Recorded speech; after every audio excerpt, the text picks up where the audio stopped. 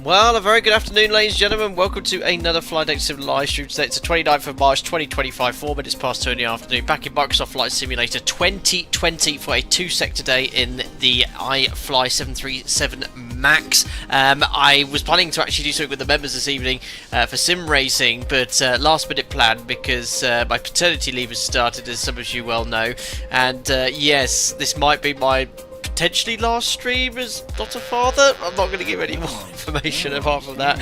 We'll have to see, because I've got a very busy beginning of next week, but I'll keep posted social so anything happens. Thank you very much, Simbear. 4 months as a member. Hope you're doing well. 4 months have flown by. Indeed, you've been a very active part of the membership. Thank you very much for your support. Pandy, thank you very much for joining a member. Looks like you've already got the link to join the members only Discord server as well. Excellent. Now, what are we doing today? As I said, this is the iFly 737 MAX. Really love this add-on.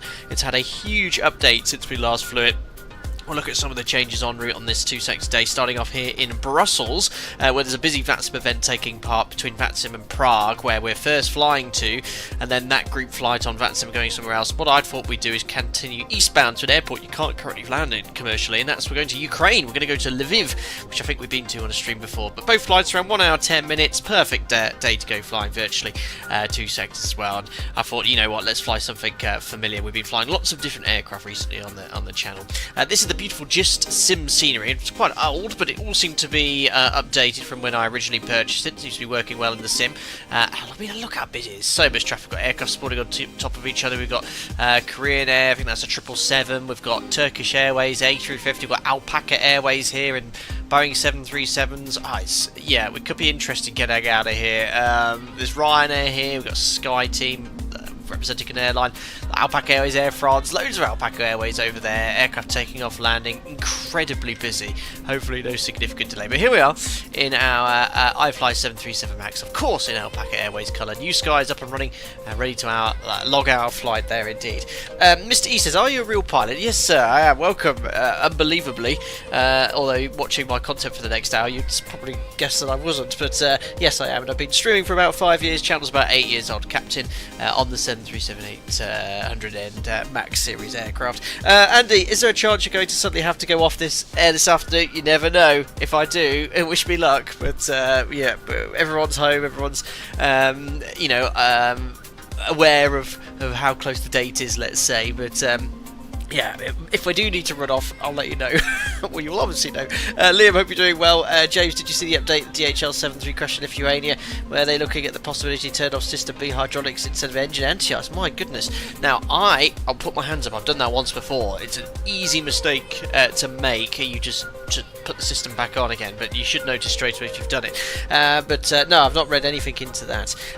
Hope you're doing well, Ted Barker. Nice to see you here as well. Lee JC is here. Steve MJB Mystery, as I just mentioned as well. Mika, hope you're doing well too. Having Store was here as well.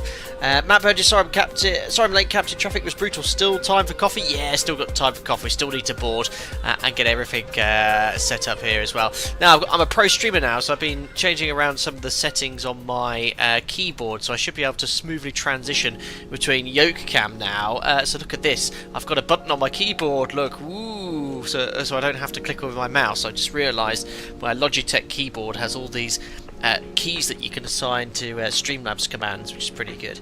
So yes, flying on top. What if you give birth midstream? Well, if I give birth, I've been very concerned because I will have broken the laws of biology. But yes, if I need to shoot off, you'll know exactly why. Steph said, all very impressive, I know. Just put the Be Right Back screen up and we'll wait here until tomorrow. It could be the longest stream ever. Yeah, I know. Do you see that ticking over as we wait here in Brussels on stand? Brilliant. You'll hear a screaming child when I come back a day or two later. Excellent. Right.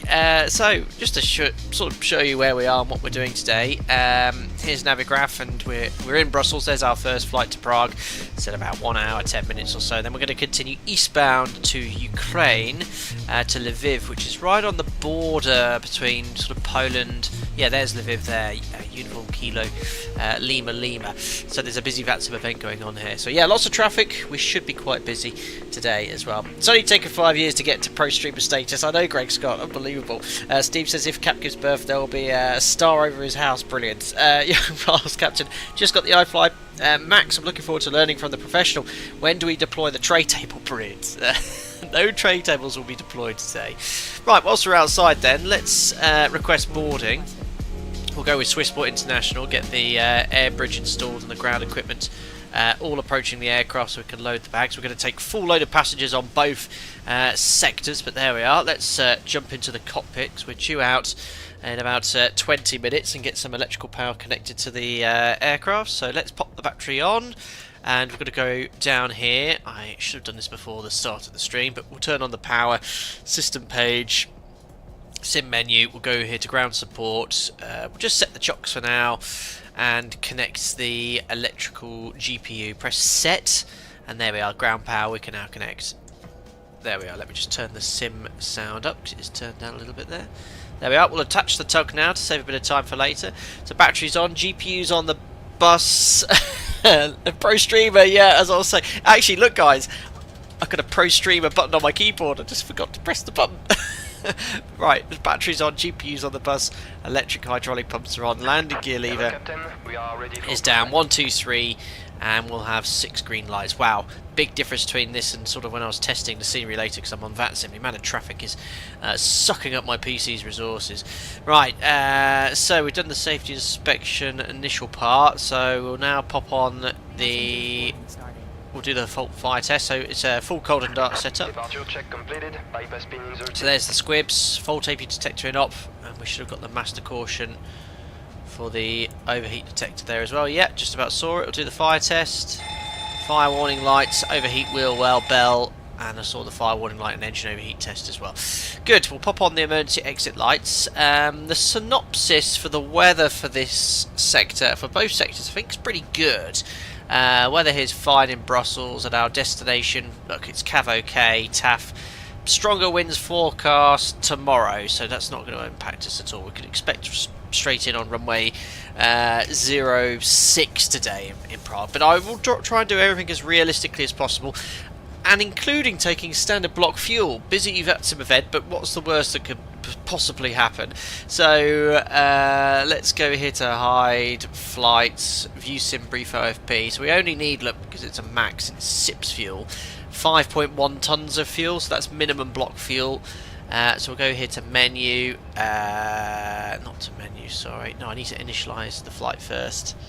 Performance, weight and balance. So what we'll do here is we'll put a full load of passengers, which for the cabin layout we have is 178. Cargo, we'll put in some checked bags, 1200 kilos, which is in. Fuel, we said we're going to take 5.1 tons of fuel.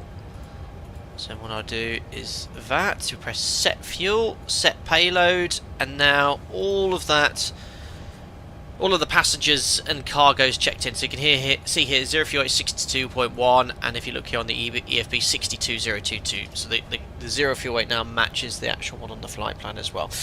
Matt, you have your max differences training next week, so watching closely. Excellent, Matt. Well, I did one of those sessions quite recently, but if you're interested, take a look at my max differences video, which talks about all the differences between the NG and max on an unofficial basis, but you might find it quite useful.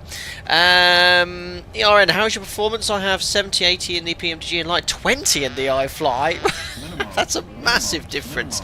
I find the performance is comparatively quite similar for me. Yes, I'm here in Brussels with about 50 aircraft drawn in on VATSIM, but on my test sector I was getting good performance. I think the PUMDG might be a little better, but I'm not getting that stark difference. And you've just joined as a member. Welcome, ARN. Thank you for your support. And join the Discord and we can discuss further if you're having issues, and plenty of people will help you. Thank you very much for the support, buddy. Right. Where did I get to? Yes, so we've loaded the fuel, 5.1 tonnes. You can see here 5.1 is uplifted, so we'll pop on the seatbelt sign now, and we'll carry on with the pre-flight setup. So flaps are up, which match the indicated position. I'll press the magic B button to set the actual QNH. We'll squawk 2000 for now. When you set up from cold and dark in the iFly, it sort of sets up all of the frequencies and VORs to 108.0. We'll set that up later. Rudder and aileron trim is 3 and 0. Gear extension door we'll check is closed, and then we'll just check the circuit breakers all here on the first officer side. Stall warning test. We need to wait for 4 minutes of IRS power. It looks like we've had it. 4 minutes of IRS power. 4 minutes of AC power. Check flight recorders.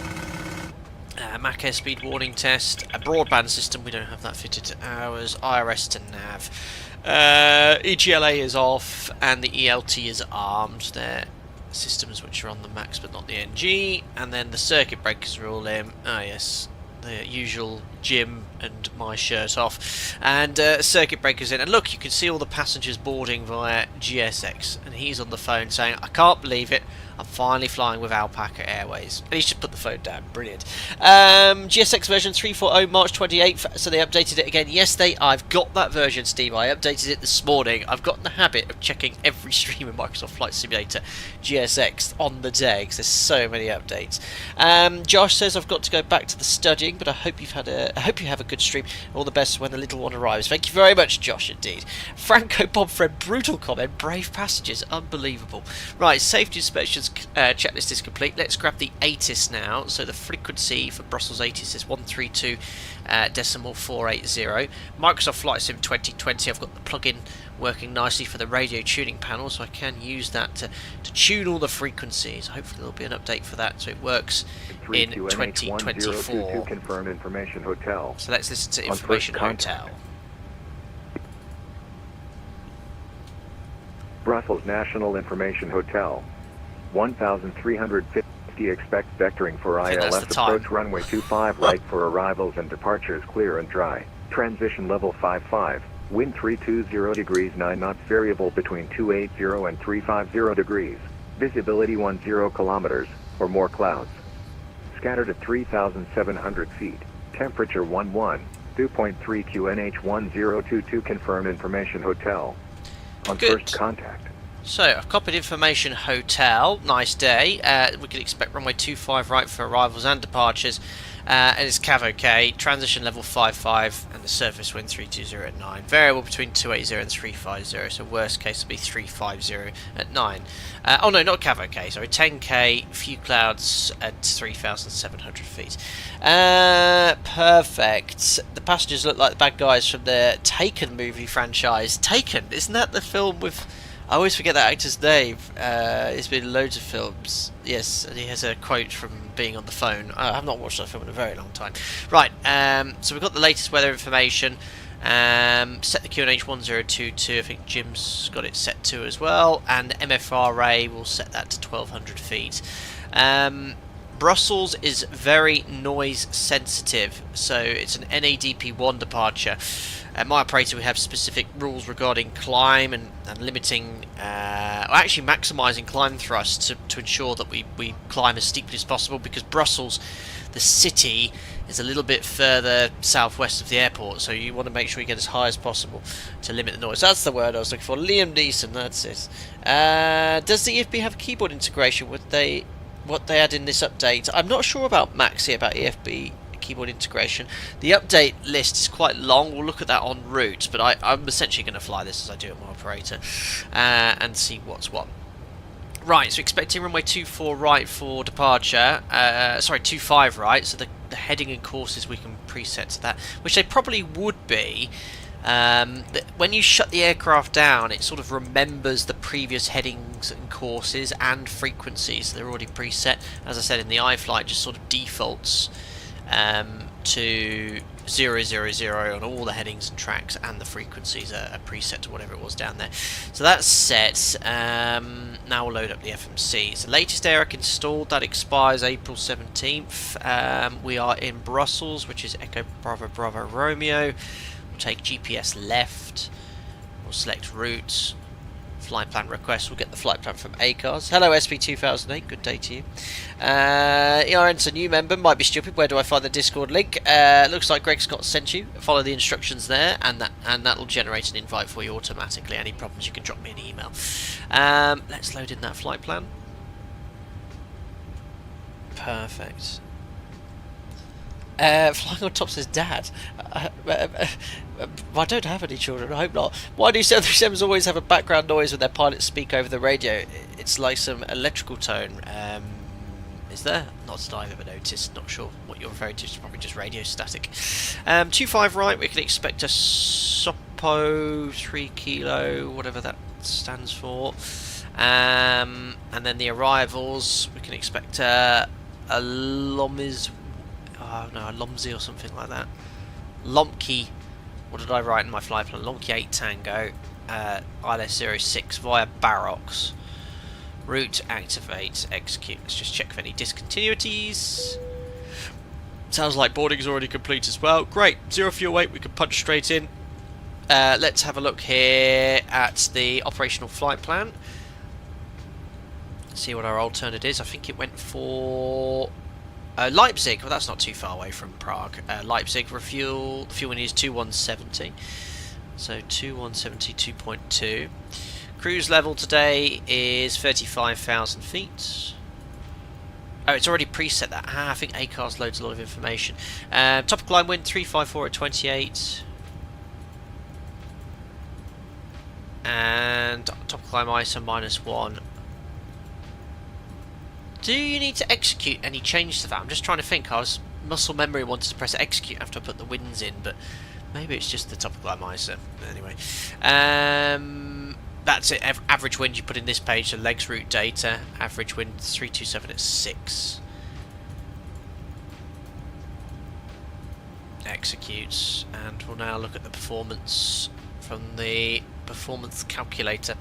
So here we are. Here's the flight plan takeoff. There is an inbuilt performance calculator in the tablet, which I've not used. I generally like to use the one in SimBrief. So we'll turn off improve climb, flex enabled, calculate.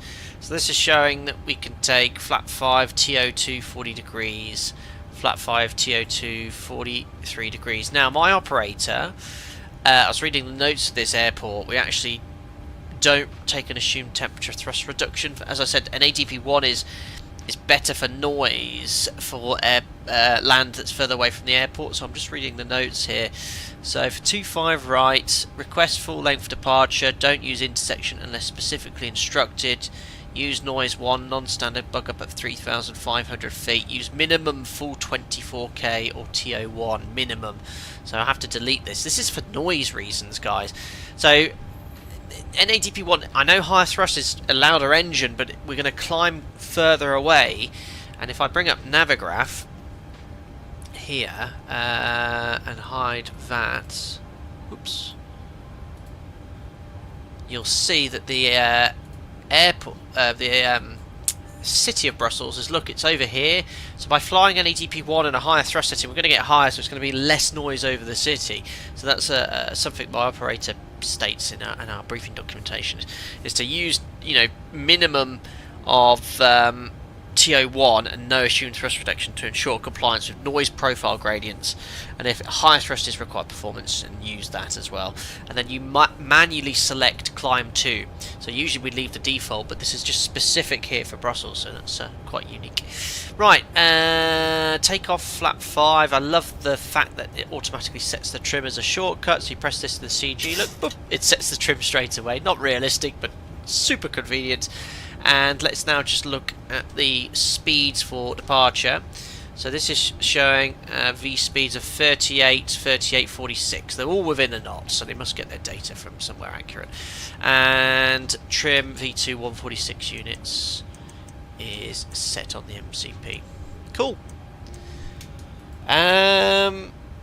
Let's now have a look at the overhead panel. So your dampers on, nav transfer display switch is normal auto, fuel crossfeed, bright dim, bright off. Did my new YouTube short video talking about the circuit breakers and the crossfeed valve.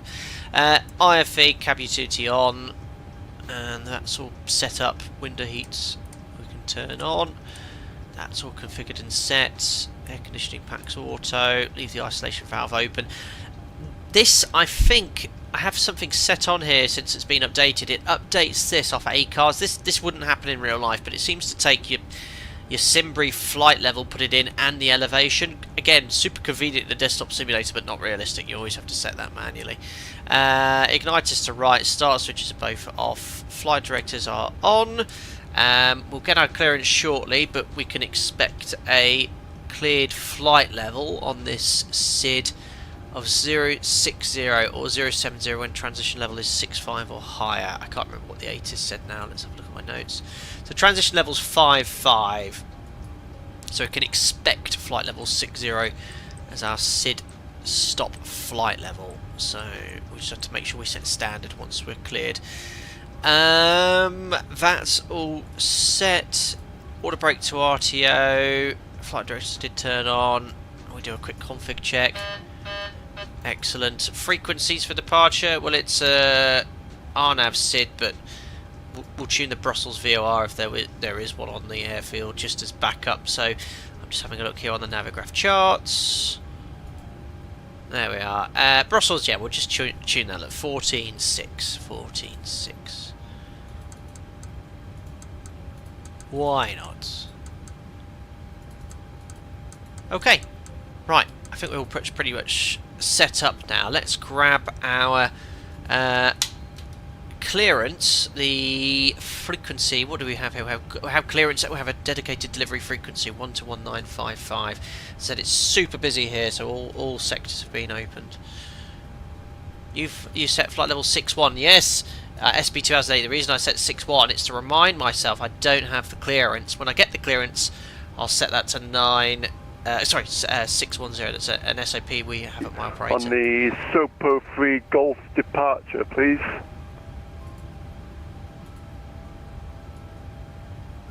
Perfect. Graphics Graphics are stunning. Does look good, Jazz. This is Microsoft Flight Sim 2020. Looking very nice indeed. Again, the performance, it's not bad. It's not perfectly smooth, but again, that's just to do with the sheer amount of traffic we have here at the moment. Again, I guess some people are joining in with me on the flight, but there's also an event going on between these two airports. Yes, I don't know if taking standard block fuel is going to be a good idea. Let's start the APU.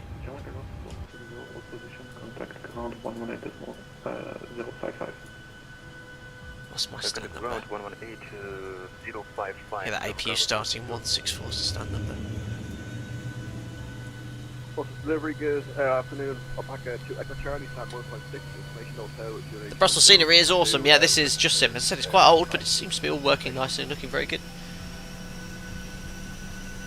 Keeping Demon Fly, iFly good on performance, run the PMDG on the GTX 1655. Very nice. That's an old school graphics card.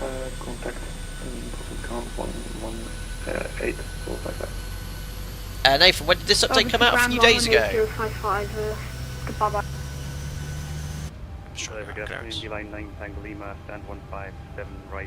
Beeline. What airline's Beeline, guys? I hear that call sign a lot, but I actually don't know which airline it is. What's the guy doing on the steps? I don't know.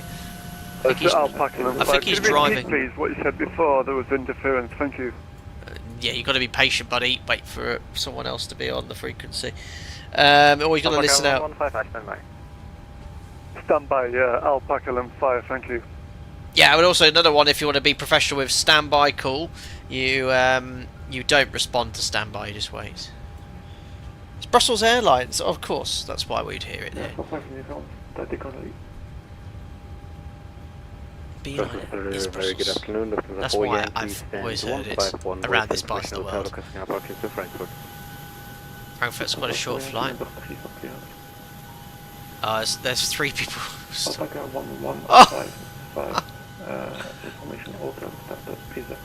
Look at all this traffic here. Initially level 60, score commentaires. I think it's a different SID that guy got. Departure approved, runway 25 right, maintain flight level 6000, squawk code is 1000, alpaca length 55, thanks. You got to Alpaca 1155 negative, yeah. Initially level 60. So you got to be really careful, guys. When you want to come on VATSIM, which is fine, and join as Alpaca Airways or whatever, make sure you learn to read back the SID name and your cleared flight level. 03 Golf, departure. Alpaca 1155, the back is correct. That's it, he got there. Brussels delivery, postman 2800 with PDC on board, requesting push and start, stand 967. Oh, why didn't I get a PDC? 00, opposition, number 34, push No, I didn't get a PDC, I was checking. Roger. Aviston, when am I going to fly the Phoenix again at some point?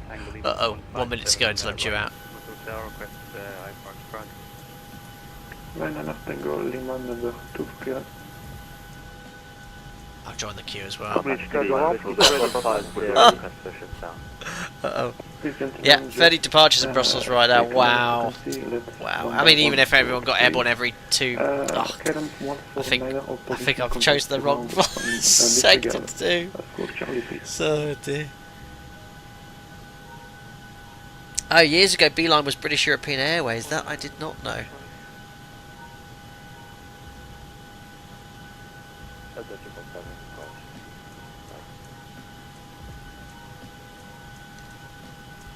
I'm trying to... for 1 minor contact, Brussels, ground 118.055. 118.055. Right, let's get in the queue. Delivery, good day, Alpaca 1 Romeo Golf, stand 164, information hotel, QNH 102, 1 departure clearance when ready to Prague, please. Alpaca 1 Romeo Golf, callback number 3. And air 935. Perfect, well listen out now. What was the QNH as well? 1022. Can't even read my own writing. 118. Just about to ask for push, stand 172. Good idea, Sasha.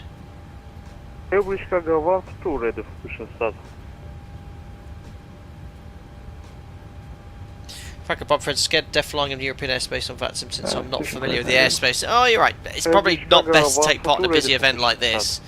So always check the VATSIM events page, but yeah, there's always so much traffic on weekends in Europe now. Beeline for Delta Papa. Matt Bird just spotted recently V-Pilot turns on mode C when you have out, off, turned on. I think it's always sort of done that. I sort of just turned it out, off anyway. Trucker Boy 5, request a push and start, please. Trucker Boy 88, this is 2020. Microsoft Flight Sim 2020.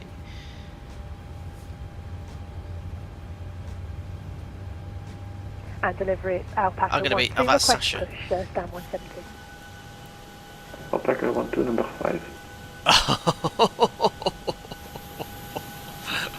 Why have I... Alpaca length 5, holding short. Perfect. Alpaca 2 Echo Charlie.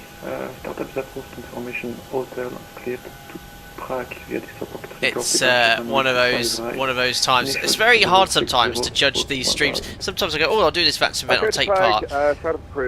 But this is quite a popular route, I think. Matt, do they also mode Charlie on ground in real life here? Well, my operator, before you call for push and start, you always put your transponder onto mode Charlie anyway, just so you ping up on their ground radar. Adam, that is true. Adam, that is true. I must apologise to my sim racers. I was so busy at work this week, and then I was busy doing other things. I hadn't even got my wheel out, and then I don't have time. Let's get it all set up. For a Yankee, the back is correct. Your flight plan has been amended. Flight level 230 for cruise. As a 356 looks like having stalled, bringing up my specs. They'll be here any second. There they are.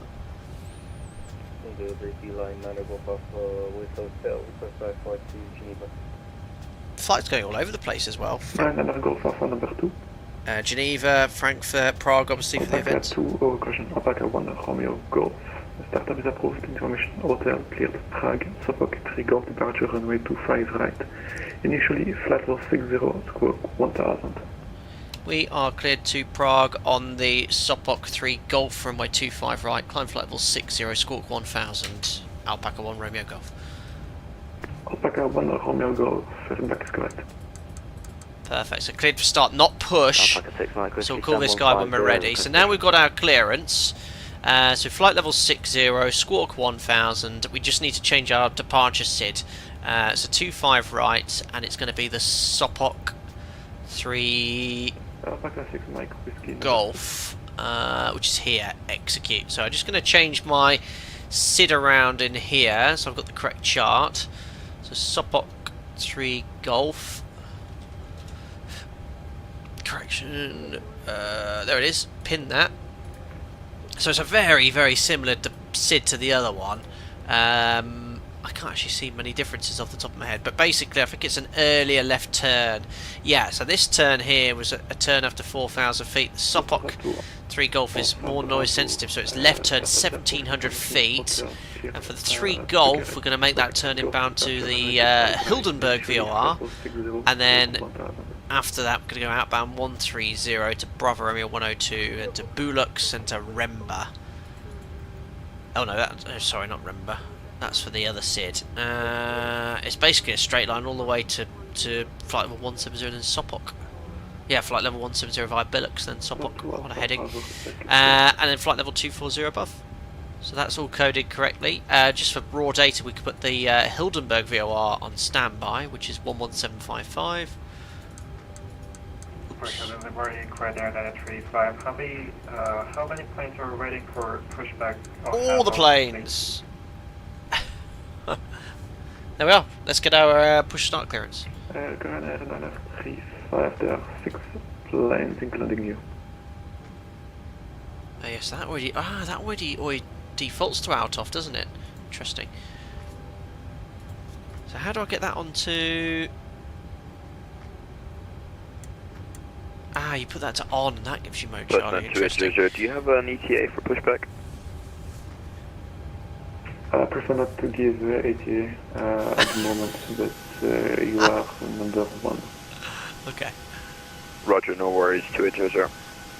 And clearance Alpaca 1 Romeo Golf, stand 164. Would like to join the queue for push and start. For push, please.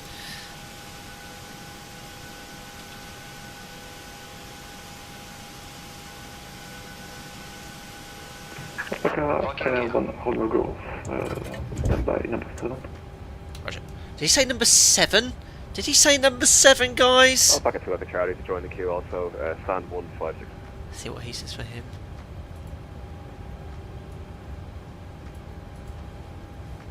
Alpaca 2 Echo Charlie number 8.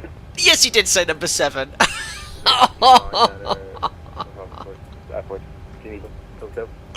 Ah, right. Okay. Let's get the APU on. Let's condition air into the cabin.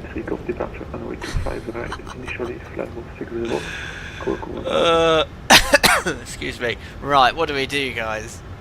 Let me first get rid of the ground power. Let's disconnect that. Shocks can come off as well. Set. At least you're on 8, that is true. Jamlin, check out the A350 livery sneak peek in the A350 channel. Ah, you've been busy painting, yes. Well, my next A350 flight will be when Alpaca Airways first receives its delivery of the A350. And we'll showcase your work. Matt Burgess, how could you be 8th? I think whilst we were setting up, a lot was going on. Just to show you the terminals. How many aircraft we count? 1, 2, 3, 4, 5, 6, 7, including myself. 8, 9, 10, 11, 12, 13, 14, 15, 16, 17. 18, 19, 20, 21 on the cargo apron. And that's the only ones we can see and count. There's probably a few others scattered around. Doesn't include the aircraft on the whole point as well. Prague, support takeoff departure runway 25 right. Initially Well, this is when I wish I took a little bit of extra fuel for the APU. We are cleared for startup, cleared support takeoff departure. Why aren't they using both runways? 2 runways here at Brussels. It's probably based off real world operations. Steve, you don't have time to catch up on the Taken franchise in your on your in-flight entertainment. Yes. Remember the plot. Number 11. Beeline 9 Tango Lima also ready for push. Number 12. Oh my days! It's like across the pond. Right. Well, it's a good job I penciled in the rest of this day. Today's live stream. Matt, you're number 8.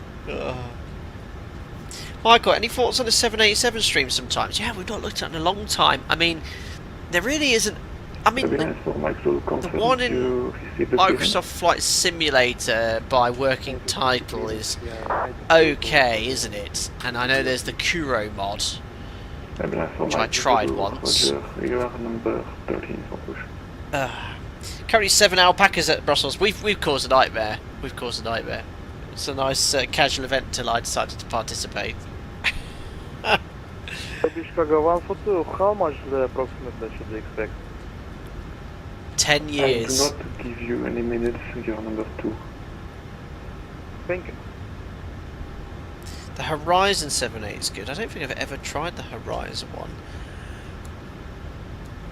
Alright, well, guys, welcome on board. We're here in Brussels, waiting for push and start. We're currently number 7. I'm yet to actually hear, since we've been given number 7 for push and start, another aircraft given push and start clearance. I'm on I've planned a time and blocks as well. Off block at 14:30 to arrive in Prague at 1600, and then push back from Prague 16:30 to get to Lviv.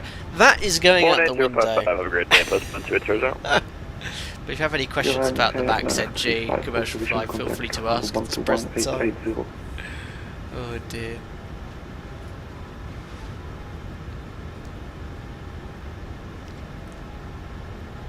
Right, what else have we got here? Ground is the next frequency, 118.055. Canada 935, hold position, ground, to 1880. Oh, there's several ground frequencies. Ah, there's ground south. Thank you.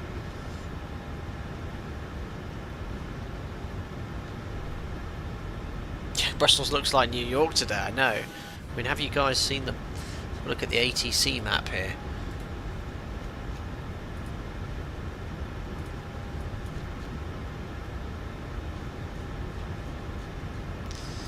Always takes a while, but the traffic does often appear. But yeah, they've got all the controllers. This is Alpaca 11.5. If you want to give Alpaca 1 Romeo No, listen. No.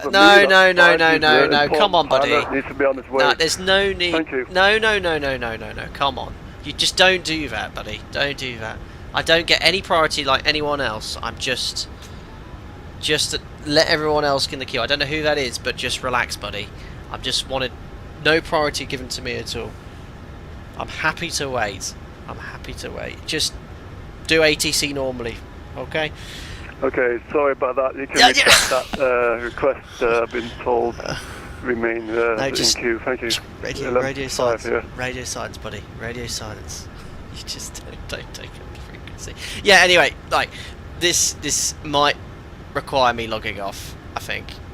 I didn't actually realise how busy it was on this apron.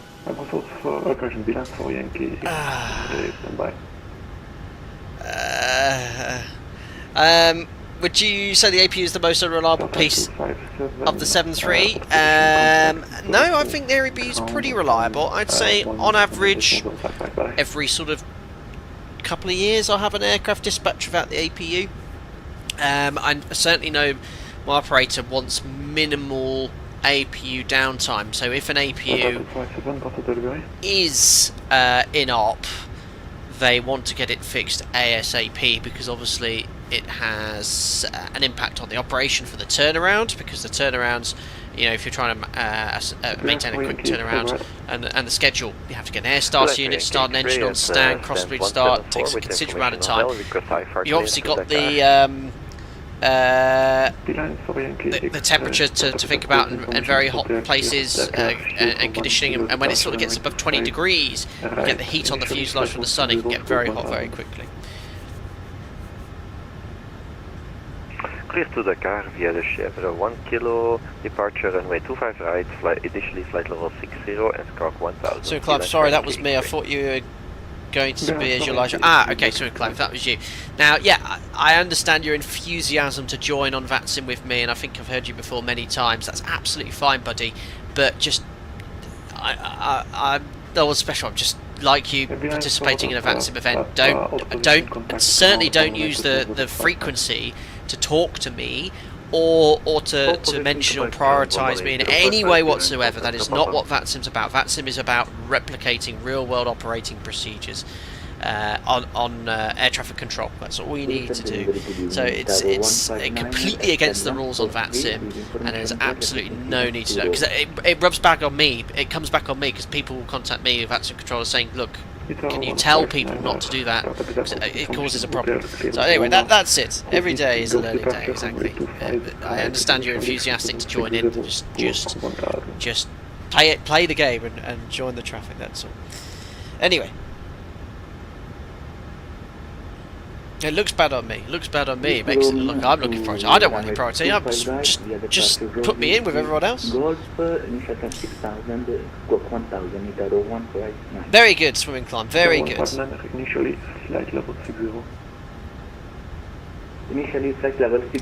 Stephenson, what is the proper way to load cargo in the after forward bay and the max for the NG? So generally, we'll load in the forward holds first, and that's full, we'll start loading in the rear hold. We have different zones. Again, it's the dispatcher's responsibility to sort of manage that. I think in the max, we generally start putting more cargo in the rear hold than we do the NG. We just have to make sure the CG is within limits, essentially. Average cargo 142, contact ground, all position, contact ground 118.055. Andrew had in our PPU, and one of the radios was down on my American Airlines flight from Miami to Chicago, I think that is. Took about 40 minutes to sign off the MEL on the radio. Wow, so which one of the radios was it down? Were you passenger, Andrew? I guess that was what you were being told, but yeah, it can cause big issues if you need to dispatch, because if you have a technical issue, you need to make sure before dispatch it's either been deferred and put into something called the holdover item or hill, and to be rectified at a later date after consulting the MEL, or it needs to be fixed. Otherwise you can't dispatch. Just noticed I've got a slight rate of climb on my IVSI. Is that because of the tug in GSX, isn't it? Yeah, it's a lift up tug, isn't it? That's a bug with GSX, unfortunately. Alpaca 1155, hold position, contact. Looks like they're getting through the queue anyway. Not much flying going. How much fuel have we used? 40 kilos. Contact ground on 121.880, Alpaca 115. Negative 118.055. There we are. 108,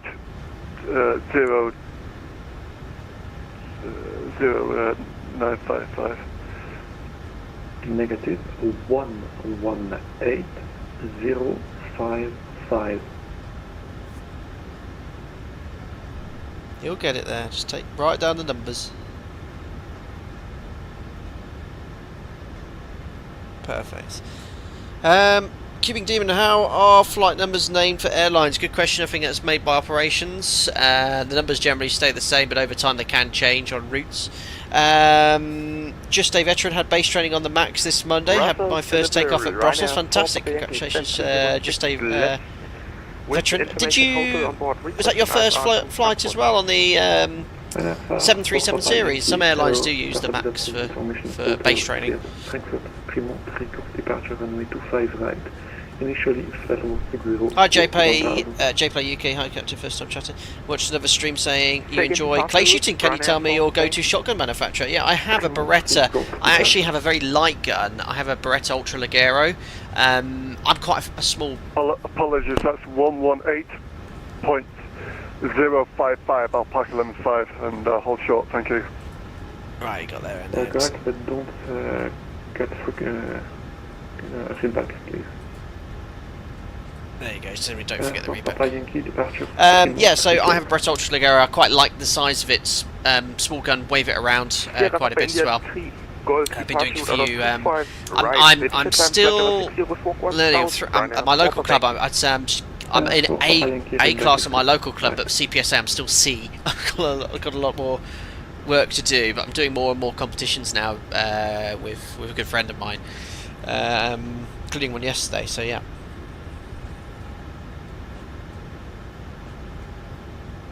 Andrew said, yeah, you're a passenger.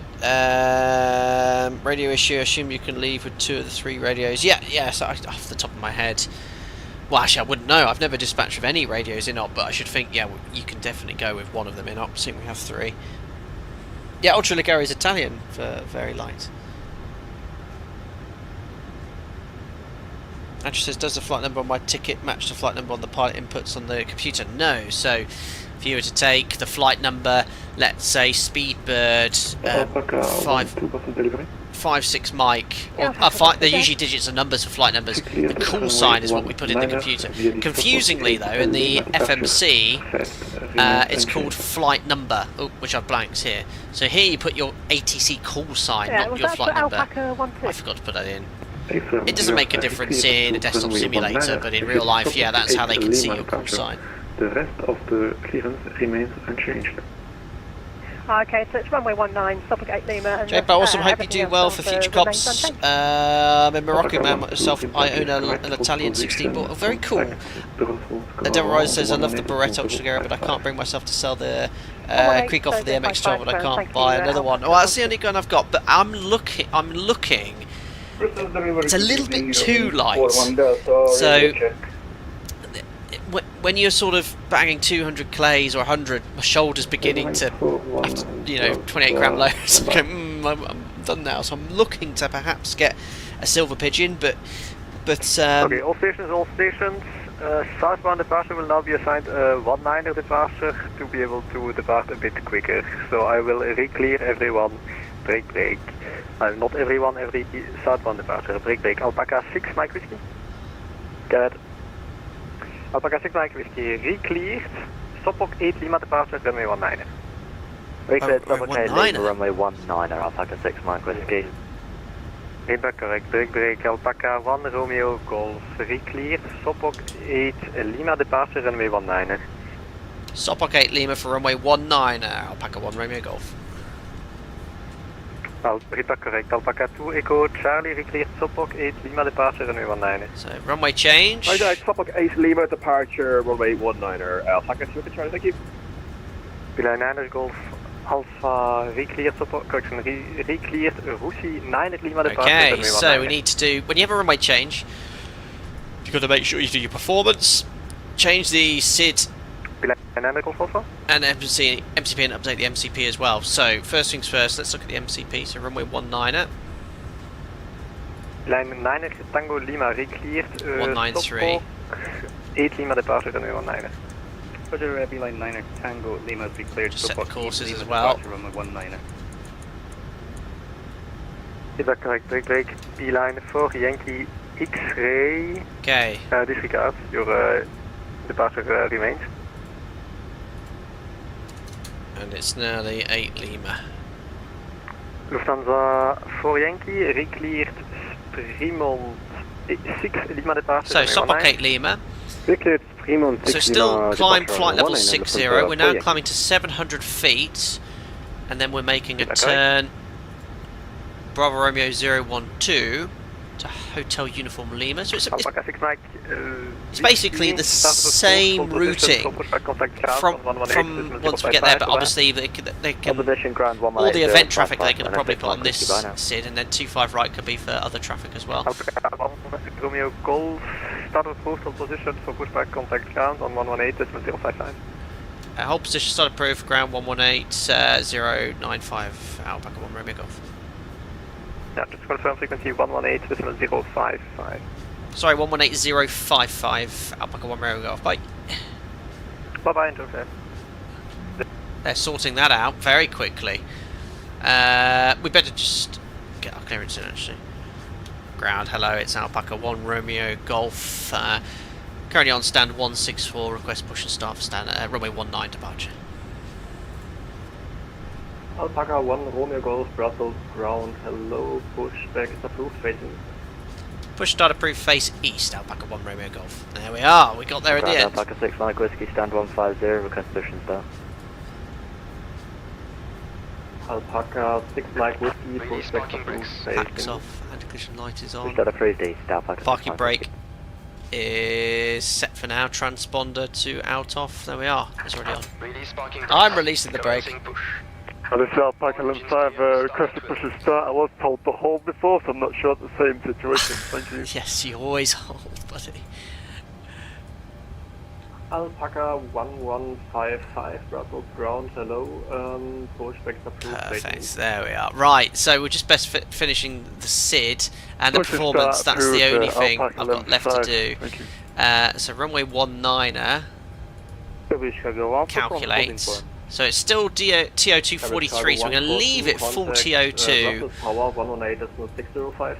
No, so full TO1. Actually, no, I need to check my operator's briefing. What does it say for runway 19? NADP 1, intersection is permitted. Assumed temperature thrust is also permitted off this runway because it's not noise sensitive.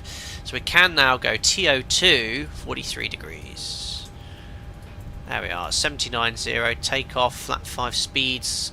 Slightly different now, 42, 42, 47. So they do differ. V2's about the same, but V1 and V2 slightly higher. It's probably to do with the improved climb. And 147 set. Right. Guys, thank you so much for your patience, but at least we stayed online for banter. Starting engine number 2.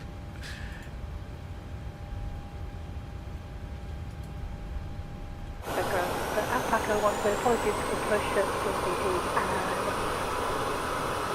There goes an A350.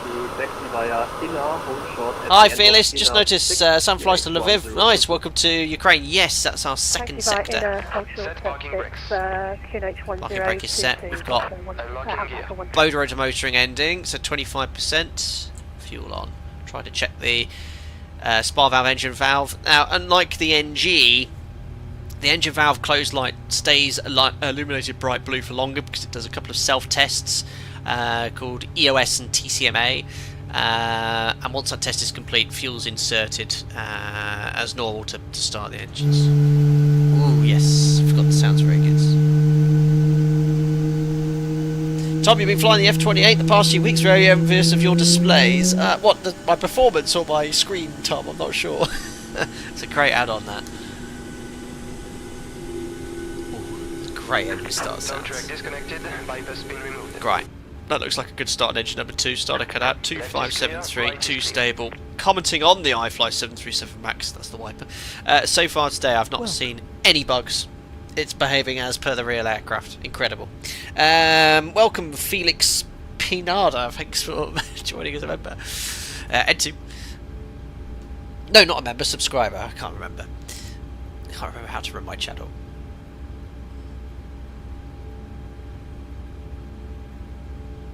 Showing the pin, very good. That would only usually happen after 2 good starts. Alpaca 1 Push, continue and on inner 6, hold short at and the end of inner 6. 25%. Fuel on. Continue in a 6, hold short at the end of inner 6, Alpaca 1 2. Behaving like the real Max, better hope the door doesn't come off then. Ooh, Hope hope that doesn't happen again. 118.605, and thank you, bye-bye. But the Max is here to stay, and I love it. Hello Coyote, yep, this is Microsoft Flight Sim 2020. If you look slightly below in the video description, you should always be able to see what sim I'm in. Alpaca 2 Echo Charlie, pushback approved, facing Push approved, facing east, Alpaca 2, look at Charlie. Good. Starter cut out, monitoring engine number 1, 2, 5, 7, 3. Start was perfect. Alpaca 5, 1, 2 request stable. taxi to runway, Alright. hold short, 258. Perfect. That's all done. Alpaca 115. That's all set. Flaps to 5. Taxi via inner 4. I can use my keyboard commands to quickly find Yocam. Taxi via inner 4, hold short left, end of inner 4. and right rudders, left and right. Smooth transition back to normal camera. Oh yes. Recall, and then we read the Are you able for Bravo 1 before yes, taxi checklist. Chicago 142, taxi via the outer, hold short at the end of outer 6. Alright, runway 19 for departure then. Taxi via out. And it looks like they got through the backlog at the whole point anyway. Alpaca 1 Romeo Golf, request taxi. Alpaca 1 Romeo Golf, taxi via inner, hold short at the end of inner 6, QNH 1022. Taxi inner, and we'll hold short end of inner 6, QNH 1022, Alpaca 1 Romeo Golf. Good, so inner, and then taxi to hold short of the end of inner 6, so that's in 6 there. Great, resparking brake, do a quick config check. No config warning horn, and it's a max. Go straight back to idle. Just go straight back to idle and let the aircraft taxi forward on its own. Even at high gross weights, no thrust is typically required to taxi.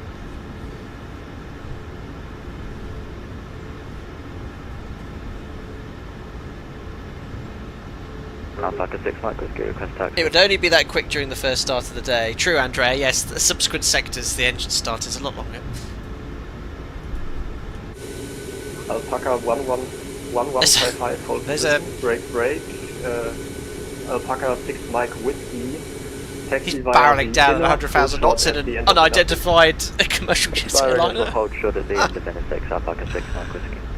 Hold short at the end of it. Hold short, Alpaca 11-5.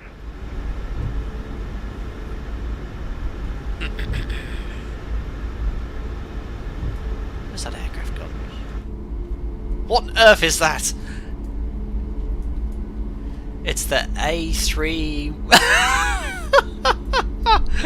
He's doing a wheelie. God blimey, some of the default aircraft are quite amusing. Oh dear. What on earth is that?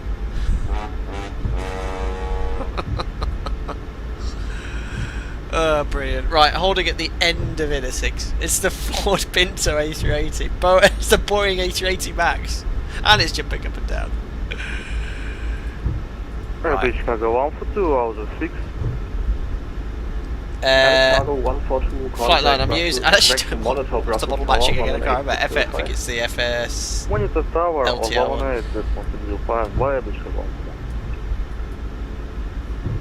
Alpaca 1 Romeo Golf, monitor Bravo Tower 118.605, flat. 118605, Alpaca 1 Romeo Golf. Right. Monitor that was, so that means we don't check in. We just listen on the frequency. Grounded oil postman 45 Charlie, stand 966, information India, request push and start. The Ilyushin. God. Postman 45 Charlie, I'm trying to get the 605 frequency. There we are. So over to tower.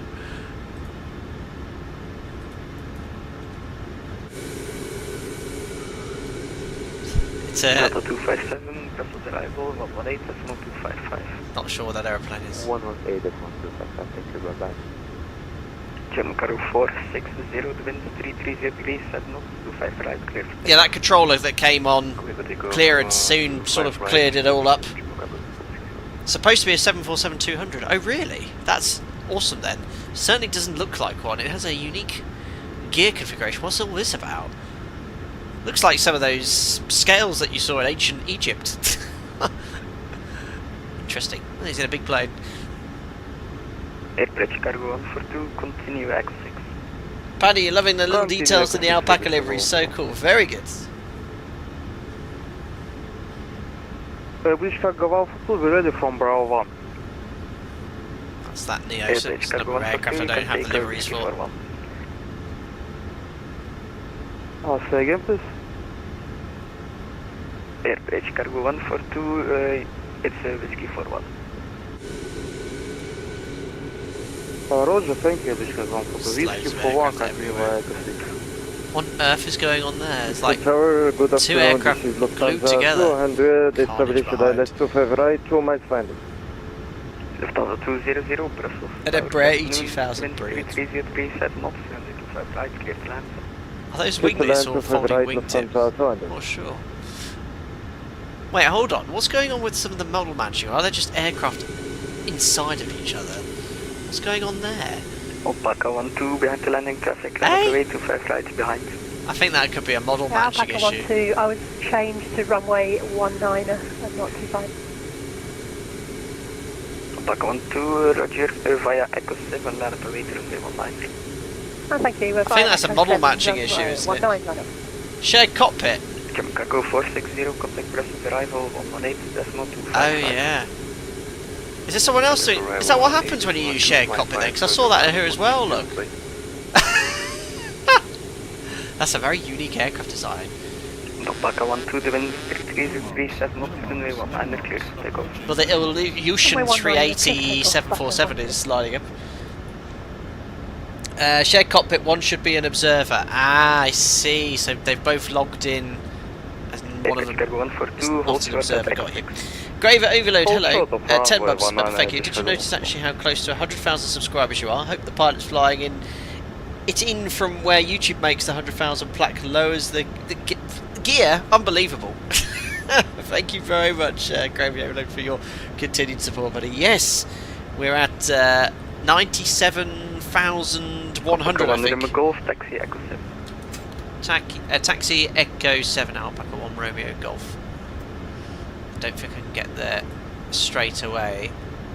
So Echo 7 is the point for runway 19. So Lufthansa 200, runway vacated. Can I actually take the next left then? I'm going to take this left here, then right to get to Echo 7. That way I avoid the Ilyushin thing. 418.05, I see you.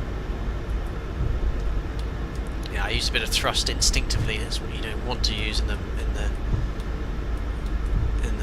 max. Now we're going to sort of wheel our way around there using these various taxiways. Airbridge Cargo 142, A-firm via Echo 6, cross runway 19. Well, Echo 6 cross runway 19, Chicago. Perfect, and Echo 7's up here on the right, on the left. Just there, look. So Bravo 1 and then Echo 7. Mike Whiskey, taxi off. Correction, Echo 7. Right, better did it before takeoff checklist. A config check flaps. We have five green lights. Stab trim set for departure. 6.3 units set. Takeoff briefing. We've got the packs in. Auto bleeds on. V speed set for departure. 42, 42, 47 on the MCP. Where's the whole point for this? I don't know if it's on my scenery or not. No, I don't think it is. So I'm looking here, look, on my charts. I think it's there, look. So that's the whole point there, but it's not depicted very clearly on the chart. I better not taxi any further forward. The runway incursion.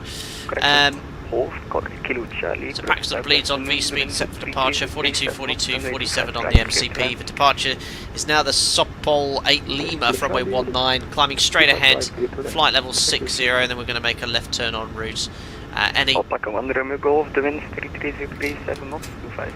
Correction 19 cleared for takeoff. 19 cleared takeoff, Alpaca 1 Romeo Golf. And yeah, climb straight ahead, right turn to Holdenberg, climb flight level 60. Review, cabin secure, checks complete, clear for takeoff as well. Let's go. Alpaca 6, Mike Whiskey on frequency. We're off. Wah, speed. Oh, this plane has working RAS, I forgot. Brilliant. So MCP is set, transponder, TARA, strobe lights are on, landing lights are on, clear for takeoff, checklist is complete. Oh, where's the massive 380 thing going? It's going on a right whistle stop talk. Cabin was secure 30 minutes ago. Yes. 45 Charlie, holding short, Alpha 6. Right, let's go to Prague, everyone. 45 Charlie, Brussels, tower, good afternoon, all position. On runway. So 40%. There we are. Oh, sounds like the max. Stabilise, set takeoff thrust. That spawn up was a little bit too quick, but we're there. 77.4, takeoff thrust set indications normal. Very low M1s in the max, that's completely normal. Airspeed's alive.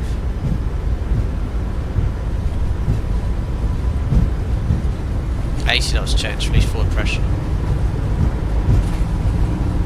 Bit of a tailwind for departure. Cheeky. Line up and wait for the first English control. V1. Rotate. 145 Charlie via Alpha 6. Oh, it rotates nicely, and there's very much a dead band in the max, the iFly max. Really nice. Yeah, Possibly climb, gear up. 7 left, just looking for 5 Charlie. Beautiful. Power, this is Mach 11.5 here. We do holding short on the taxiway. Alpaca 115, Brest Tower. So there's 700 feet, it's going to command a left turn. Hold in position, Alpaca 11.5. And it's NADP 1. Delta Kilo Charlie, come to Brussels. A non-standard bug up at 3,500. Ground on 118. So we're just going to leave the flaps where they are, just follow the flight directors. 145 Charlie. Now the performance is already improving as we leave Brussels as well. 118.055, Charlie. Alpaca 6 Mike Whiskey 60. Alpaca 6 Mike Whiskey. Beautiful. Alpaca 6 Mike Whiskey, continue Echo 7. Apologies, second, Alpaca 6 Mike Whiskey.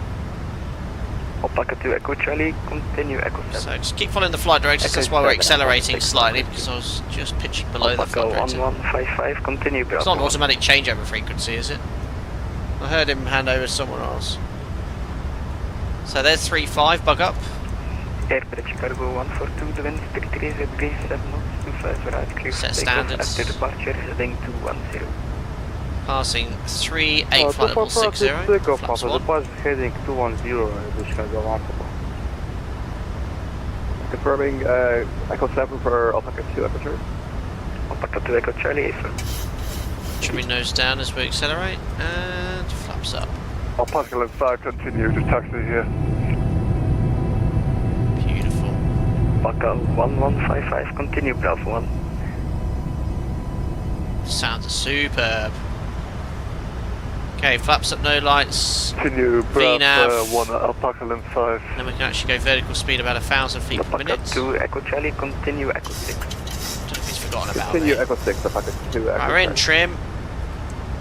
Command A, checked.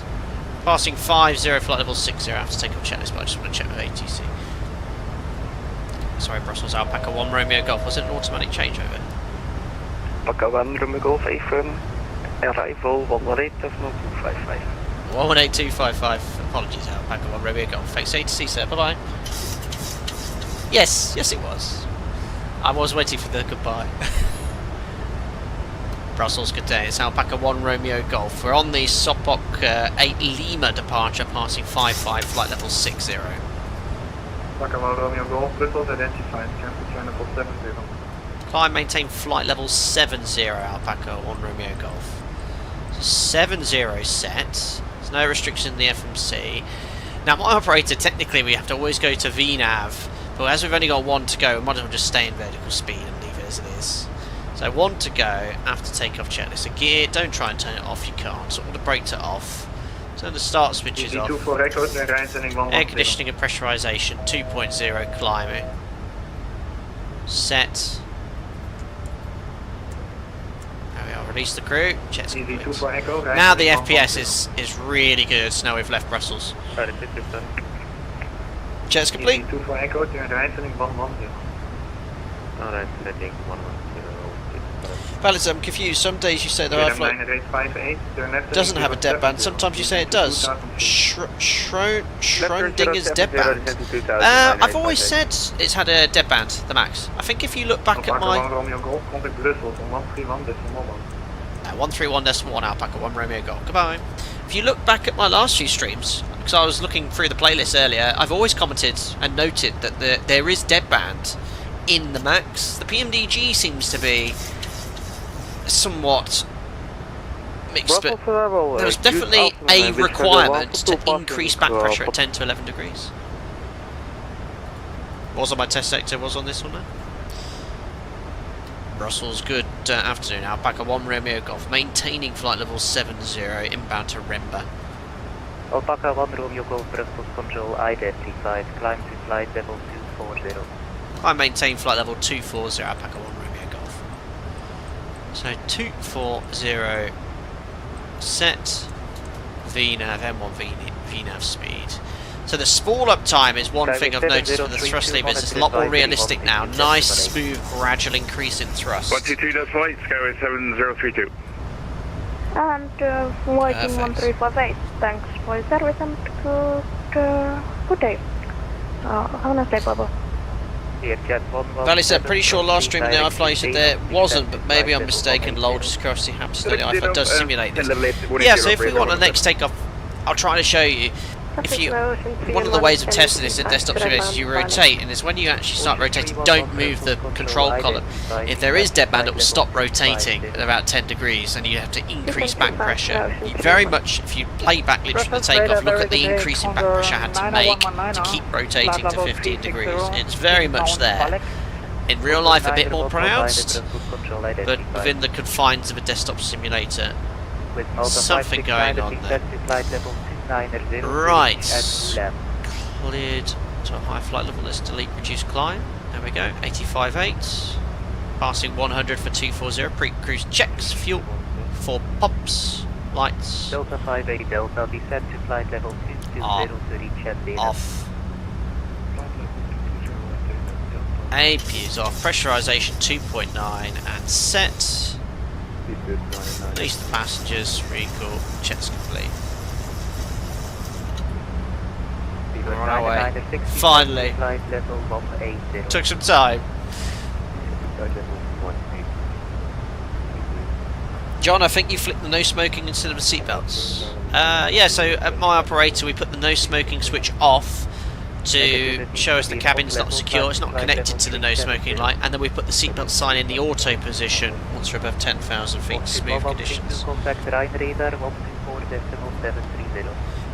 What's new with the iFly? So if you use the command, guys, exclamation mark aircraft, it'll send you a link to the release notes from, I can't remember which flight sim news outlet it is, but it's quite a long, comprehensive list. The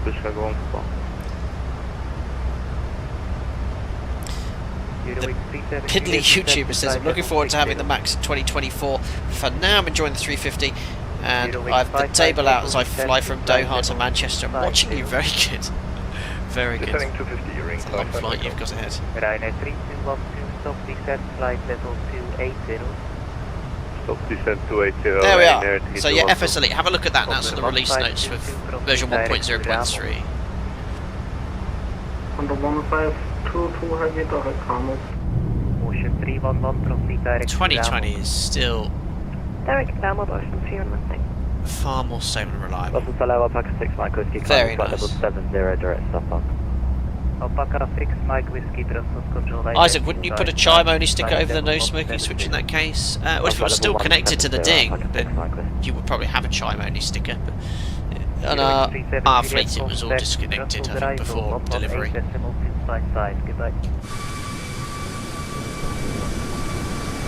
Beautiful. Fantastic, isn't it?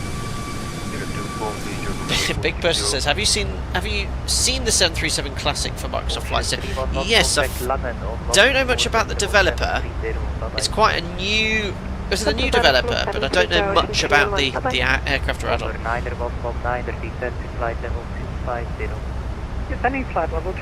Set standard on the standby altimeter. And the iFly, I cannot stress how good this add-on is. When it came out, I was a bit sort of, ooh, iFly, they've not made an aircraft for Microsoft Flight Sim before. Never flown that P3D version, but this is really, really good, guys.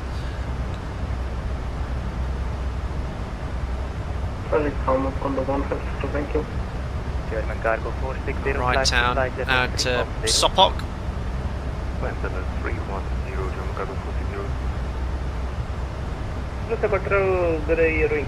Please flew the A315 to Nook yesterday, only to realise that the old scenery with the 980 metre runway, the landing was sporty. Ah yes, you need to download for 2024.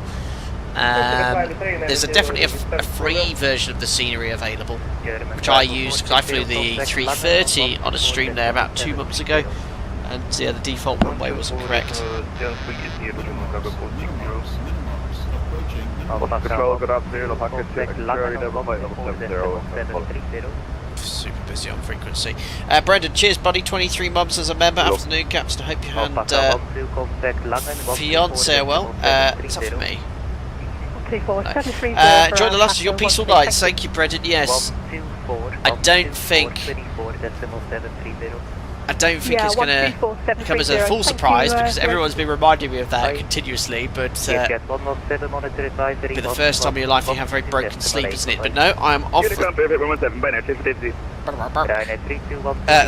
3 weeks off to get used to. Well, I say 3 weeks. I don't know when baby's going to come here, but yes, I've got plenty of time to get used to the new normal, and then just going into work, see how we get on. Hopefully quite well. Control, cargo Italia 1809, passing flight level 3000. It's busy on this frequency, isn't it? Rooney Monster, is the bank angle selector only used when in heading mode, or is it used in LNAV mode as well? Only heading select, or Vorlock when tracking a VOR. Simbev, thank you once again for incredible generosity. 5 gifted members. We've got Unruly Monster, Captain Dwight, SLO, Lee Russell, that's definitely an old member, and Pancake Sparkle, all joining as members. Thank you very much once again, Simba, for your generosity. Very kind. Alpaca 1 Romeo Golf, climb to flight level 310, direct to Bombay. Climb flight level 310, and we're going to route now direct to Bombay. Alpaca 1 Romeo Golf. Bomber 1522 Brussels control. So much noise. Bombay executes. Flight level 310. Time to contact 124.730. What's it gone out hold for? For that, shouldn't really go out hold, it should go to VS if we were an out squire. Anyway, there's VNAV. That's the first little bug I've seen. Back to VNAV. Nouvelle Air 599er, expedite descent to flight level 60. Expedite descent to flight level 60, look at that, beautiful. What's control, Alpaca 2 for Charlie? Alpaca 2 Echo Charlie, hello, climb to flight level 240. Yeah, once again, Simba, very generous of you. Welcome to the new members. Flight Live VI, if your girlfriend is a midwifer's profession, it's much more relaxed getting a baby. Yeah, it's true, I suppose. I guess that's your situation, Flight Live. 118-255, good afternoon, Listerman. Hope you're doing well, buddy. Nice to see you pop in. What's our ETA? 1607 Zulu. Okay, about 15 minutes late on stand at the end of everything, so based off that delay. It's like being in the middle of the summer with slots. Oh. Yeah, it's super busy, Sash. So much traffic today. Delta 58 Delta monitor advisory 122.8. Let's have a look here. I mean, that's still the situation in Brussels. I mean, we're away. So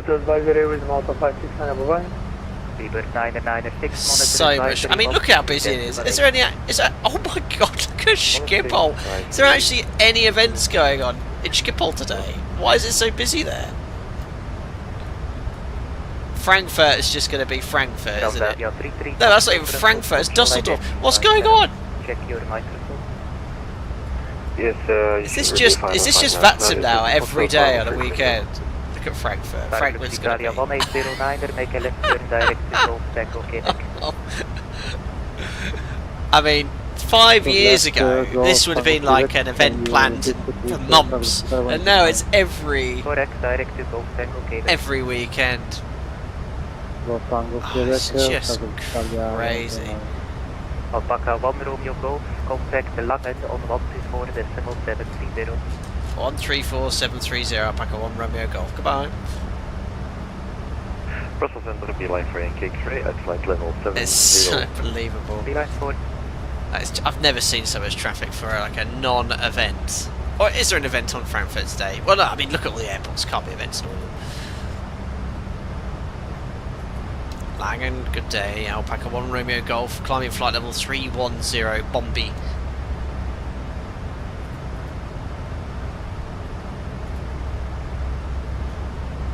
Did I get the correct frequency? 131.1. Data.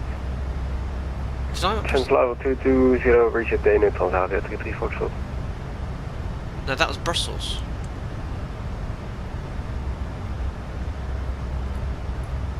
What have I done? This is why I need Jim to actually do some work. What was my 1311? Wasn't that the new frequency? Or was that the one I was on? Oh, Navigraph is wrong. Oh, there isn't that much traffic. Oh, I was going to say. Right, hold on. I need to... Someone play the stream back and get that frequency again, so I don't have to embarrass myself going on the previous frequency like in real life. 124730. Ah, thank you.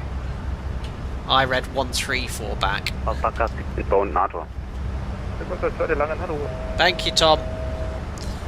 Lang, good day. It's Alpaca 1 Romeo Golf, climbing flight level 310 Bombay. Alpaca 1 Romeo Golf, hello, identified climb level 350 direct to Buret. Climb flight level 350 direct to Buret, Alpaca 1 Romeo Golf. 350, Borep. Or was that Borep or Barob? It's LDAV. We'll go with that one. I was going to say, that amount of traffic, that seems a little unrealistic. So there's a bug with Navigraph then. Okay. Well, there we are. Our Flying Walnut, I keep forgetting that. The thing is, on my Windows, I don't have Xpilot always available to click and change frequency. But yes, I do keep forgetting that shortcut. Aaron, good days. Congrats, we have our second arriving any day now. Company has been good for me. Days off, only flew 5 hours this month. Excellent, Aaron. So, we could possibly have my first and your second sharing the same birthday. You never know. You never know. Uh-oh. Microsoft Flight Simulator connection lost. I hate how it says, please ensure you have an active internet connection. They put the blame on you first. Are you guys still there? Can you hear me okay? Is my internet connection fine? Guys, you there? They always seem to point the finger at you. Check your internet connection. Yeah, fine. Cheers, guys. Thanks for confirming. Online services are unreachable. Check your internet connection. Online services will be disabled. Yeah. Oh, yeah. Thanks. Reconnect. How about you check your internet connection? Right, bank angle 10. Any flight,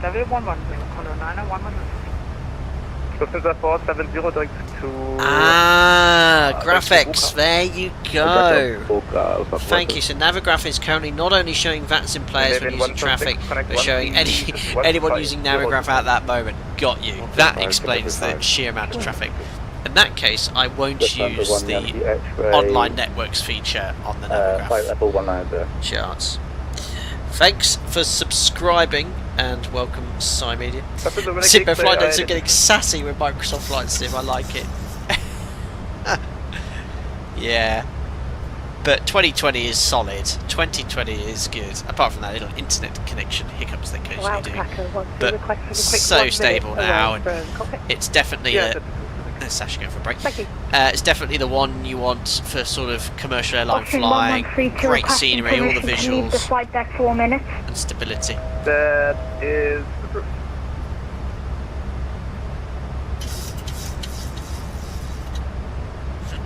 There we are. Yeah, I didn't think it was that amount of traffic, to be fair.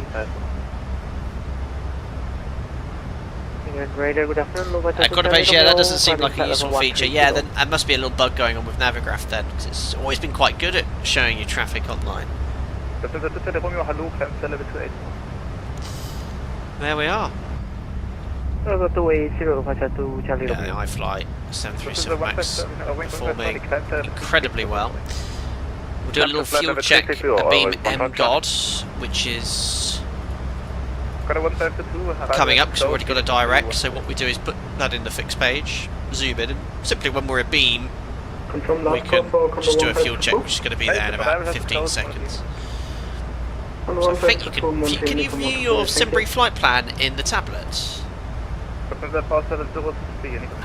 See, you can use this to show your charts here as well, but I think it's a bit fiddly to use.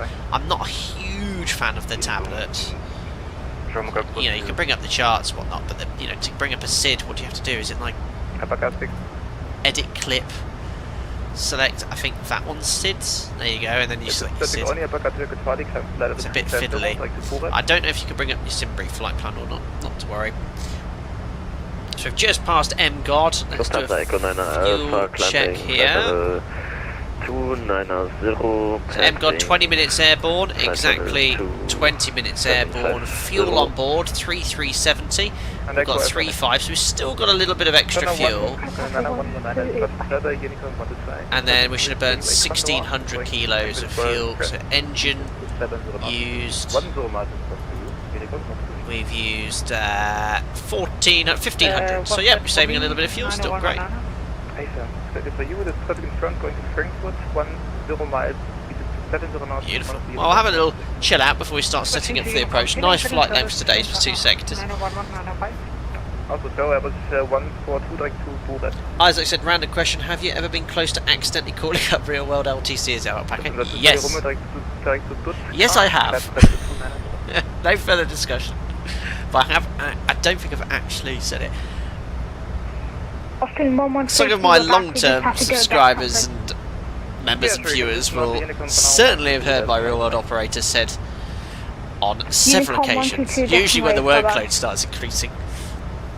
Or has it? Am I just throwing a curveball out there? You'll never know.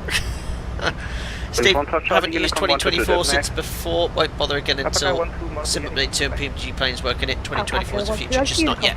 Yes, there's certainly some glimmers of hope, and we did our flight in the CRJ on Monday in 2024 online, and there were some really nice features. And the ground texture seems to be improving, looking like it's loading in quickly.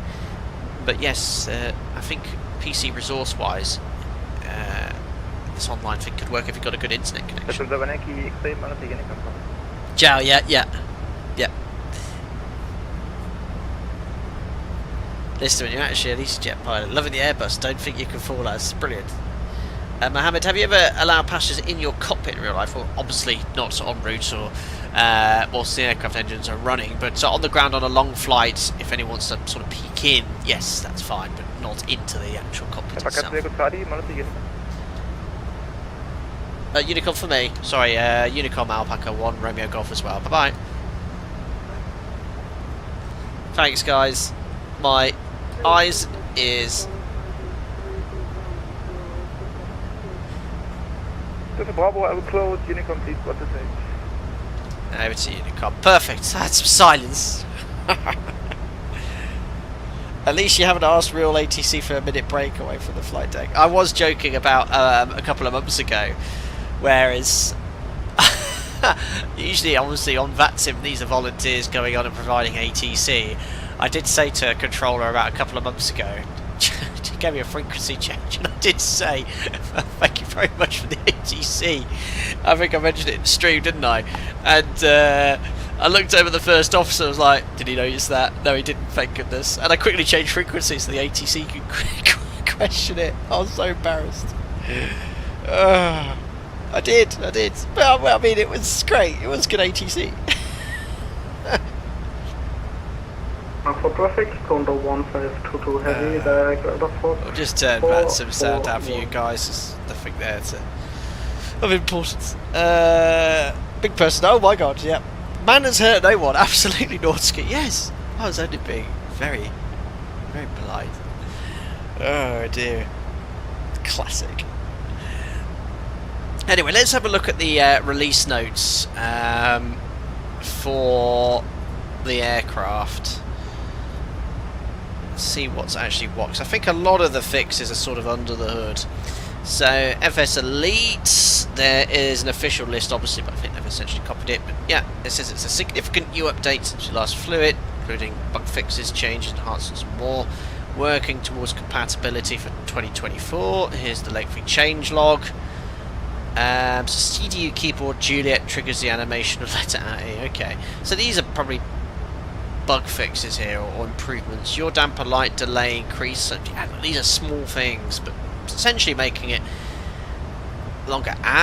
So this will be interesting on the next sector. The length of the engine bowed rotor motoring time is dynamically adjusted according to the external temperature. When the temperature is extremely low, above -10, the BRM can reach 3 minutes. Hey! Wow, correct me if I'm wrong. I thought it was if it was hotter, not colder. Unless I'm unaware, but it's not so much the outside temperature that does have an influence. It's the actual external temperature of the engine. So subsequent sectors, instead of getting the core temperature down. Interesting. Okay. Thanks for adding delay between the ground and the start valve open light. It's been too long. Okay, so these are sort of, I mean, this is people communicating with each other.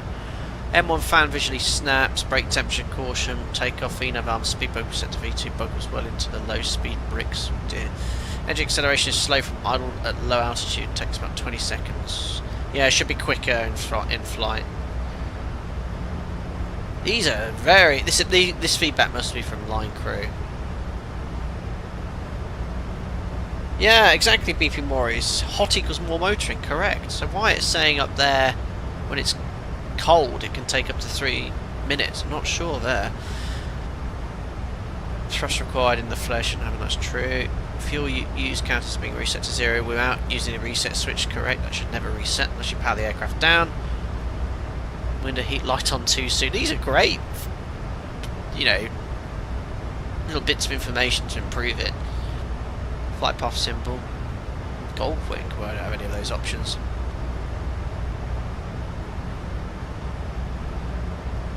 Interesting. Rotation Q.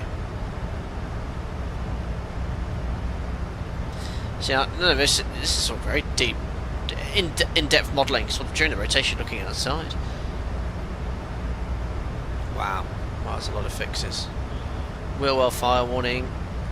N1 indications. 25 bugs should not show on flat 3099 is correct. Should only be flat 40. LNAV issued with overfly waypoints. LNAV issues with overfly waypoints. VNAV speed at flaps 1. VNAV path speed at flaps 1. Let's stay in path. Yeah, well that's a really, wow. Loads of stuff.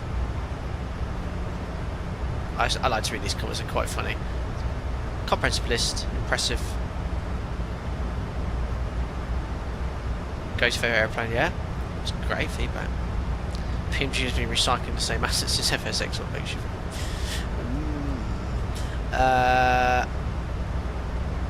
Yeah, I mean, which one's better? I mean, I think the PMDG is more polished.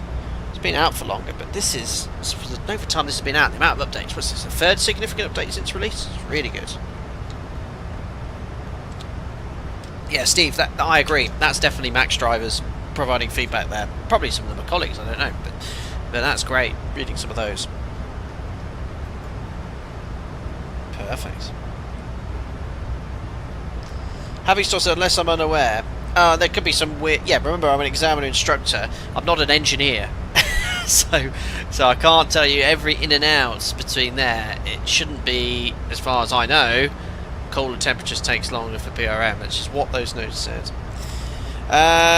Louis says, goes the camera cockpit works, or does the camera cockpit work? I get the passenger cabin if I want to look with the right from the cockpit. Is it modelled? We don't have that option on ours, so I wouldn't know in detail. Have you ever called an FO, Jim? No. Captain, both PMD iFly have done great work, both for pros and cons. Glad these devs exist in the first place. Absolutely, very well said. Right, yes, brilliant. Now, let's start setting up for this approach into Prague. The ATIS, oh my god, there's a lot of ATC online. So that's saying we could expect ILS approach runway 06. I was looking at the NOTAMs, I think 06 and 24, the main runway in Prague is closing in a few days for work.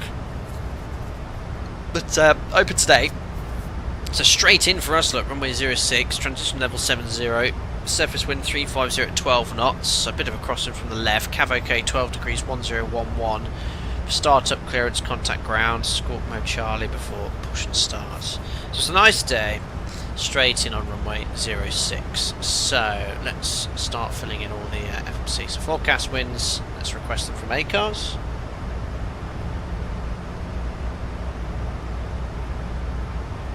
Valet says, I wish iFly did the Max 9. Are they making a Max 9 though in the future? Not sure. So forecast winds are in. Expecting runway 06. So I'll put some fixed wings in based off runway 06. 10, 4, says VMC. 3 times height, we're at 35,000 feet. So around 105 miles from the airport. Should be our top of descent. So it's just beyond that. Probably some restrictions on the start, which is why we've got an earlier descent. Expecting the, I think it's Lomid's 1 arrival. No, Long Key, sorry. Long Key arrival. So Long Key for runway 06. That's going to take us to Barrocks. So checking the FMC here, we have Long Key, no restriction. Papa Romeo 511, which isn't for us. We're going directly to Papa Romeo 707, 5,000 minimum altitude, which is above. Left turn 060 to Barrocks, 060 to Barrocks, 66 minimum hold altitude 5,000 feet, and then hopefully straight in off from Barrocks there. So initial contact with, hey, how do you say the radar for Prague? Ruz? Is it Ruzine? How do you pronounce that? Perfect. Well, the star's good. We've got all the waypoints in the FMC. Let's have a look at ILS 06.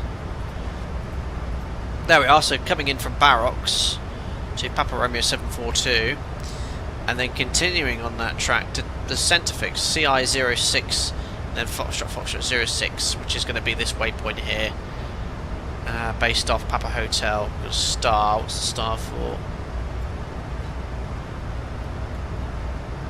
Does that mean the same frequencies on the other runway? I think it could be, yeah. Oh no. Traffic. Great. I've got crossing traffic. We're going to have an RA. Traffic. Looks like. Oh my goodness me! Climb. RA. Now, why am I... Increase climb. Why I'm getting a climb into the traffic, I don't know. Clear of conflict. Oh, well done! I don't know why I got an increased climb, but there you go, that is an RA. It's well modelled, apart from the fact that the aircraft was above us. It should have told me to increase descent. I want to be very smooth when hand flying up here at these cruise levels. Right, flight directors are not quite commanding a return to the cleared level. Oh! Right, we're clear of conflict, so let's now descend to flight level 350. Okay. Re-engage the automation. Command A. So Alpaca 1 Romeo Golf. Clear conflict. Returning to flight level 350. Great. That's just that's how it works. So yeah, he's not even trolling. He's just en route with the same cleared flight level. That's why air traffic control have an invaluable role position.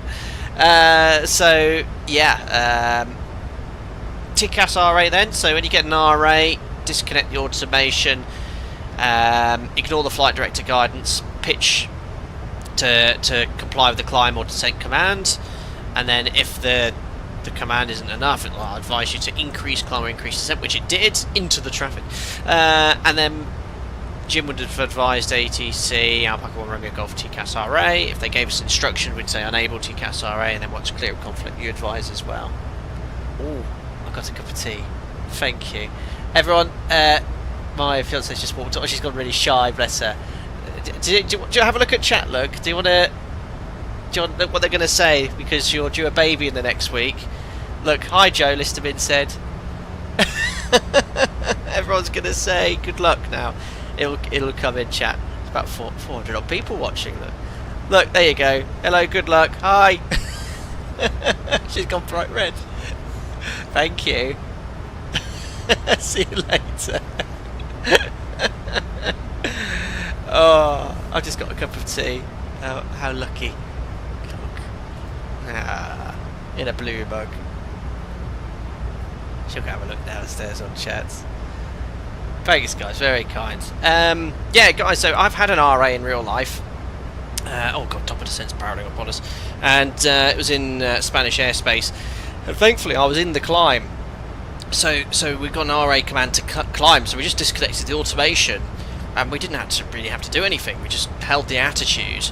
And then once we clear conflict, just re-engaged the automation. But what happened was ATC did get or kept issuing instructions to us. So I had to say unable TCAS RA 3 times, and there was an investigation opened by is it Ayana, and one of the findings was to remind, and I think all Spanish ATC got a memo to say if traffic says unable TCAS RA or TCAS RA, not to provide any instructions. Now we're obviously trained as pilots to ignore any instructions, just follow the commands. So yeah.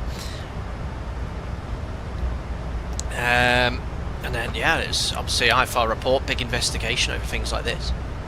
Anyway, I digress. We were setting up for the ILS, everything happened at once. RA, cups of tea, stories. 11115 ILS frequency, let's make that active.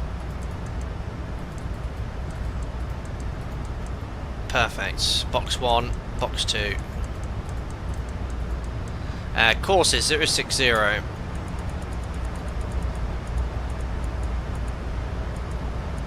Once, twice.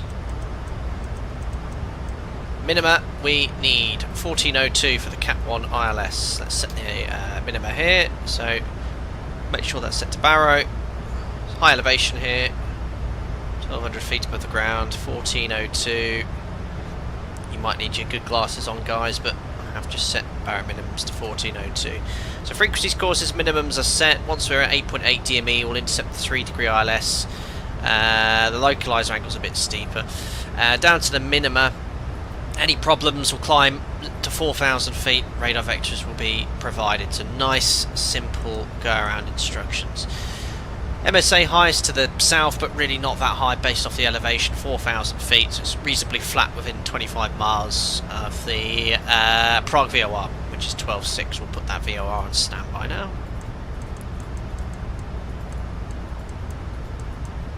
Perfect. What else we got on here instruction wise? Talks about not equipped RNAV 1, expect vectors. Yeah, very simple approach, which is what we like in aviation. Oh, I've got a ding dong from, oh crikey, from 3 minutes ago from centre 133565.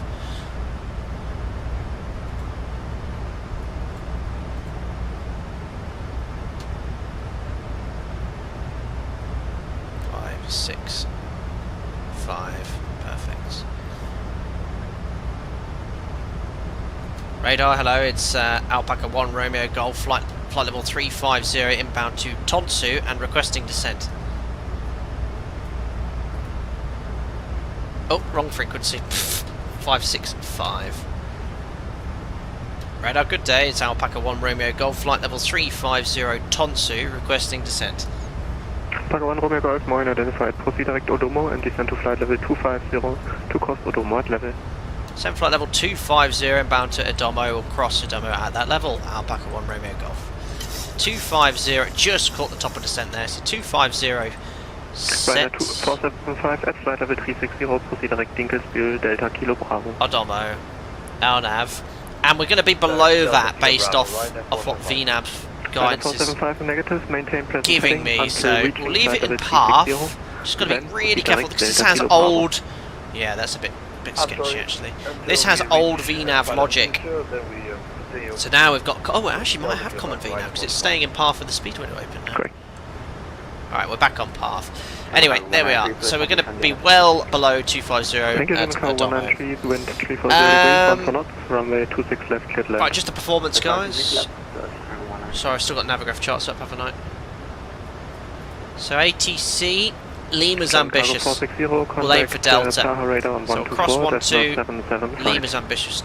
Delta's going to be 3,700, just about 2,700. So that'll work out quite nicely. So alternates Leipzig, we need 2.2 tons to divert, runway 2.8, so that's 15-20 minutes extra fuel. Burning 500 kilos between now and landing, so 64.3. Heavy.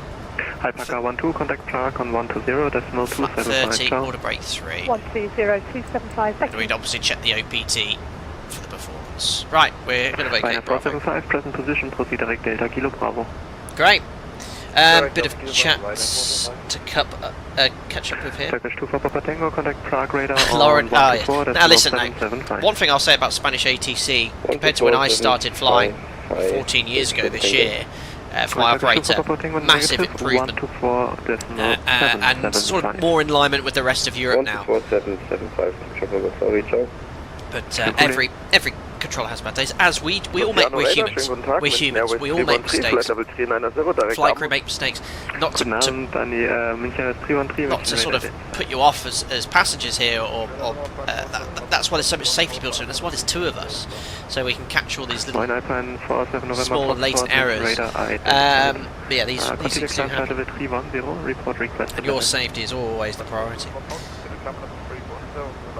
Thanks everyone. Guys, the message from Jo is so nice. I'll make sure she has a look at those later. Very kind. So, Isaac Aviation Clips. Is it normal that VNAV descent rate is always pretty steep at the beginning of descent? So, we have common VNAV fitted to our fleet, which means if you're high on profile in VNAV, it actually goes to VNAV speed and pitches for the target speed in the FMC. The older logic with the previous FMC builds, it would dive for the profile, and you could actually exceed VMO MMO. So resultingly, if you were high, you could get quite high rates of descent, well in excess of 4,500-5,000 feet per minute. Peter Green, I love the Swiss cheese reference there. More cheddar, less Swiss cheese, absolutely. Nitro's enjoying the fluffy clouds. They are indeed very fluffy, but lovely day here in Europe. Yeah, 2020 is so good, guys. So nice. Information Golf correct. Clear to Garda. Otis 1 Golf. Runway 28. Climb via SID to flight level 70 and squawk 2341. Lauren says, yep, en route, big hub's a lot better, particularly 737 pilot I know based in northern Spain. Says the ATC's base can be quite lackadaisical at times though. I'm not going to make any further comments. But generally speaking, the ATCI experience real life is excellent all over Europe. Correct, Alpaca 1 Romeo Golf, contact Prague radar 120.275. Nice landing. At 120.275, enjoy your weekend, sir. Alpaca 1 Romeo Golf. Bye. Thanks, thank you. Emirates 9 Alpha, proceed direct to Roding, Romeo Delta Golf. Roding, Emirates 9 Alpha, vielen Dank. Gerne. Prague. Prague, good day. Alpaca 1 Romeo Golf. We're descending flight level 250 inbound to Odovo. Alpaca 1 Romeo Golf, Prague radar, hello, identify. Descent to flight level 170, cleared, long gate, Tango arrival. And descending flight level 170 cleared for the Lonky 8 Tango, Alpaca 1 Romeo Golf. So descending to flight level 170, VNAV. So yeah, if my operator, it probably wouldn't have gone path now, it would have gone to speed. But again, there's lots of different FMC logics, and I think the iFly's 737 is based off the older NG FMC logic. Again, the in and out details I'm not sure about, but this is definitely, I mean, it is in path trying to dive for that. Speed might trickle up, let's see. Dogfight, yeah, so we looked at the update list. There's a lot of little fixes to make it look and appear much more like a max with the systems. It already was excellent, it's even better now. I tried to point out differences between this and the aircraft, I've probably found 2 or 3. It's amazing how good this add-on is.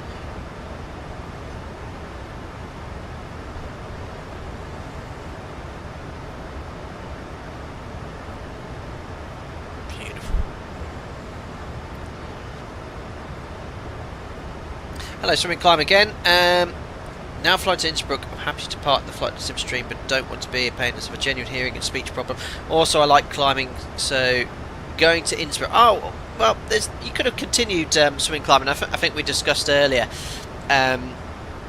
you know, on the radio. and I do hear that, what you're saying about your hearing and speech problem, and VATSIM is very accommodating of that. Obviously be aware of the rules on VATSIM, and you know, try not to communicate with me directly or give me any sort of priority, because that is against the VATSIM rules. But you're always welcome to join me on any flight. Just keep practicing your RT and reviewing the radio calls and reviews, and I know VATSIM will very much accommodate you. We've had people join our flights who, believe it or not, on VATSIM are blind, and ATC can accommodate that. They'll allow you to spawn onto the taxiway, and then you position there, and I think that's absolutely incredible. Dimitri H, thank you very much for your support as a member. 6 months now. Hope you're doing very well. Good weekend to you, sir, and look after yourself. Thanks for popping in. No problem, Swing Climb. We'll enjoy the rest of your sector to Innsbruck, sir. Dogfight, do you know if they fixed the issue FMC about altitude calculation for shortcut mitigation? I think on this sector we're not going to be able to really test that out. We've got a straightened approach. I'm trying to think. Were there any issues with shortcuts? I mean, we've streamed this aircraft 7-8 times. I've definitely seen VNAV issues with updated FMC routing, so yes. Whether they fully updated that, I don't know. Alpaca 1 Romeo Golf, contact radar 127.580, bye-bye. 127.580, Alpaca 1 Romeo Golf, goodbye. Roger, maintain speed 280 knots. Ryanair 71 Lima, descent to flight level 70. Busy. Descending 70, Ryanair. How's the volume of VATSIM, guys? Is it quite loud? Cloud coming here, so the engine anti-ice on. Alpaca 12, reduce speed 250 knots. Reduce 250, Alpaca 12. Prague approach, good afternoon. It's Alpaca 1 Romeo Golf, descending flight level 170, inbound long key for the long key 8 Tango. Alpaca 1 Romeo Golf, good afternoon. Prague radar identified, descent to flight level 130, information Papa. At 7 flight level 1, confirm 130 Alpaca 1 Romeo Golf. Correct. Thank you.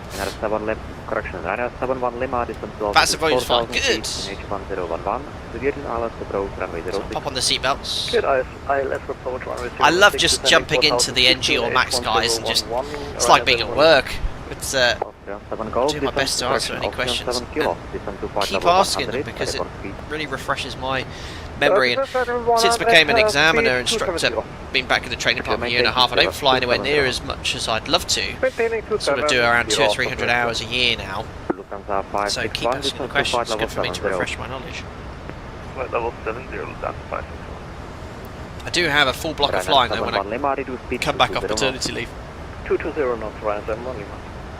Austrian 1132, descent to flight level 80, intercept runway 06 localizer. Dogfight in the old version. Your Dogfight, I do remember, you're right. In the old version you could only see the calculated altitude if you execute the FMC.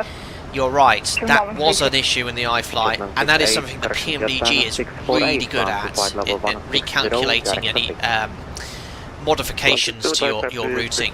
Now I could try a little shortcut, let's say long key here. It should make a slight difference. So if I say long key to Barracks or here, let's see if it changes anything at long key.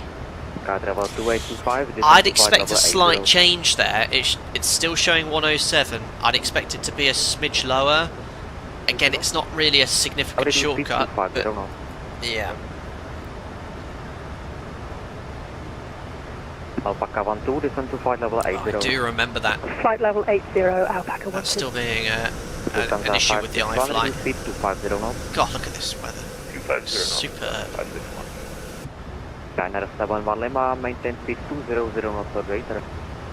Maintain speed 200 knots or greater. J5 Fly, don't think that issue's fixed. Tried it the other day and didn't get any recalculation. Yeah, that's a shame, because that's oh, look at the clouds going through. That's very much a useful feature, to being able to modify the route and see what altitude you need to be at. Really good for descent planning. No, I'd put that up on as a priority to fix. 561, reduce speed to 220 knots. 20 knots. Yeah, so I get your dogfights. Only if you execute it, you'll get the updated level.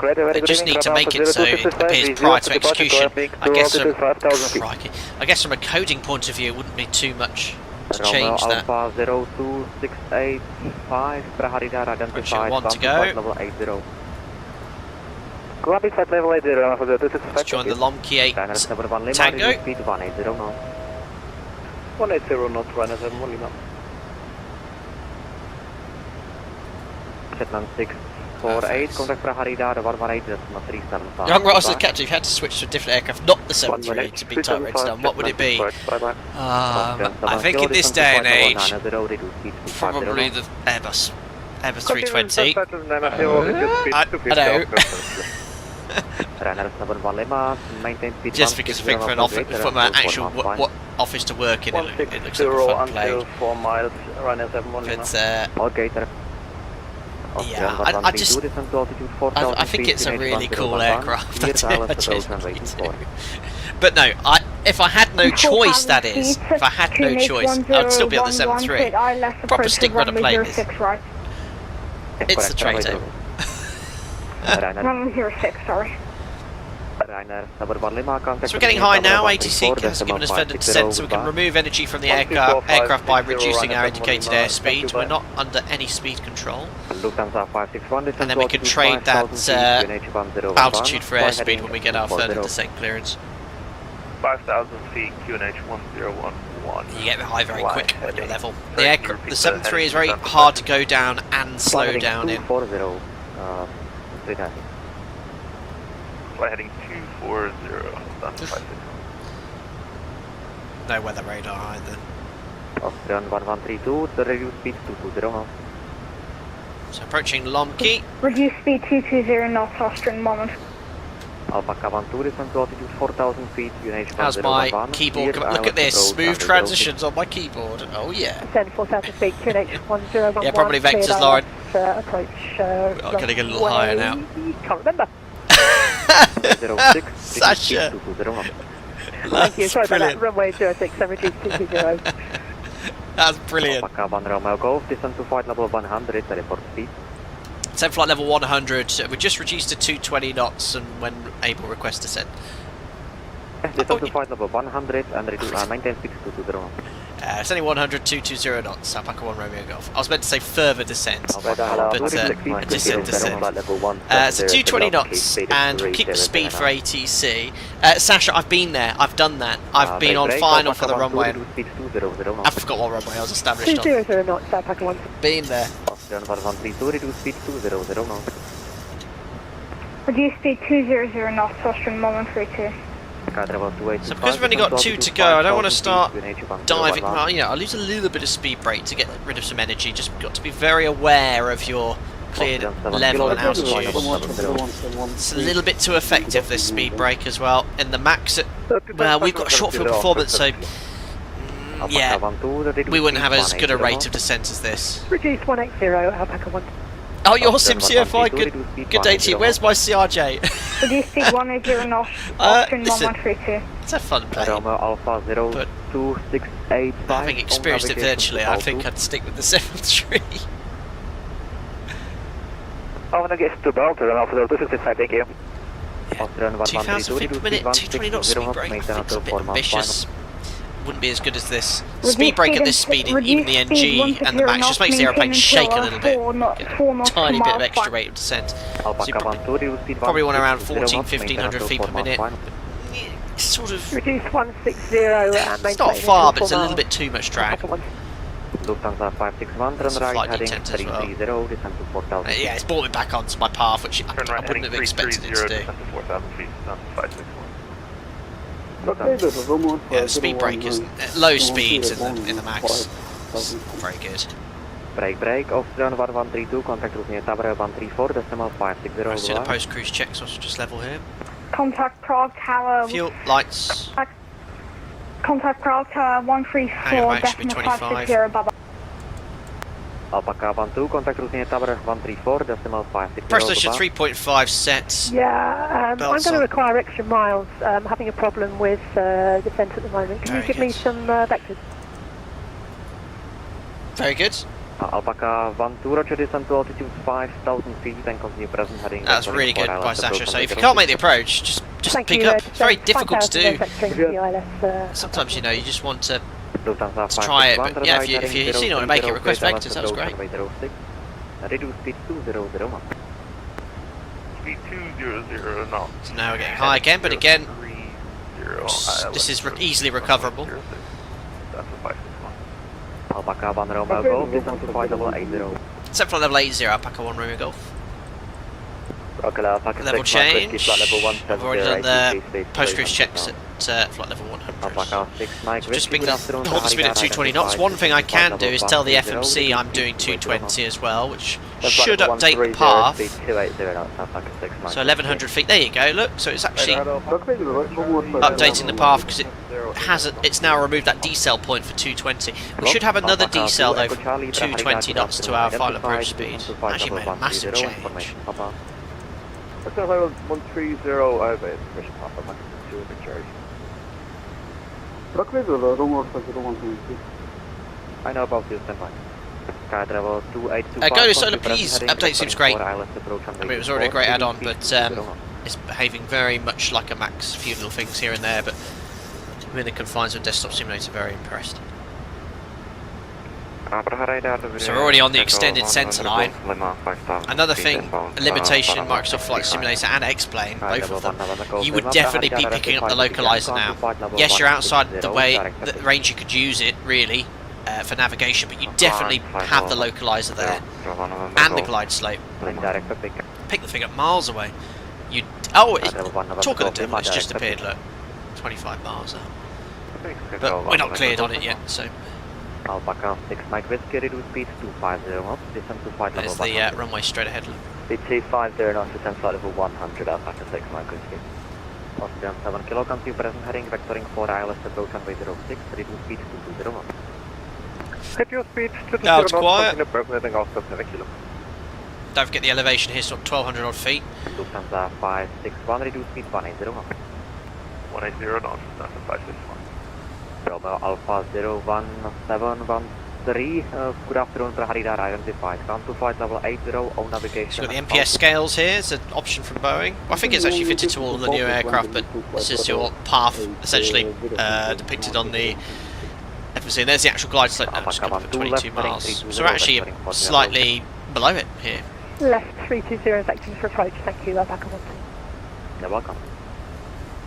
Praharida, good afternoon, is line 9 Tango Lima, descending to 230 for 170. Beautiful scenery here. Alpaca Nara Tango Lima, good afternoon to you. So busy, this controller's got a lot to do. Information from speed, scenery's fantastic. Roger, we'll descend. It's got the Orbex scenery for Prague. We have Papa and we'll maintain. So just getting above the glide slope now, so this is where you've got to be a little bit more. Alpaca 1 Romeo Golf, descend to altitude 4,000 feet, QNH 1011, cleared ILS approach runway 06. So altitude 4,000 feet, QNH 1011, cleared ILS 06, Alpaca 1 Romeo Golf. So 4,000 feet, it's at QNH 1011, passing 7,900 for 4,000 feet, standby altimeter is now set. So clean. Yeah, this is good. This rate of descent is what I'd expect clean, around 1,000 feet per minute.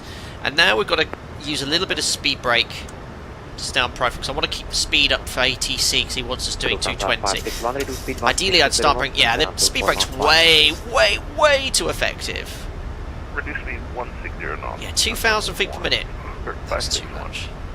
Well, see, it's stabilising now, but when I initially extended it, it started pitching down quite aggressively.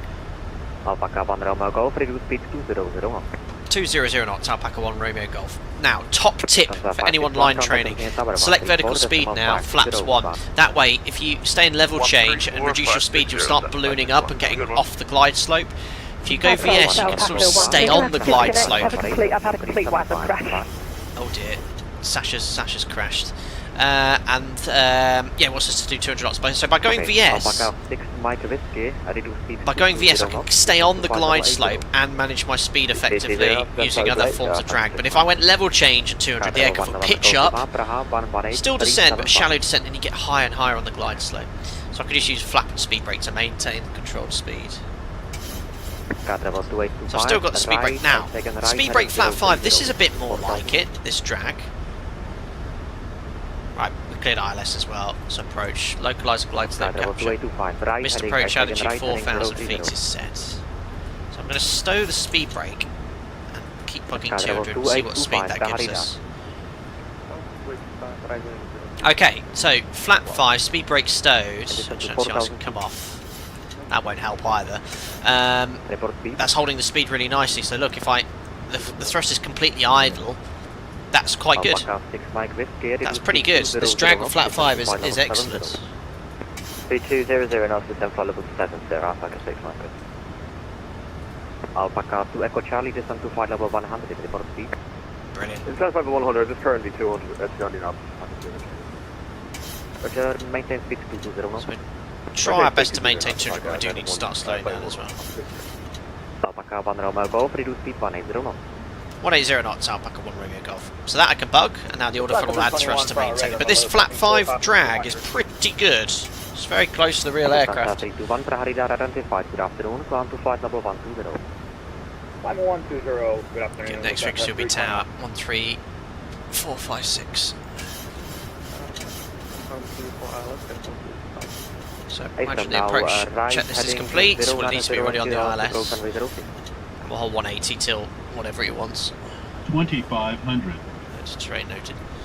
Alpaca 6 Mike Whiskey, reduce speed 180 knots. Speed 180 knots, Alpaca 6 Mike Whiskey. Level 2825, maintain speed 200 knots indicated. Perfect.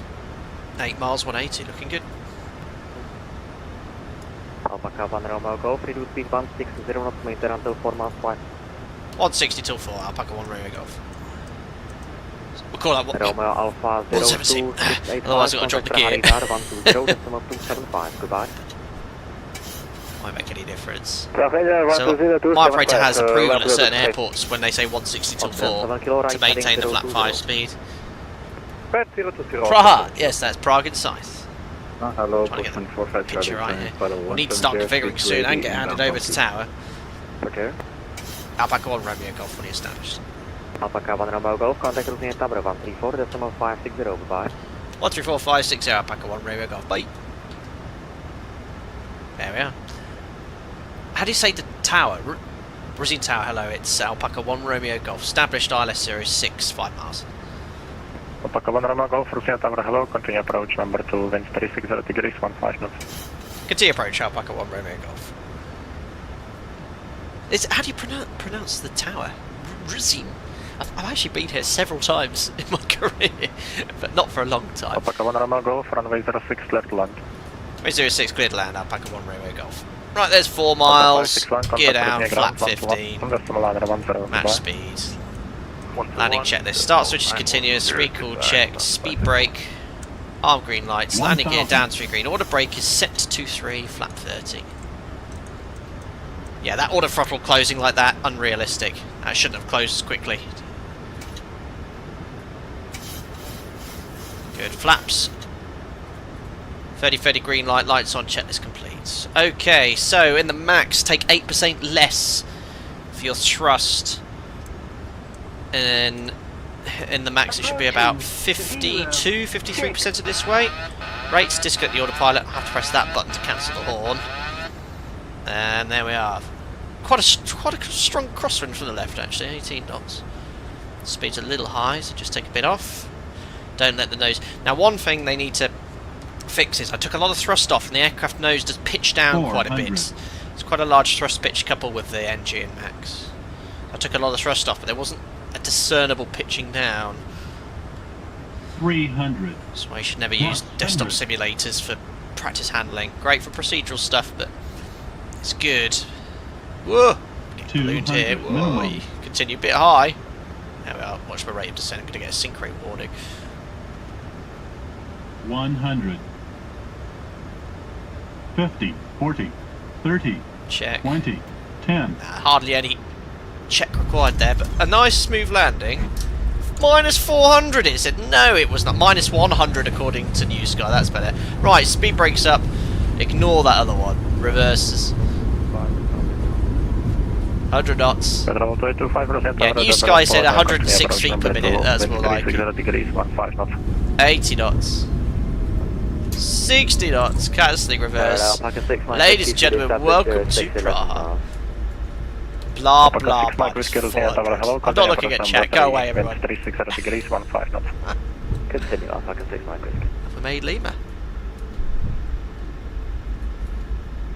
I thought we were going to do Bravo. Easily made Bravo. Perfect. Right, we'll stow the speed brake. Romeo Golf, contact Rosnia ground, 121.910, goodbye. 121.910, Alpaca 1 Romeo Golf, goodbye. Right, let's go over to ground. And we'll clean up the flaps. What happened to Boga? Boga, I've never heard of Boga. What's Boga mean? Right, flaps are up. Let's do a little bit of a clean up at least here. Lights. And steady. And weather radar's off. Perfect. We'll just hold short Del so in case he wants to go in there. Prague ground. Hello, it's Alpaca 1 Romeo Golf. Figured runway 06 at Lima. Alpaca 1 Romeo ground, losing ground. 40, 30. Correction, Alpaca 1 Romeo Golf, losing ground. Hello. Taxi to stand 3-1 via Lima Foxtrot Hotel 1. Stand 3-1 via Lima Foxtrot Hotel 1. Alpaca 1 Romeo Golf. Lima. I've already forgotten. Someone pinged up there, James. I had to silence it because my taxi instructions were coming. I'll ping it in a second. Lima. Alpaca 1 Romeo Golf. Just say the taxi instructions again. Thanks, James. Straight ahead Lima, then Foxtrot and Hotel 1. Lima Foxtrot Hotel 1 stands 3-1. Thank you, Alpaca 1 Romeo Golf. Sorry, James. It was just horrific timing. So we're already on Lima. Foxtrot. I just need to make sure I know where I'm going first, guys. And then, okay, I know where I'm going. What was I going to say there? James, thank you. I'll re-ping it. 50, 40, 30, thank you. 20, 10. Unbelievable. I can see your comment now. I've got no words. 8 out of 10 for the excuses. 7 out of 10 for the landing. Unbelievable, James. Thank you very much. Yeah, you know, there weren't many excuses, but you know, let's see what New Sky says. The more accurate butter reader calculator. That will be far more likely the actual landing rate for sure. Yes. Oh dear. We've got gifted members coming in as well. Mike Olsen, thank you very much. You've gifted a member to Hayden. Hayden, one of the old members. Thank you very much. Welcome back on board, Hayden. Right, Foxtrot Hotel 1 and stand number 31, which is just up here, right in the corner, look, of the Northern Apron. Someone's got to take it. Right, what we've got here, using reserve fuel 2.4. Yeah, we probably would have gotten that message in real life as well as we approach the threshold.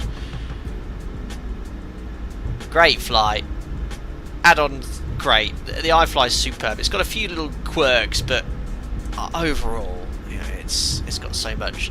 And we're only halfway through the day with 2 sectors today. 2 sectors. No replays though on 2 sectors. Don't do on the first one because it can sometimes break add-ons. Oh, I can see an MD-80 there. Is that you, Edo?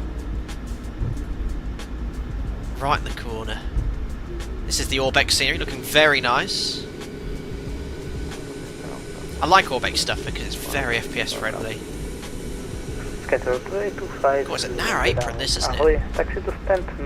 Crikey. Bravo 2. Right, let's get GSX up and running. Terminal 2. Oh, which one's this one?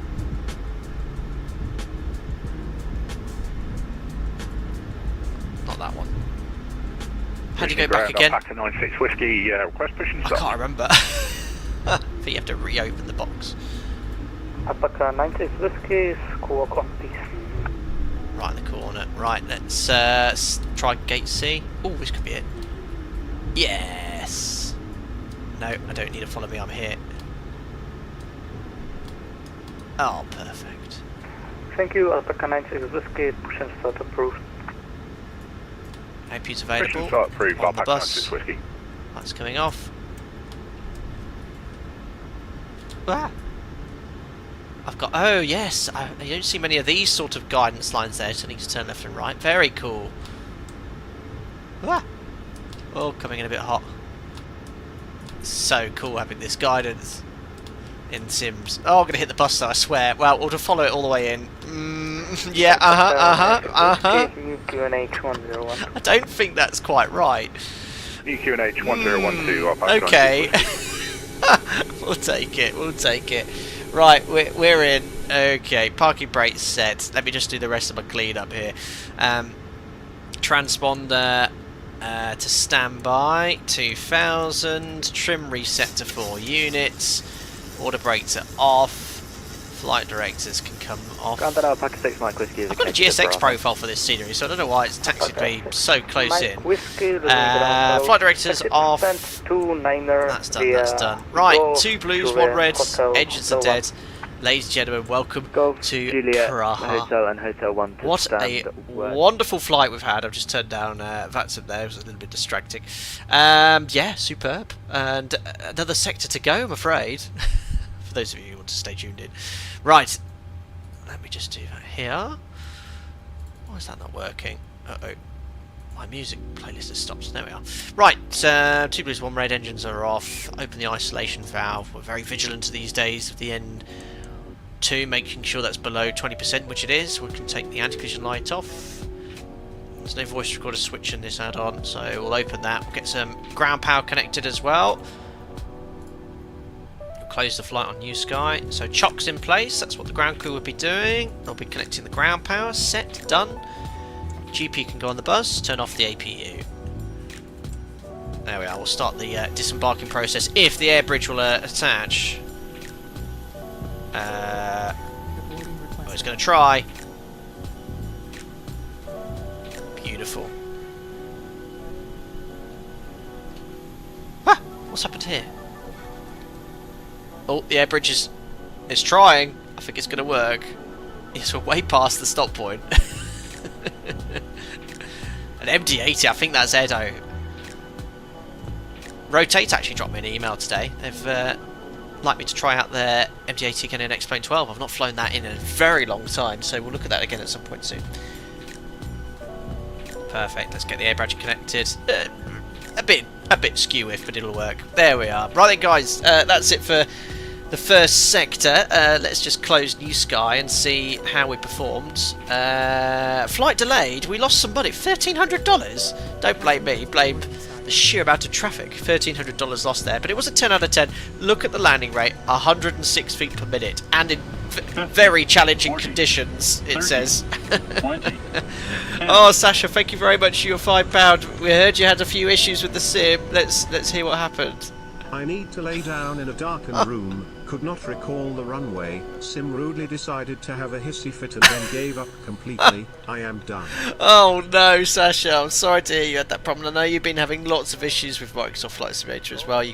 It curtailed your group flight last weekend, so sorry you're still having continued issues.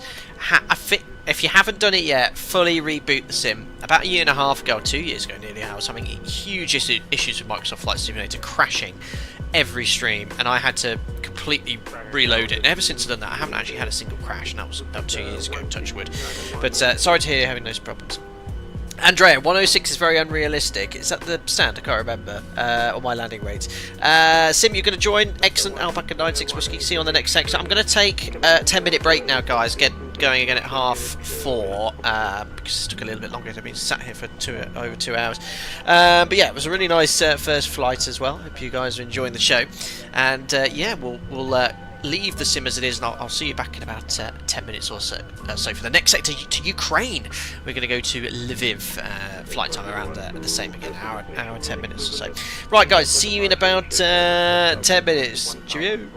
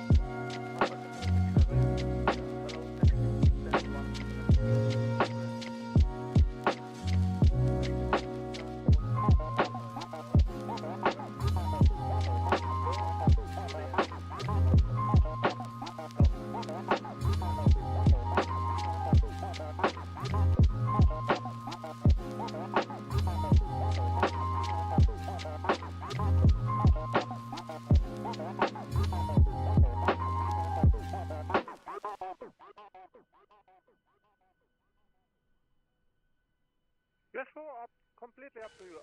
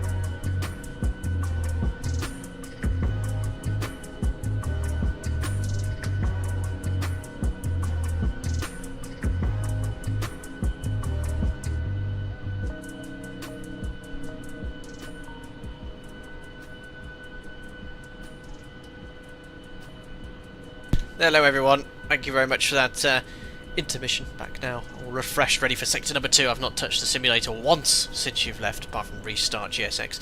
And we're going to start boarding now for our sector to Lviv in Ukraine, currently closed to international traffic, unfortunately. For that reason, there's no weather available. So if I bring up Navigraph here, you can see we're just going to continue eastbound where we started off from this morning in Brussels here. Interesting departure, which takes us northeast initially, then right, crossing into Poland. We're initially heading south of, is that Krakow? Oh, Katowice. And then we've got Krakow there, and then Rzeszów onwards to Lviv, crossing the border. So yeah, that flight's about the same time, around an hour and 10, hour and 15 minutes or so. Live time, live weather. It'll be a night landing by the time we get into Ukraine as well. Cool. Let's see what's been going on in chat. Fancy looking GPU cable. Yes, that's something they need to fix. The iFly 737 MAX is this bright pink GPU cable which has been here. Max, have you flown to Krakow? Yes, several times. Let's hope they fit that Cat 2 to their ILS approach on runway 25 as soon as possible. Boris, anyone have delayed screen update reaction using Windwing MCP and X-Wing 12? I haven't used that at all. Simon Oz was chatting about using the default 737 MAX in 2024. Yes, use it with a pinch of salt. For a default aircraft, it's fine, but yeah, you're not going to get the details you would on a high fidelity add-on like the iFly 737 MAX, for example. Excellent. There's a VATSIM event at 6 PM, so you should get an ATIS soon. Here in Lviv, yeah, in Lviv there's an ATC event. Yes, that's correct. So I think I might be a smidge early. I should have probably planned to stream a little later, but 2 o'clock worked out quite well, and I should be done in time for dinner. Yeah, Fox, I know they're planning Cat 2 or Cat 3 even better. That's what it needs, because they have so many diversions in the winter. It's the second busiest airport in Poland as well. Right then, let's get GSX up and running here. We should have the new flight plan here, so let me just reload SimBrief. There we are, SimBrief OK, and request boarding. Oh, has that started? I think so. Uh-oh. Is GSX having a moment? Boarding requested. There we go. Perfect. It's come alive, and we've now started the boarding process. I love the... Hey, how do we get rid of that? I do like how you can flow from one flight to the other, and with GSX and all the boarding and whatnot, it is hyper realistic. Now, VATSIM's still online here, so we'll grab the ATIS and see what's changed with the weather. I think we can still expect runway 06. There we are. It's got rid of all the pushback information, or all the taxi and on to stand information. Let's get the ATIS frequency on 122.160 and see what the weather wind is. 360 degrees, 15 knots, CAV OK, temperature 12, 2.4, QNH 1011. Trend, Hello, Captain. no significant We are ready changes. for pushback. Notices to air missions for startup and air traffic control clearance. Contact Rusina ground on 121-910. Squawk mode Charlie before requesting pushback or taxi. Okay. Arrivals keep squawk mode Charlie until pass on stand. You have received ATIS Passengers Papa. boarding starting. Papa, what's that? Rusina ATIS Departure checks Papa completed. at 1530. ILS approach runway in use 06. Transition level 70.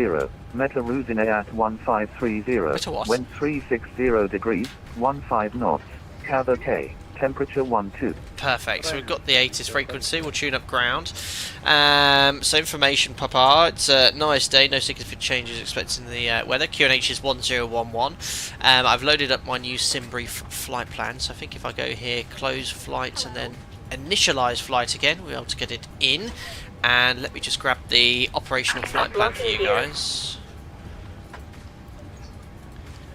So again, we'll take standard block fuel, that is good. I mean, there's no META available in Lviv, because obviously the airport's closed, but it can't be too dissimilar to what we're experiencing here. And that's the flight plan, 1 hour 13 minutes. Let's take 5.2 tons of fuel. We'll take the exact same payload, guys, full load of passengers. So 5.2, we'll go here to menu, system page, no, was it on it? Menu, performance, there we are. Weight and balance. I think it's reset everything again, not a problem. So we're going to have 178 here. Cargo, we're going to go with 1200 kilos again. It just gives me a 0 fuel weight, which matches the flight plan. And fuel, we said we're going to take 5.2 tons, which is minimum block fuel. Perfect, so set payload, set fuel. It's all copied across, and now in the aircraft we can check the fuel gauges here. 5.2, perfect. So transit setup, you set the MFRA, put that to 2,100 feet. And oh, it could be runway 30 in use. I just heard someone say runway 30, so I think I'll grab my clearance first before I start loading the FMC. 1421, runway 30 and runway heading. Let's get the flight plan in at least. May I see your boarding pass? Rapid fire ATIS. Yes, usually that speed. And Maxi, we're talking about, I think Maxi and Foxy could be from Poland or Krakow, but yes, I know there's something to do with getting the Autoland facilities in, or the Cat 2, Cat 3 facilities in Krakow taking time, isn't it? Lufthansa 169, approaching Foxtrot. Stand 31. 135.560 tower, Lufthansa 169, thank you very much, have a nice weekend. Thank you, bye-bye. Ooh, friends. Ground, what's the... I always forget the... No, I'm on Lviv. Hello. What's the airport called? I can't remember, I'll call it Prague. Prague, hello, it's Alpaca 2 Lima Whiskey. We're on stand 31, just copied latest information, QH1011, departure clearance to Lviv, please. Alpaca 2 Lima Whiskey. Good afternoon, cruising ground. Information, Romeo QNH1012, time check 39, Alpaca 2 Lima Whiskey, clear to Lviv, Victor Oscar Zulu for eco departure, climb altitude 5,000 feet, squawk 5053. We are cleared to Lviv on the Victor Oscar Zulu for echo departure, climb altitude 5,000 feet, squawk 5053, Alpaca 2 Lima Whiskey. Alpaca 2 Lima Whiskey, read it correct. Perfect, so we got our clearance, so we can set 5,000 feet here on the MCP. It is going to be off runway 06 because it's the VOS for Echo, which I think is the only one available there. And oh, I forgot to load the route in, and the squawk is 5053. There we are, so squawk's in. Alpaca, what are we? 2 Lima Whiskey for this sector. Activate, execute. Perfect. So, need to put the arrival runway in. I've not done a test sector here. I think we can expect straight in off runway 13 based off the prevailing wind, and the flight plan's a Dibid to hotel. Let's just put that in for now, join the dots. So if we go here to plan, step through this. Ooh, it's a bit twisty, isn't it? Okay, no, that's probably quite normal. Straight on off the runway 13. Perfect. So that's done, activated, executed. Zero fuel weights in, reserves for our alternate, which I think is Zhezhov. Romeo Zero Echo, yes. 2.0.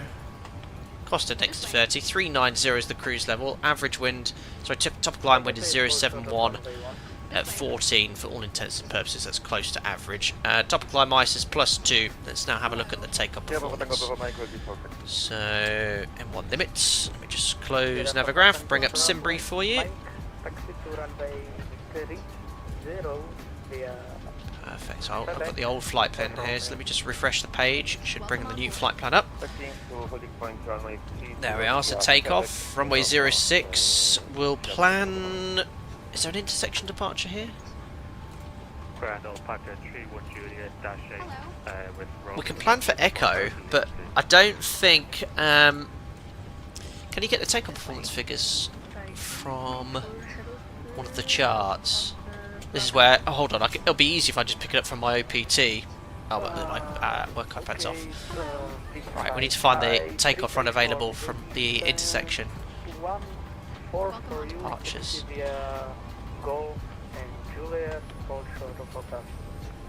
Aha! Takeoff run available for runway 06 from Echo. Look, 3,077. So if you can find that table, you can shorten the takeoff run available then. So let's put for the performance 3077, and then we can advise ATC we can accept Echo. Surface wind is in off the ATIS. Yeah, 360, 50 undo, 10 degrees, 1012, dry. Calculate.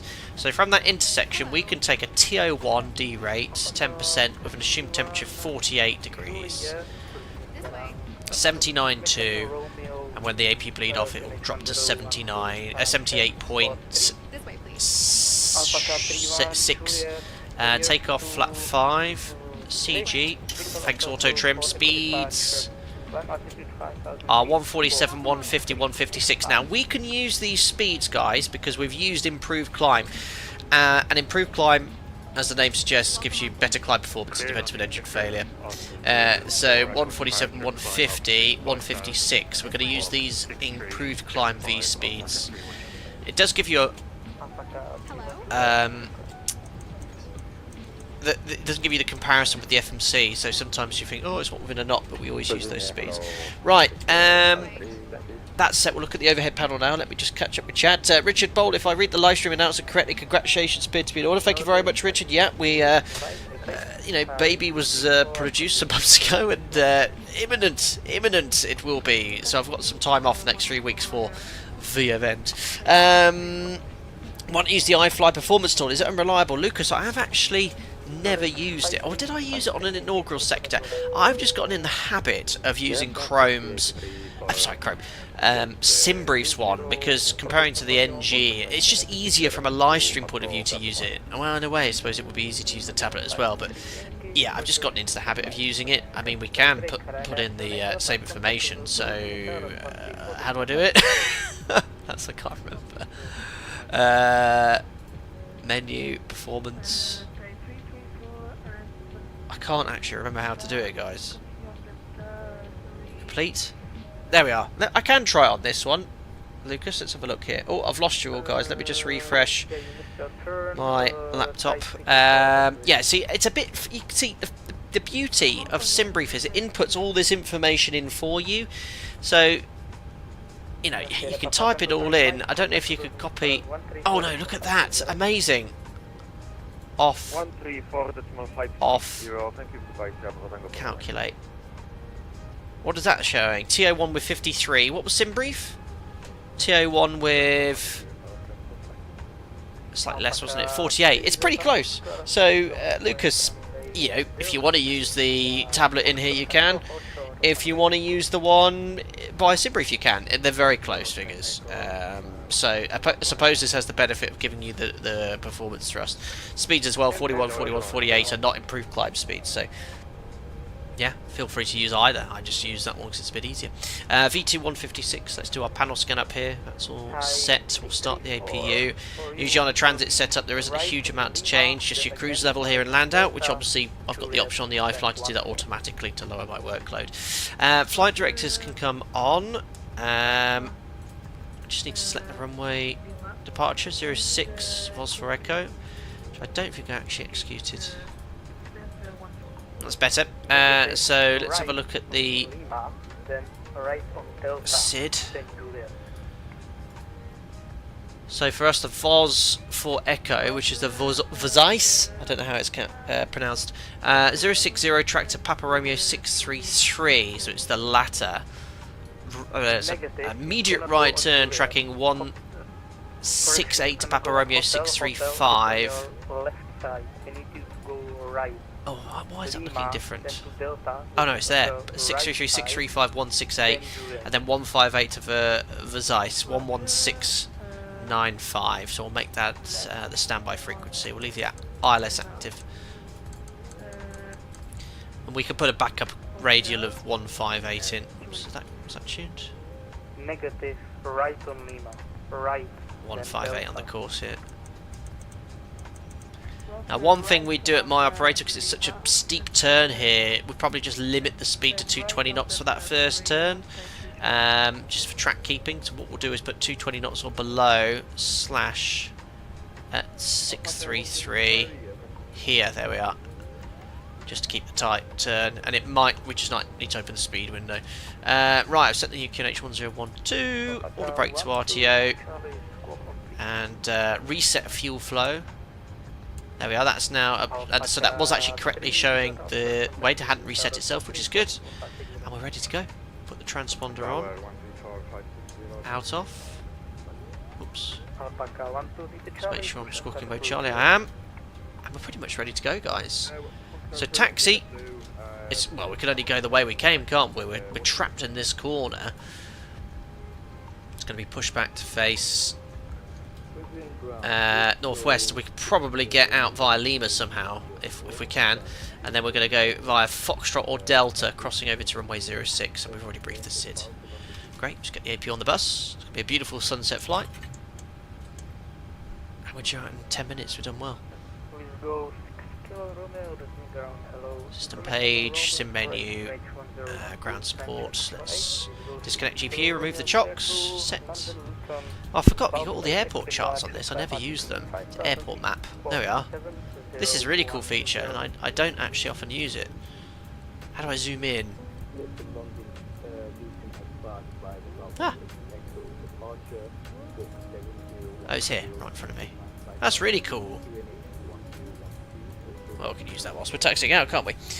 So we climb, got to walk the dog back later to see the professional pilot fly. Well, thank you very much. Tablet doesn't look very user-friendly. No, Simo, it's based off the real Boeing option for that tablet, but there's far better tablets out there. I really like, for example, the Phoenix one. And the PMDG have actually made strides forward in improving their tablet too. It's easier to use. That one you have to go into lots of sub-menus, a bit like the Flight Factor 777 as well. Right, let's request push and start. Ground, hello, taxi stand, Echo 7, Yazoo. Beautiful sunset. Just make sure we prepare for pushback first, actually, before I request it. Oh, crikey. Taxiway Hotel 1. Push position 4. I think that's the only one I could go for. I'll request that. This could be an interesting request. Ground Alpaca 2 Lima Whiskey on stand 3-1 request push and start. Can I request Taxiway Hotel 1 push position 4 please? I've confused him as much as I've confused myself.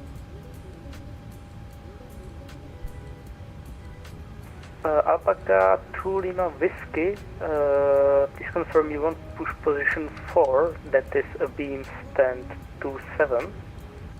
It's the only option I've got, Alpaca 2 Lima Whiskey. Okay, Alpaca 2 Lima Whiskey, I can give it to you, but you will need to wait. There's a company pushing off stand 28. Roger, we're standing by, Alpaca 2 Lima Whiskey, thank you. Yeah. So I have got, again, a GSX profile for this airport, so I guess that's going to be a pushback and then a pull forward, or maybe it's here. But it did say Hotel 1, to be fair, that matches the chart, so if we're going to pull forward... Any station waiting for clearance from cruising ground? Oops, what have I done here? Yeah, Nordic 53 Yankee. Yeah, so push... I think it's just for here... Well, we'll wait for the Dash 8 to just go. Time check 51. He's already Nordic 53 Yankee clear to Oslo, Venux for echo departure. Climb altitude 5,000 feet, squawk 70. Is the tablet model of real offer against that? Yes, I believe it is. The position 7. Clearance to Oslo. Oh, we'll wait. For echo departure. So actually, my original plan was push at 16:30, so only 20 minutes late, which is not bad considering the massive delay we had in Brussels. Sido Andy's confused because 4 is now facing south. Orbex outdated scenery. Well, Orbex, they're a bit guilty of not keeping this. They don't update their sceneries often, do they, guys? Correct me if I'm wrong, but this scenery was actually one of the first payware sceneries I acquired. Microsoft Flight Sim 2020. I don't think it's been updated, is it? 7 is the old 4. Okay. Let's just see what GSX does. It's the GSX profile for this scenery, so... Thank you, ProHub. experts. We're all ready to go anyway.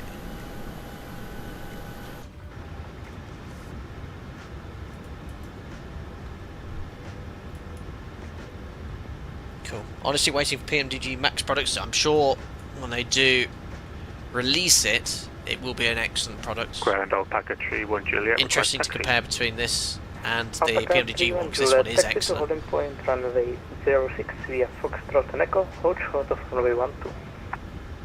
Flying Walnut, I enjoy flying the iFly, have found my landing rates can be heavier. In the real max, is there a difference when landing, or is it just my inability? You'll be not. Alpaca 2 Lima Whiskey, push and start approved to push position 4. Push start approved to push position 4, Alpaca 2 Lima Whiskey. Well, he's only got one option, and it's this one. You'll be not pleased to hear, Sasha, that the back is actually a bit easier to land in real life. For reasons probably to do with the LAM, landing attitude modifier. Let's see what happens. Release parking brakes.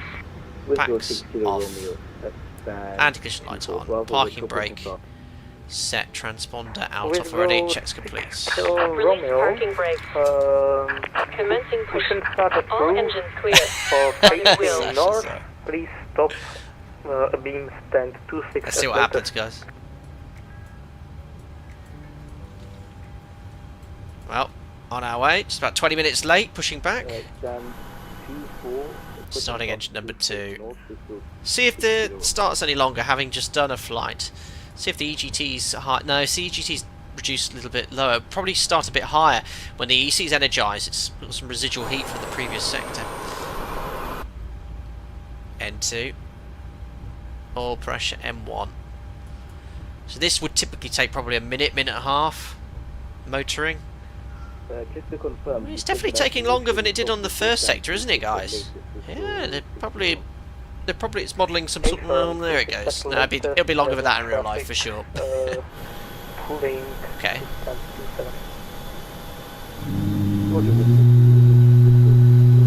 So it's pushed me there. I think I might just. Oh, it's put me here. I'll just advise him because I think he's expecting me to taxi forward. Alright, taxi, you're only holding point runway 06 via Hotel Foxtrot and Echo and hold short of 1-2. Oh yeah, the taxiway's not even there. Ah! I've just realised. Where's that taxiway? Is that a new taxiway they've built? Oh. We don't have that taxiway. 134560. Don't have Lima 1. So that scenery is not update with the scenery. Starting engine number 1. And ground Alpaca 2 Lima Whiskey. Yeah, it looks like it's put us here for the push, and we don't have that taxiway. The first one on left, Lima 1. We'll be ready for taxi in 2 minutes. First, thank you, and did you say you can take Lima 1? Negative, we don't have Lima 1, so when we do request taxi, we'll have to go out via Foxtrot, please, Alpaca 2 Lima Whiskey. Roger, no problem, just you will have to wait. Traffic is pushing back from stand to 4. No problem at all, thank you, Alpaca 2 Lima Whiskey. So obviously that taxiway has been removed. Oh, max motoring, concentrate. Oh no, not removed, it's not been added. Bye-bye bypass pin. So Orbex need to update it. And anyone here based in Prague or flown from Prague, how long ago was this taxiway built? Obviously no indication of it being here at all. It's been there like 2 years. Well, that's actually not. I understand senior developers have a lot of hard work to do, but smaller ones I find like Pirigi and other ones are really good at keeping them updated. They release patches. Orbex haven't touched this, have they? It's a shame. It's a shame. And I do like Orbex as a dev. They make some great add-ons, but this has been not touched this scenery for years. It's abandonware, I think is the term. Anyway, 2 good starts. Bypass pin seen. Generators on. APU off. Start switches. Propeats on. Perfect. That's all set. Flaps to 5. Yep, that's why the gateway and default scenery is in X-Plane are excellent. I hope Microsoft Flight Simulator gets similar. Maybe the default Prague, maybe the default Prague scenery has the taxiway and not the premium third-party scenery. Right, flight controls checked, recall. Alpaca 1-2, Charlie, contact coordinator 134.560. We then read them before taxi checks. Siri. The sky's looking very nice up there. Nice evening to go fly. Ember 3 on Lima.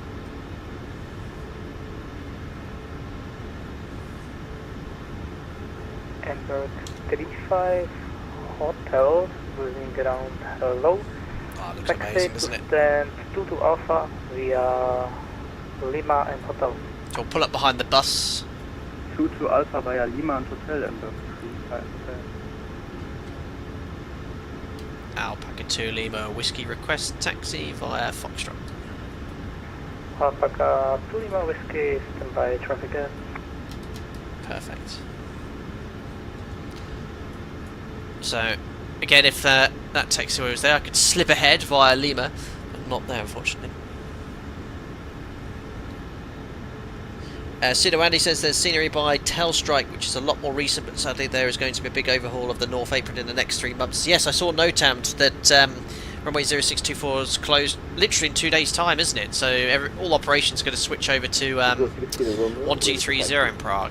Whenever I've flown into this airport, I've only ever landed on 0624. So big work going on for the main international airport, obviously, of Czechia. Holding point for runway 06 via Foxtrot and Echo, hold short to runway 02, go to 0. Whiskey Tango Bravo 35 Hotel, please hold short to That's the old Wizzy. Why is there a tug over there? Minimums. Will! Hello my friend, hope you're doing well, buddy. Good to see you in the chat. Thank you very much for continued support for 4 years. Unbelievable. Thanks, buddy. So, looks like the old Whiz. Ember 35 Hotel, did you manage to stop so the traffic can pass on Foxtrot?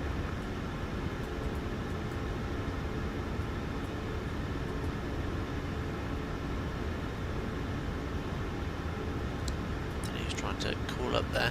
I mean, I could go off-roading, guys. It's only a little incline. Looks like someone's tried it.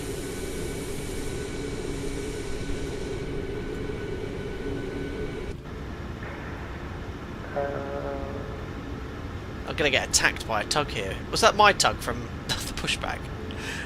Don't taxi into my aircraft, please. Where's he come from? What are you doing? No!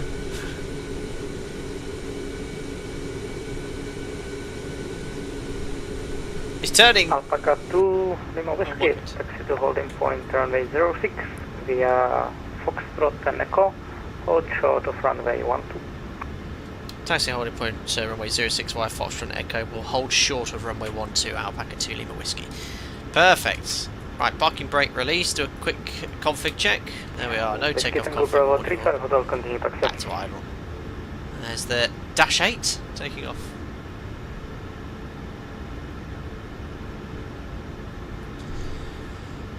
So Foxtrot Echo. Cruising ground, Wizard 165 would like to request IFR clearance to so Foxtrot then Echo is where we've done the performance from. So that's great, but we just got to make sure we hold short of runway 12. Oh, crikey, off-roading here. Hi Martin Pace, good afternoon to you, Contact sir. tower on 134.560.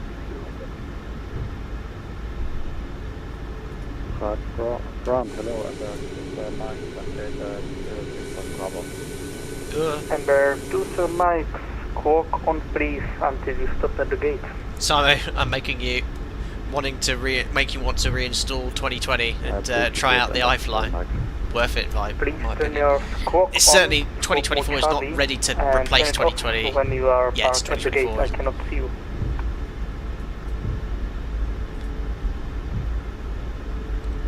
Squawk mount runway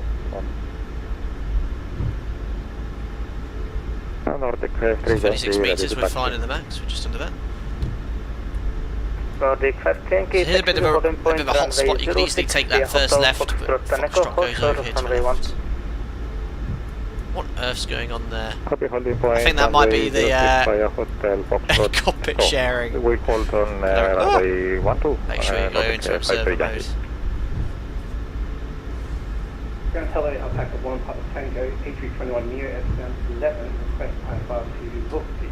We have running. Cool. Well, coming up to whole short of runway 12. That's pretty much where they are.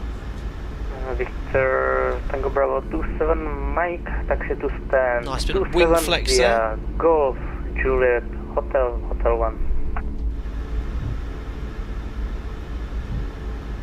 Taxi to stand 27 Golf Juliet Hotel and Hotel 1 and Mike. It's a chase plate, very close. These are so being told to hold short. 2 Lima Whiskey, contact cruising at 134.560. 134.560 Alpaca 2 Lima Whiskey, bye. So we'll just contact there. These are Brakes in the aeroplanes and the sim are still a bit off and on.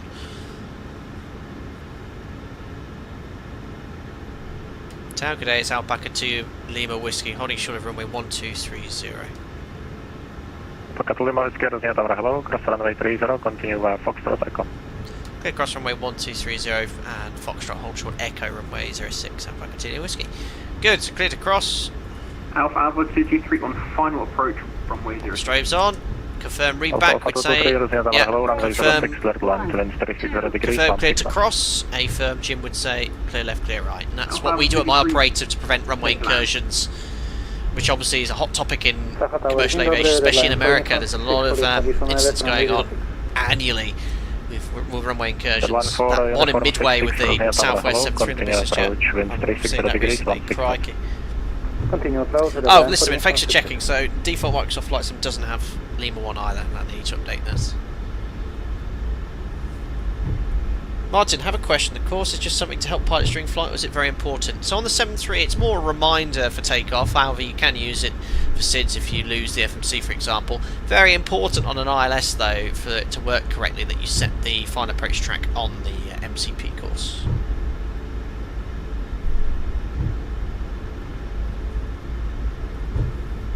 Let's do before takeoff checklist. So config we've checked, flaps we have 5.5 green light, stab trim 5.8 units set, takeoff briefing, PAX auto bleeds on, V-speed set 4750, 56 on the MCP. The departure is going to be the Victor Oscar Zulu 4 Echo, climbing to flight level, sorry, altitude 5,000 feet. Hello, NADP is in Prague, NADP 2 I think. Runway 12. NADP 2 bugging up at 1,500 feet. That's reviewed, cabin secure, checks complete. Crossing runway 30, continuing Foxtrot Echo, Nautic 53 Yankee, thank you.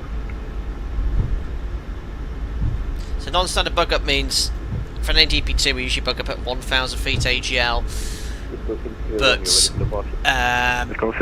there's a different height for noise requirements, so we'll accelerate and bug up at 1,500 feet here. A great way of remembering when you're at 1,500 feet is just look at the radio altimeter. Usually N1 engages. Radio altimeter. Wait until N1 engages on the. Line for uniform 66. Reduce final approach speed on departure ahead. Reducing to minimum. So Wizz Air's lining up, and I think someone else has been told to reduce to minimum approach speed, so we'll probably be the third aircraft to enter the runway.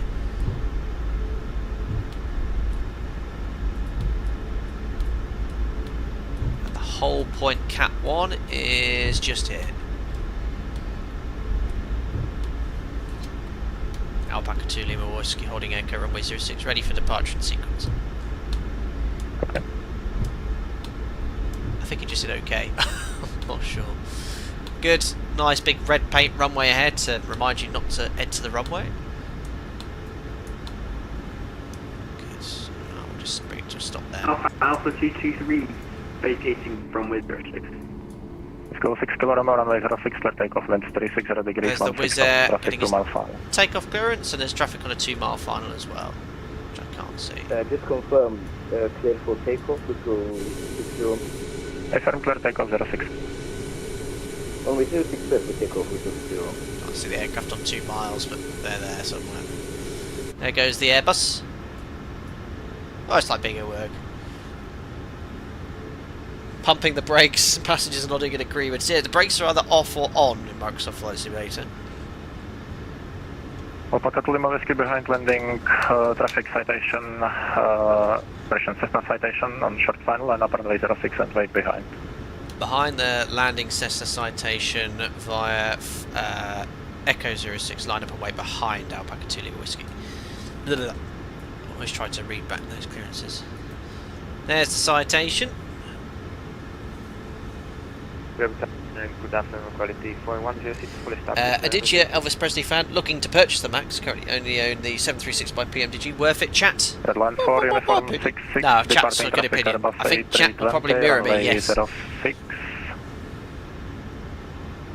Clear to Atlanta. Runway 06. Senior Liquid Helmet says, Flight Sim, did you have to do cut E when joining airline? Do you think they're effective? What is that? Continue 1 departure. No idea what that 36 is. degrees, 16 knots. It's definitely a Cessna citation.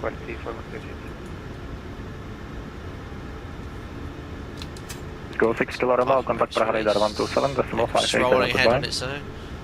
Quite floaty. It's a cool livery. 580, withdraw 6 kilo Romeo. Good, clear line up and wait. Alpha 223, sorry, contact ground 121, decimal 10, goodbye. Good, so MCP set. Approaching 06. Cool, Russ is good. Transponder TARA, strobe lights are on, waiting for our takeoff. Alpha 223, contact Rosnia ground, frequency 121, decimal 910.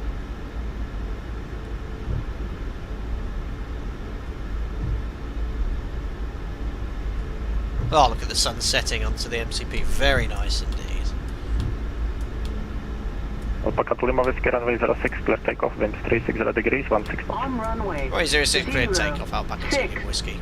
Great, clear. Given our takeoff clearance, Toga's in jet. Let's go to Ukraine. From 66, contact Rosnia ground, frequency 121, decimal 10, goodbye.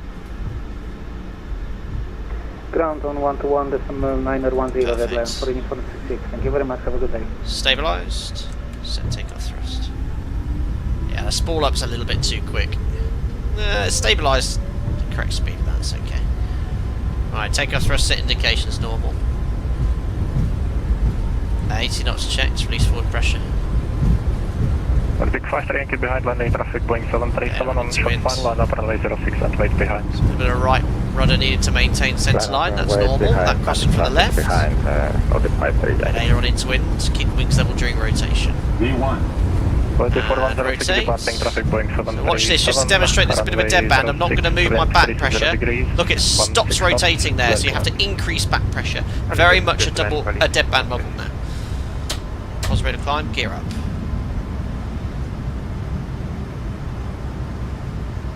Down F. Snubber nose. The stubber nose wheel noise is perfect. Alpaca Lima Whiskey, contact ground. Correction, contact Prague radar 127, decimal 580, goodbye. 127.580, Alpaca 2 Lima Whiskey, bye. Oh, I love this right click tune comp one, it's great. So 1500 feet, M1, we can now bug up. Contact Rosnia Tower 134, decimal 530, bye.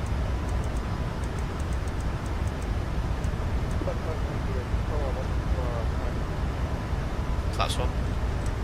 Connect hit Whiskey Alpha, can we trim nose down as we accelerate? Speed down.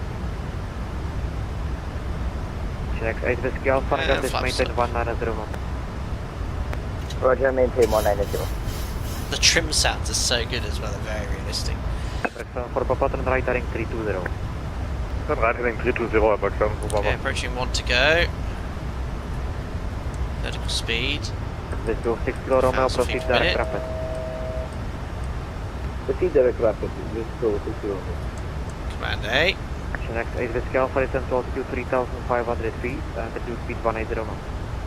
Try and get this city name, Versailles. 180 road, connect hit Whiskey Alpha. Prague radar, good day, it's Alpaca 2 Lima Whiskey on the Versailles for Echo 4,600 for altitude 5,000 feet. Good afternoon again to you, Alpaca 2 Lima Whiskey, Prague radar identified, ground flight level 120. I maintain flight level 120, Alpaca 2 Lima Whiskey, good afternoon. So set, no restrictions, so VNAV, 220 knots for that first turn, remember, set standard A bit aggressive pitching up there. That would be a little bit smoother. That was a bit aggressive.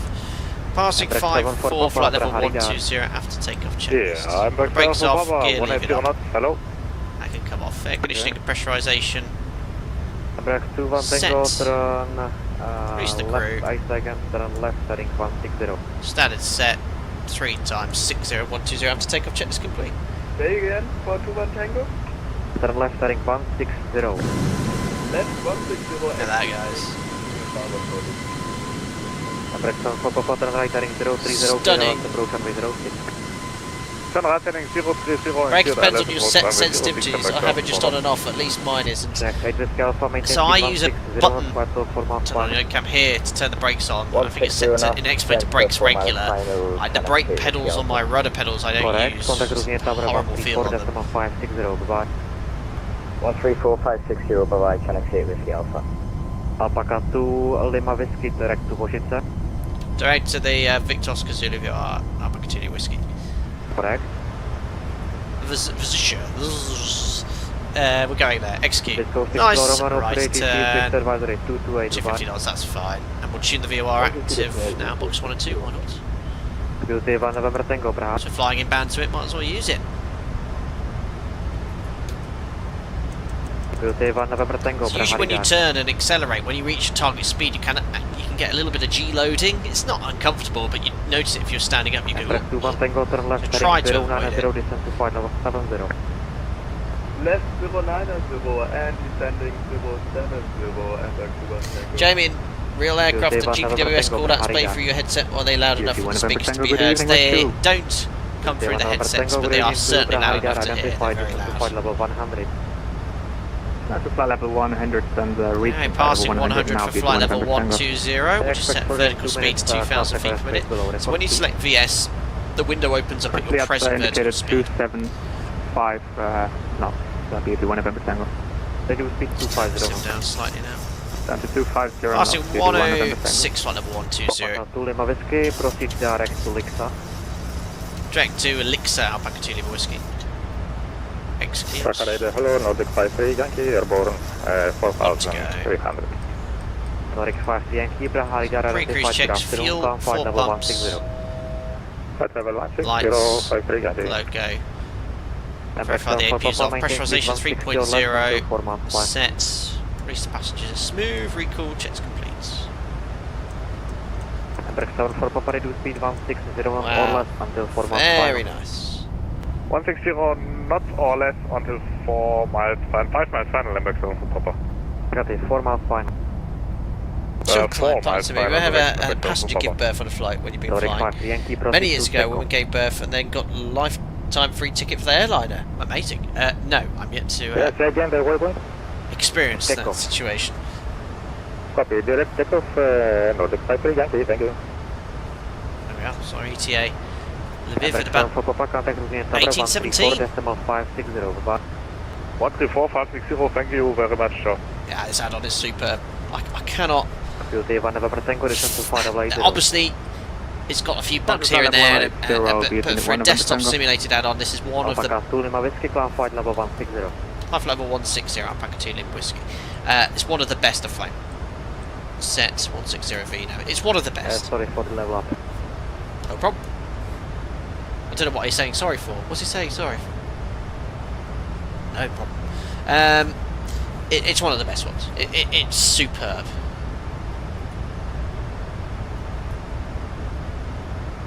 And I have no affiliation with iFly. It just is a superb add-on. It allows us to, for a very long time, not being able to, but to fly now a very well replicated map. This or the PMDG. I think moving forward, if they keep the add-ons and updates going there, I've not remembered the last time I flew the PMDG, it's over a month ago now. I think the PMDG is, out of the two, probably a slightly more polished. But it's hard. I think the modelling of this is better. I think there's far more going on. Things that this has, you know, you do all this, that's, you know, I know the ground service this button here. We did do a cabin tour earlier. I remember this stream we did ages ago. Things like the ground service buses model. So if you hold this down, cuts off AC power, the GPU directly controls the ground, provides power to the ground service bus. Things like that are modelled in the iFly. They're not in the PMDG. So it's a tough one, really.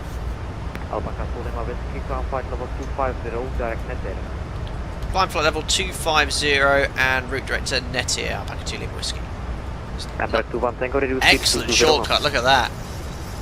It's a 2425, guys. Execute. Set the lower of the two. We'd always confirm this, but you guys are my gyms. Brilliant shortcut, Vina. That's the sort of shortcut we like. Yeah, a tough one. I think I prefer flying this, though. PMDG 7 is excellent, best NG in Microsoft Flight Simulator, only one thing. But I think I prefer flying this. Nordic 53 Yankee no for ATC, twist advisory 228 with 5. 228, take you, Nordic 53. 250, yeah, I was just testing you guys. Tango reduce speed 200 knots. 200 knots, speed 1 November. Great performance in the sim, wow. Look at the sky. Beautiful. Anyway, continuing eastbound, it won't be long until we cross into Poland.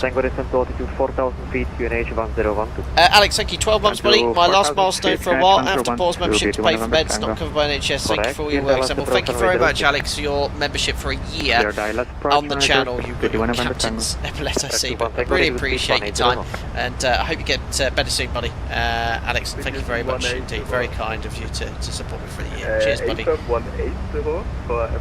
the best. Hey, from 180. Perfect. Let me just turn the sim down slightly as we continue on our flight. Sasha, once again, very generously gifting a member. Thank you very much, Sasha. Never any need. Enjoy the show. So all I ask you to do is give me a thumbs up. But once again, you've gifted a membership, so thank you very much. And welcome on board Simo Oz, who was chatting away there and chatting. You're now a member for the month. Thank you very much, Sasha. Very kind. 160 Correct, contact route tower 134, decimal 5. Folks, like in real life, AC tells you when they see from the mode S check clear level. Oh yes, yes, that's usually the final barrier if you've made the error. Turkish 3 Romeo Juliet, Haridar. So passing 20,000 feet, just check the pressurization. 50. Turkish 3 Romeo Juliet. So you've been looking for a while and learnt a lot from these streams. Awesome, buddy. I'm glad you've enjoyed it, and hope you enjoy your time as a member for the next month. Android PMDG for me, much more polished and better EFB. Absolutely.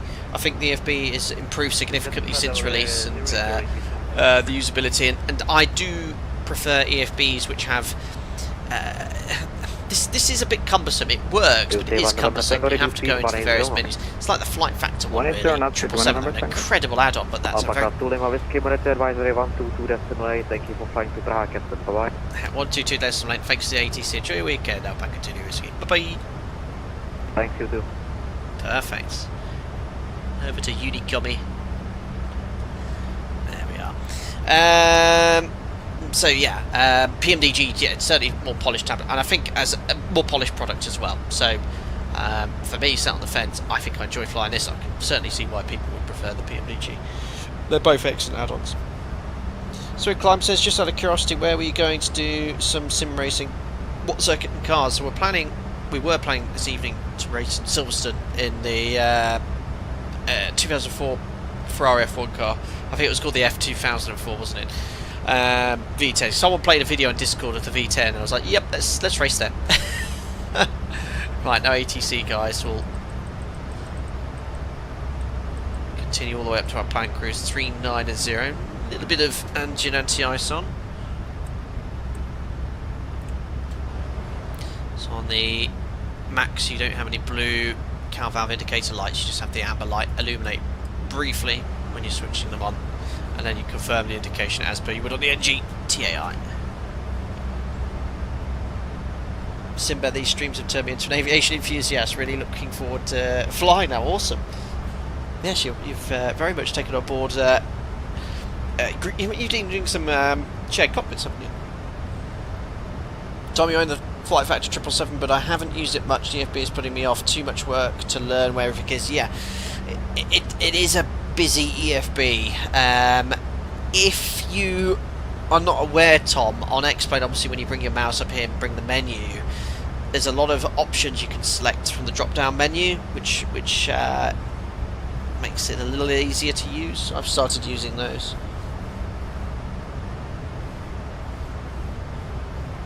Steve, someone said PMDG with the Boris sound pack is hard to beat, and when they update it, which is in the works, it will be hard to compare. The Max's larger displays are nice though. Yes, yeah, I'm looking forward to this. So this PMDG update, is it also bringing 2024 compatibility, or is it just an update to the 2020 aircraft? So yeah, you joined Luke, but doing solo now, and will be for the next MOGF. Excellent. Well, that will be end of April, just as I adjust to the new normal. Not giving too much away, of course. Well, thank you very much for spending your Saturday with me, guys. It's been a thoroughly enjoyable afternoon and evening, and good to jump in and do some simming. I flew the Max not that long ago when we flew into Heathrow with Big Jet TV, and I was looking, what should I do here? Because this could be my stream for a few days or a week or so. I thought, let's jump into this aircraft. It's awesome. 2020 is the most solid sim. Let's see what's on that sim. 2 busy events. It's been awesome. Great fun.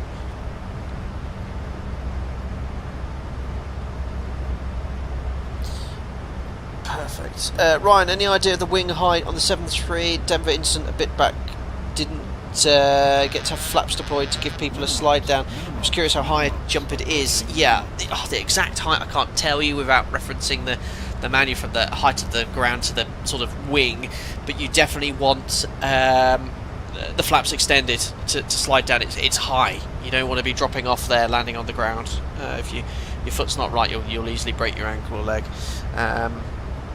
So yeah, it's certainly high enough to do some damage. Adam, thank you very much for your continued support as a member. I hope you're doing well, buddy, and thank you very much for jumping in to today's live stream. It has me curious now, so I don't know what the exact height of the wing is.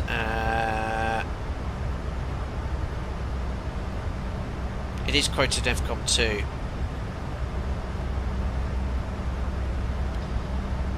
So the wingtip clearance to the ground is 3.9 metres. So from the root it's going to be a bit lower. It's probably 3 to 4 metres. Yeah, 12 feet, not far off.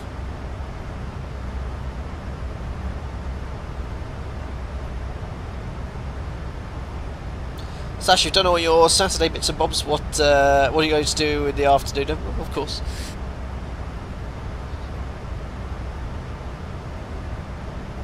Yeah, I've seen that video, Fox. What do you think about Mentor Pilot's LRD on Leap 1 and smoke issue, engine severe damage? Yes, so this is addressing an issue with the Max where if there's an engine failure with severe... if you have an engine failure with smoke coming into the cockpit, which is engine number 1, or cabin for engine number 2, it's the way the bleed air is routed, it's severe damage, and basically Boeing are aware of this. They've sent out a memo saying if you have smoke, do the necessary engine severe damage drill. Yeah, it's interesting reading. I think in the 2 indicated cases there was quite a significant amount of smoke as well. Some people have suggested that they think about turning bleeds and packs off if you have an engine failure. I wouldn't go off-piste like that unless I thought it was detrimental, or you know, as a flight crew member, the flight crew could do anything in the interest of safety. But yeah, it's something that needs to obviously be looked into. But I think there's only been two documented cases. And you could consider turning a bleed off, but there's been no procedural or checklist changes outside. But interesting reading with regards to how you can have severe damage. I can't remember the exact ins and outs, but this load relief device can cause engine oil to leak into the conditioning systems and it will certain severe damage.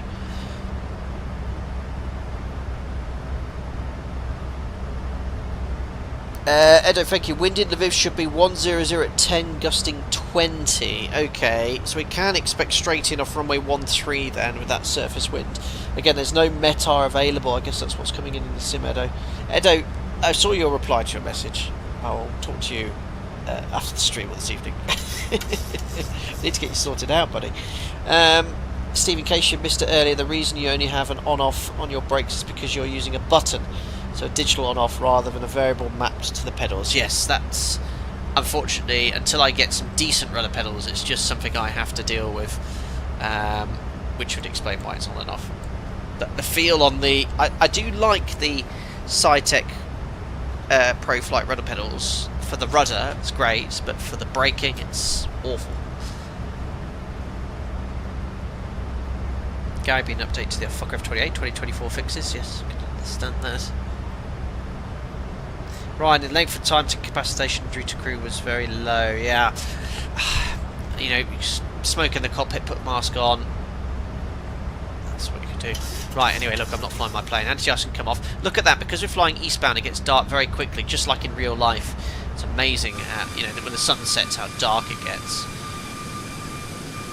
So, get a little bit of cockpit lighting in here. I think the night lighting in this aeroplane is very good. Yeah. Background light, it seems to get very bright very early. You wouldn't get as bright as that unless you turned it all the way around. We'll give ourselves a little bit of front lighting. We can turn down the display brightness. That's really well modelled in Microsoft Flight Simulator. I've always liked that. Jim, you can have some lighting as well, buddy. There you go. Panel lighting up here. Something like that, and then the pedestal. Yeah, lighting in this is superb.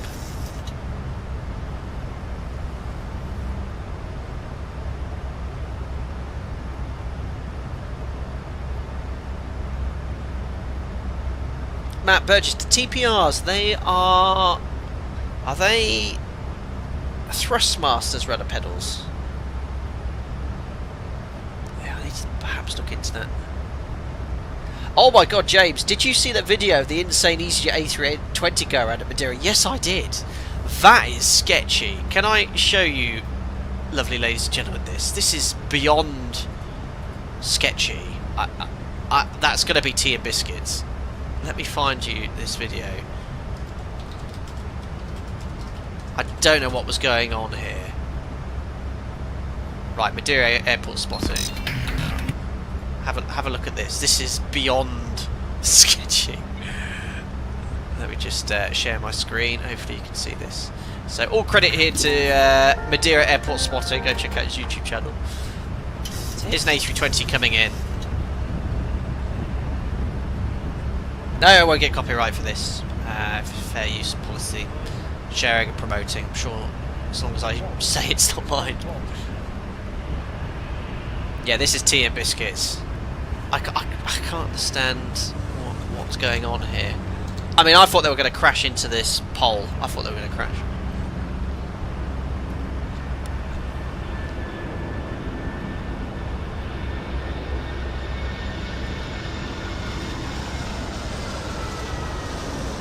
So they go around. Fair enough. Watch this. I thought they were going to crash into this pole at one point. That is crazy. I don't know what was going on.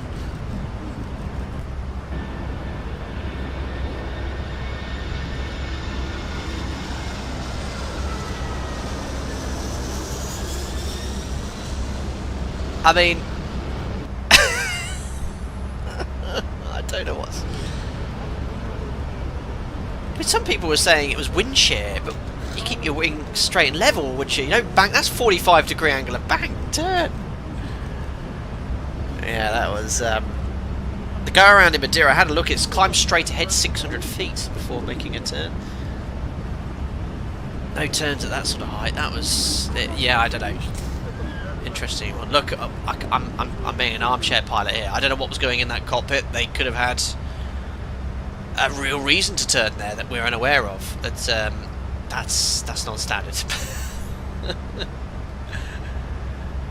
Anyway.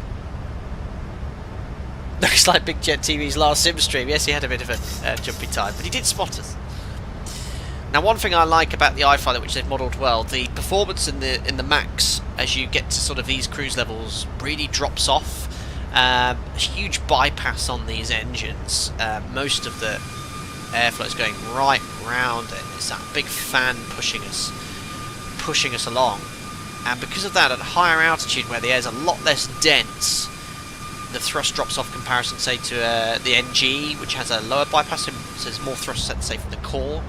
So yeah, that's really well modelled here. So we're not super heavy. We could easily get on another 13, 14 tons of fuel. You wouldn't be able to get up to 39,000 feet, of course, but yeah, we're only, you know, crawling up at 600-700 feet per minute now, which is exactly what the real aircraft would do. Rosie, is it at least decent biscuits you get when you get Cool-for-Tea biscuits, or is it the rough stuff like Aston Price Bourbons? Someone might like Aston Price Bourbons. I have no idea. Thankfully, touch words, I haven't had to be Cool-for-Tea biscuits yet. Long may that be. I wish my aviation career to be as boring as possible. And I'm 14 years into it this year, and it has remained that way.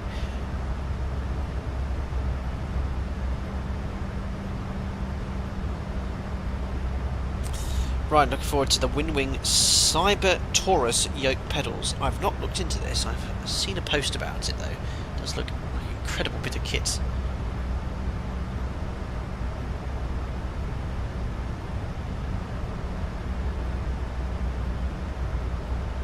Beautiful.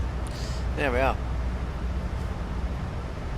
Pandy, with my last alpaca out Prague radar, just passed on a big thank you to you and everyone flying out to down frequency. Good job, everyone. No problem, Pandy. Well, you know, I just decided to participate last night, and it was a great event, and Brussels dealt with it very well as well. There was a lot of traffic to start, and someone came on and quickly organised it all.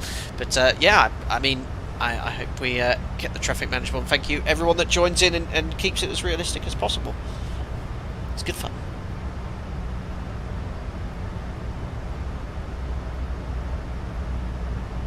Bass one, it's a Big Jet TV did Madeira landing challenge in Microsoft Flight Sim a few days ago. 100% value for money content. Brilliant. Gary, you're pretty much mirroring your flights off that sim. Oh, very good, Gary. Whereabouts are you inbound to Netia? I see someone ahead of us. I think, is that the shared cockpit? Don't know. Someone 800 feet above that traffic as well. You can sort of see the contrails ahead. Adam, you're in your dash. I think we saw you take off, Adam. Oh, there you are. There you go. I think that's Adam in the dash 8 in chat. Yes, you're definitely pootling along there. Nice and steady.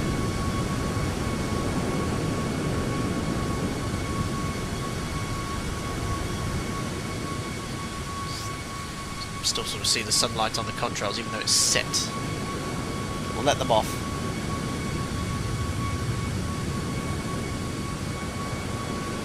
Oh, Mike, yeah, did you get an accurate QNH in Lviv? No, there's no METAR available, so it'll be quite interesting to see how that works in the desktop simulator. Does Microsoft Flight Simulator sort of just take the nearest weather and go off that? But what we'll do is we'll get the QNH from the VATSIM controller if he's online in time. Otherwise, we'll use the magic B button. Microsoft Flight Simulator. Oh, Matt, oh, that's not a shared cockpit, it's just a bug. Oh, okay. Windy.com helps you. So does Microsoft Flight Simulator feed in weather that's similar to what Windy says? That would be good to know.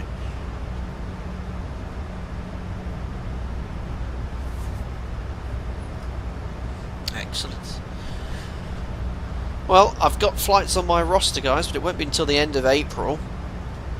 I've actually got, when I go back to work in the second half of April, I've got a very busy flying week. I've got 5 days of flying, 4 sectors. I've got my annual check for being a line training captain. So you have a senior training captain watch me line training a cadet, and that's my second day back. So I'll be spending my last week in the books. Probably I might practice, not the exact sectors, but I might look at the 2 destinations I'm flying into and stream them just for familiarity.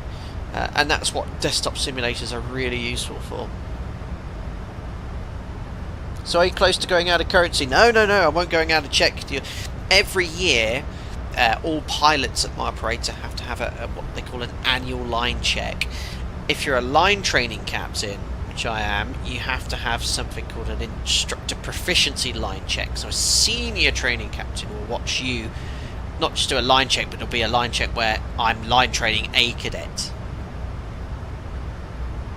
Harry's story is that an ultimate training captain watching that senior training captain. That's the question. Who trains the training captain, and who trains that training captain? It's like a continuous loop. Basically, the senior training captains check each other out. Tom, how many jump seats are there in the 737? Fantastic question. It's a bit of a cramped cockpit, but you've got obviously 2 pilot seats. I'll just turn the dome light on here. There we are. Just like in real life, it blinds you, it's horrible. You've got this incredibly uncomfortable seat here. They've made it look quite comfortable, but in real life it is like sitting... I'd rather sit on 8-inch spikes than this thing. It's incredibly uncomfortable. But what you can do is you can actually rip this off here. It's on Velcro, and then put that on the on this jump seat, which makes it more comfortable. And then I think it's fully modelled. You have a jump seat here, so you pull... This is modelled, isn't it? There we go. So you fold that down, put that up, that clicks in, that sits in there. That's an incredible animation, super realistic. And then you rip that bit of Velcro off that seat, put it there, and then just pray the flight is as short as possible. So 2 jump seats in total, but you'd be bonkers to want to sit on that chair for a considerable period of time. But I have sat on it myself when jump seating when the flight was full, and I've had others jump seat on it too.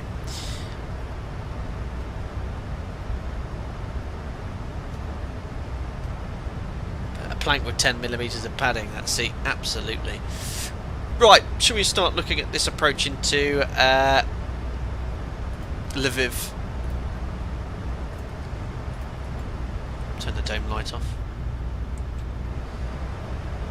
So, forecast page, let's fetch the winds. Coming in via Dibed. Hi Josh, hope to do the 737 type rating around this time next year. Superb. Right, loading in the winds from ACARS, executes. Fixed rings coming in then. We'll base them off runway 13. Put in a 10 for FMC tonight, and what are we at? 39,000 feet for a 12/117 will be roughly where top of descent is, so slightly beyond. Routing in, arrival is going to be the Dibed 2 hotel, expecting runway 13. So Dibed we have 9,030 feet above. This will be, do they use meters here in Ukraine? Interesting. Dibed 9,030, Lima Whiskey 01, max 224 930, checks in the FMC. And then we're going to make a sharp left turn to Lima 303, 2960, 2470. And then 2470 hard altitude at Lima 301. So it's all coded. Now, one thing we'd plan is a shortcut. I think in reality you can expect Dibed to Lima 302, and then you plan your shortcut that way. Unfortunately, I think we discovered earlier, if I delete the Dibed restriction temporarily, well, there's a bug already. If you delete that, it should show you your predicted altitude. So that's something they need to work on when the PMDG, this is very well modelled, these predicted altitudes. So even though I've deleted that altitude and not made any modifications, you should see your expected altitude. So that's something they need to fix. So I revised my comment on which one's probably better. The PMDG is polished and finished and better with regards to the FMC. This needs still a little bit of fine tuning. So Dibed, we could sort of put the full routing in and we'll just fly it, and if we get the shortcut we'll just have to manage it. But it's all coded incorrectly, and we're going to get onto Lima 301 onto ILS 06. Oh, sorry, 13. We're not going to Prague anymore. So we're We've got ILS-13, and it's interesting because it's only one approach, and that's based off the procedural arrival from the beacon. So that's selected. We've got 1095 for the ILS.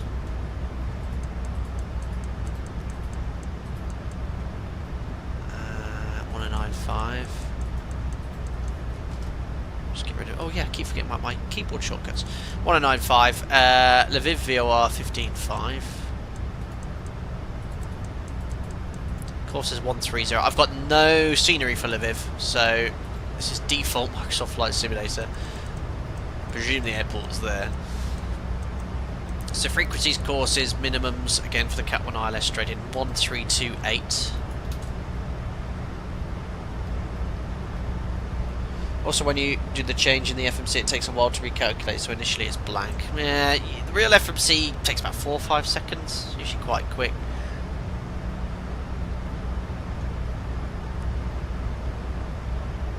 Frequencies, courses, minimums are set. So yeah, we'll either get vectors or straight in, no terrain issues. MSA 3000, elevation's 1000 feet, so it's flat all around the airport. RVR needed 450 metres, non-standard. There we are, 650 metres we need. So as I said, we'll self-position onto the approach, go around 130 to 2960, right turn to the beacon, then as per chart or as directed. Cool. Fuel 2.4. We need 2 tons for Zhezhov, so only 400 kilos extra. That's about an extra 10 minutes holding before we need to commit to Lviv or direct to Zhezhov.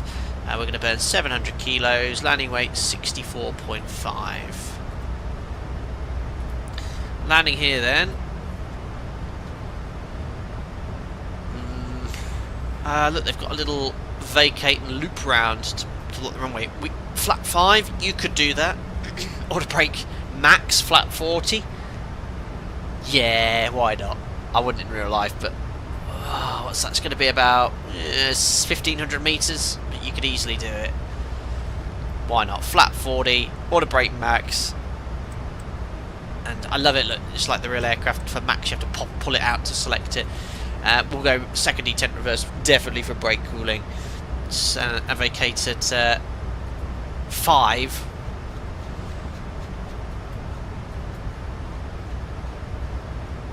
And they've got this little loop here, so if there's traffic on short final, vacate at Bravo. But yeah, number 5, and then just, yeah, very simple apron taxi on stand. But yeah, that should be doable. Cool. Briefing complete. Mike, does iFly model switching off navigation sources like GPS if it's acting up or jamming or spoofing? Let's have a look here. So menu, index, nav data, nav options, GPS update off. Yeah, looks like it. Oh! GPS right valid. Would that happen straight away if you did that? You know what, I've never actually selected it off, but yeah, it looks like you can inhibit. That looks different to ours. I'm trying to think now. Pause shift. Ooh, does it actually have any... But it does have some slight IRS drift modelled. So if you press pause, zoom right in.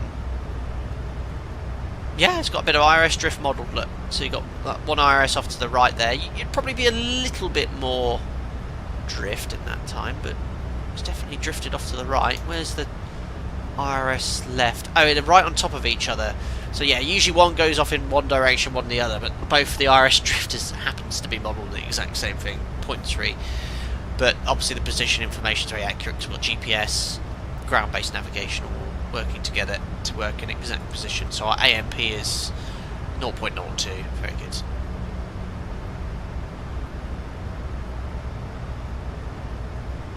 Lucas, have any of your colleagues in the cockpit at work ever recognised you from your videos?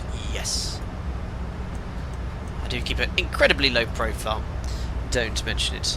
I don't go, oh, do you know what I do in my spare time?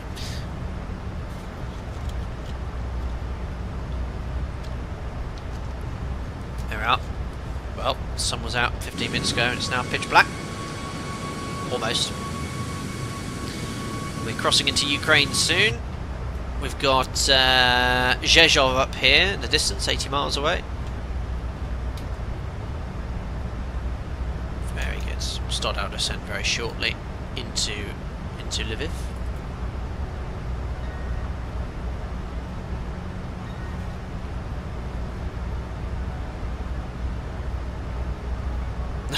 saw your comment, Fox, earlier about that pillow. Yeah, it's not that clean in real life. No. Have you ever said can't teach that whilst teaching someone in real life? No. I have actually, no. I think sometimes, and this is nothing, this is to any instructor or examiner, when you do a pattern demonstration, request descent, let's just descend to 100. When you do a pattern demonstration in the simulator, what a pattern demonstration is, let's say you've got a cadet or someone handling an exercise, and they're not struggling, but they just need some direction on how to do it. Usually you give a pattern demonstration, and obviously doing it for a long time, the handling, one of the things that people start with and sometimes struggle with is with the landing technique. It's very different to what you've flown before, Cessna or Seneca or Diamond or whatever. So you know, they're showing some inconsistency with landing. Sometimes they'll land fine, next time they'll absolutely hoot it in. We can obviously jump in and show you, like, this is how we do it. And someone was really struggling with the crosswind. We do a max crosswind landing during the type rating. It's quite challenging when you've not seen it before. It usually ends up you know, wing dipping and all sorts. So obviously, I remember someone was struggling, and I did jump in and just do it. And I did say, and they said, how did you do that? I'm like, what do you mean? He said, how do you do that so well? I said, I've just been doing it for a very long time, but you know, I'm really sorry, I can't teach that. I can't teach you to land as well as that, as a joke. But yeah, we've all been there. When you start your type rating flying an aircraft like that, you know, it's all new to you. Sometimes I'll just say, I just can't teach it. Last time I flew with someone who knows about the channel, and it was only the second or third time I've flown with them. They're quite a new first officer, recently finished training. Short file, I disconnected. He said, I hope your reputation doesn't go in tatters, because I'll tell everyone if you don't land it smoothly. And I landed it, it was absolute greaser. And I did say, just can't teach that. Literally a second after I touched down. Fox, it is a difficult... Yeah, and I think you're a colleague of mine, aren't you? Yeah, it is... If you haven't flown it before, one of the last things people get signed off on training, when you start your line trainings after your type rating, you start flying the real aircraft, you have sign-off items. So you have to show absolute competency and consistency to be signed off on an item. Just watching the speed there. And one of the things that's always last signed off is landing technique. And the landing is just landing. There's actually about 5 or 6 sign-offs. It's the final descent, the landing, centerline tracking, rollout, braking, all of that separate sign-offs. It's always for cadets, and it was the same for me and for everyone that started flying the aircraft, the last thing that gets signed off, because you take a while to get the consistency. You get the consistency, and you start getting it, and then all of a sudden you have a really firm landing out of nowhere, and you think, oh, what happened there? And it's just recognising and adjusting. So yeah, I've seen a lot. I've only been in LTC for a year, but obviously I trained at Sim, and I've seen all sorts. Yeah. But that's the pleasure in the job. They should have told you to boga. Vice to say, if you would make a run into Lviv today, would it make sense to disable transponders and radio emitters and perhaps fly in low level? I mean, yeah, I mean that's above my pay grade. That's for military and all sorts going on there. I mean, I wouldn't, obviously, the airspace is closed to commercial traffic, and we'd be in Polish airspace now. They would keep us well clear. Steve, unbelievable. Sim, flying with Jal this year, so I know to blame if it's a rough landing. Unbelievable. Has anyone forgot to lower the gear? No, I think you're pretty poor if you forget to lower the gear. Poor show. I've never forgotten to lower the gear on a live stream. I've done a low pass and go around before and made it look like I forgot the gear, but I didn't actually forget the gear. Who would do that? Passing 30,000 feet, guys who just tuned in, welcome aboard.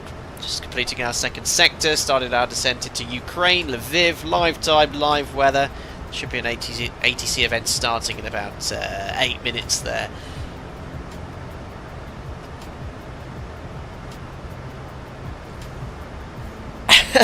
Dan, I added. It's a great stream. Yes, my shirt's off, Sasha, and it's very dark in here. Yeah, I'll find that stream. I'll find that stream. And I made it. I said, oh, I forgot the gear to make you think I forgot the gear. But I didn't actually forget the gear. Where was it? It was Brazil, wasn't it?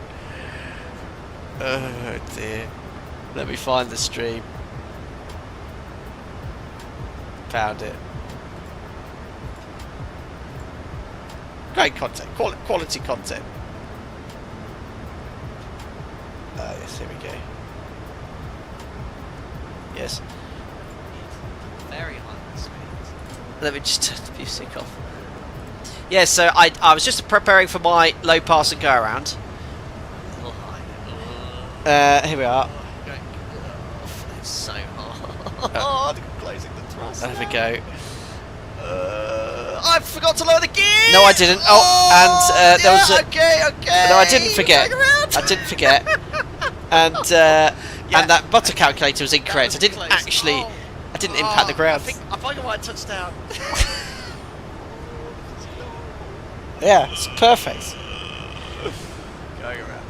And then, where's the replay of it? I think. Yeah, here's my low pass and go around. So technically, I'm not. I think I just nicked it.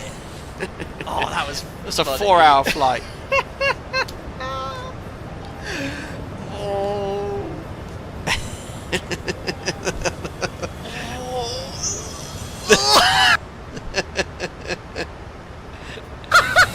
It was just.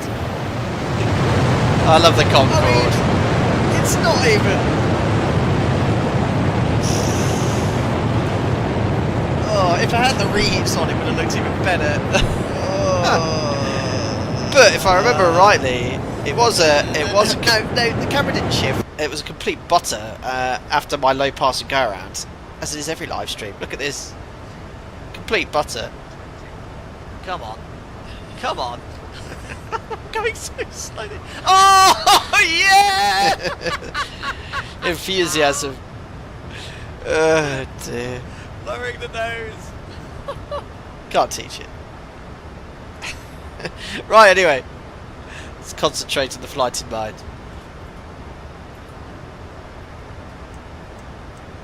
Brilliant. Alex, very low flyby, absolutely. Ryan, I guess you don't want to have any actual biscuits in your mouth delivering these elaborate excuses. That then end up everywhere.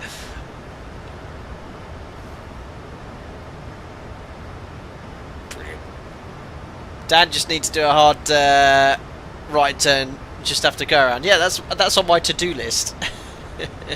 Ah, very good. Edo's the first in Lviv, currently on final. Very good. Very good. Is there? Oh no, I think it's just before the ATC. Ah, thank you. Wind 20 knots, QNH 1009. Thank you. Pre-select that then.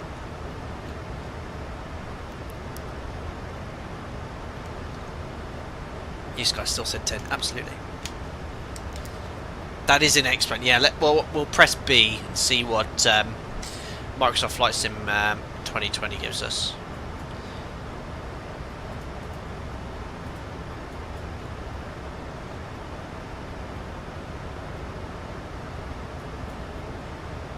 Cool. So right now we've got an idle path descent. It's holding the path at about 1500 feet per minute. Probably will be a slightly higher rate of descent. It's not quite on speed, about 8 knots below, but again, right now the picture's in VNAV path, so it's only prioritising path and not the speed. So the open doors on taxi out are just to relieve aircon and thus save fuel. Absolutely. Yeah, always thinking about efficiency, plainly. Dragging the jetway. I've done that a few times. Admittedly, yes, but it's not my responsibility in a desktop simulator to detach the air bridge. That's the virtual ground crew. So there we are. FMC speed's just engaged. So you'll throttle add thrust now to recover back to target speed. Does that when you've dropped 15 knots below target speed.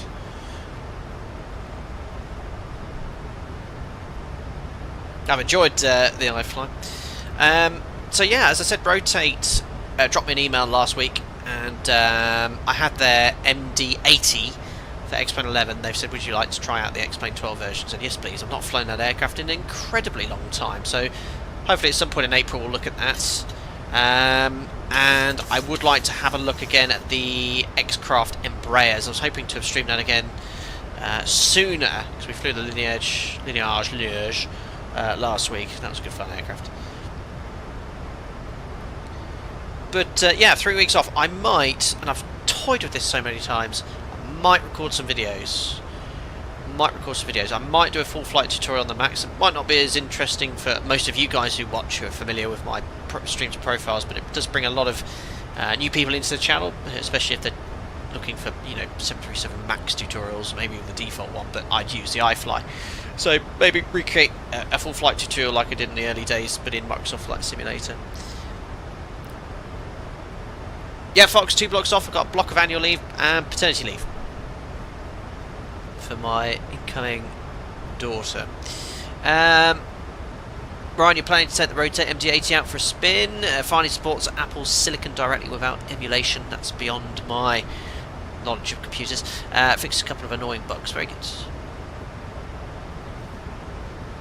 Josh, great question. When you spool up manually, how do you get the M1 so precise, or does it stop your manual input as takeoff M1? So you can see, if I just disconnect the auto throttle temporarily here, when you set your target thrust, you can set it to whatever you want. So if I go idle here, obviously in flight the ground idle is much lower. In flight idle is about 41%.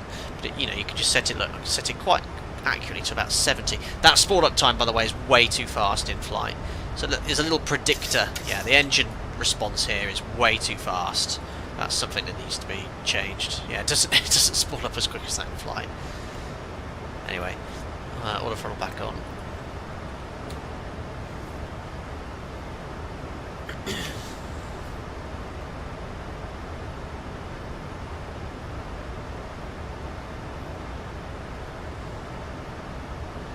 Oh cool, iFly is talking about aircraft flying into Ukraine. So after entering Ukrainian airspace they turn it off. So I guess that's transponder several motor stitch flights. Wow. Well, I think we have... Oh no, not quite there. I think Dibed is the boundary, guys. That we're crossing from Polish to Ukrainian airspace at Dibed. And we have just passed 1800 Zulu, which is when ATC should appear.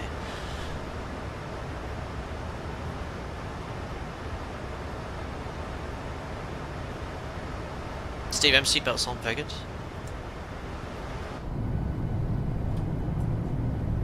God, cabin's very bright, isn't it? Oh yes, I forgot. Got lots of Alpaca Airway interview with Otto, live as an autopilot. I think you can control all the cabin lighting, can't you?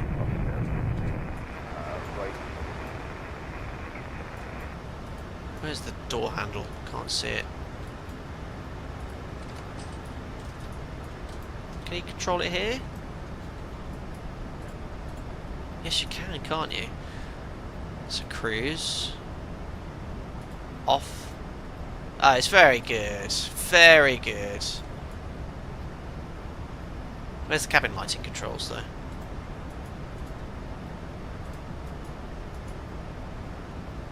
Night sleep.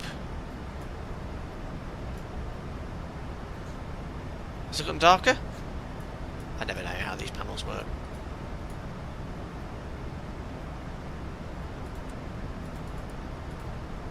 Off. Press set both.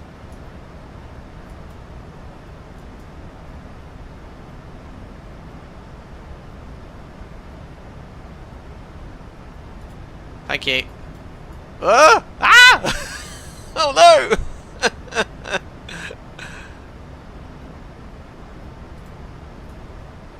Ah, it's too scary.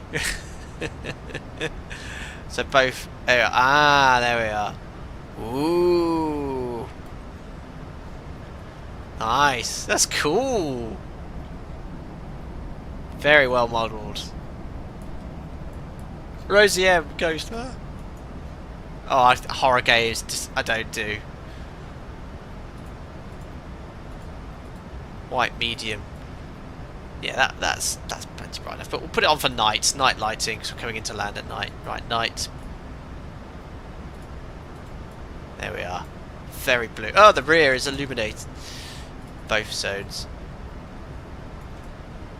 I should be flying my aeroplane. There we are, nicely. There we are. Enjoy the approach, ladies and gentlemen. Bye. Oh, perfect. That's really cool. Thanks, Hail Drip 22024. Alt L for flashlight, yes. So, is there ATC? Do I give myself a shortcut? Captain casually playing with the purser's tablet. Yes. That's different. Just in time for the event. Yes, I don't think there's any ATC there just yet, though. Krakow's online.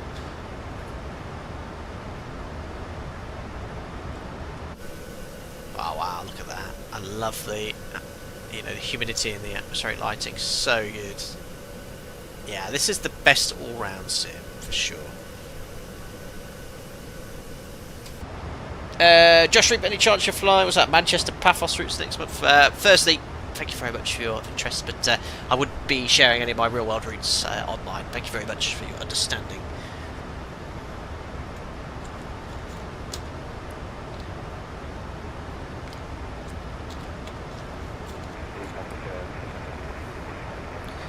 Some traffic on Unicom.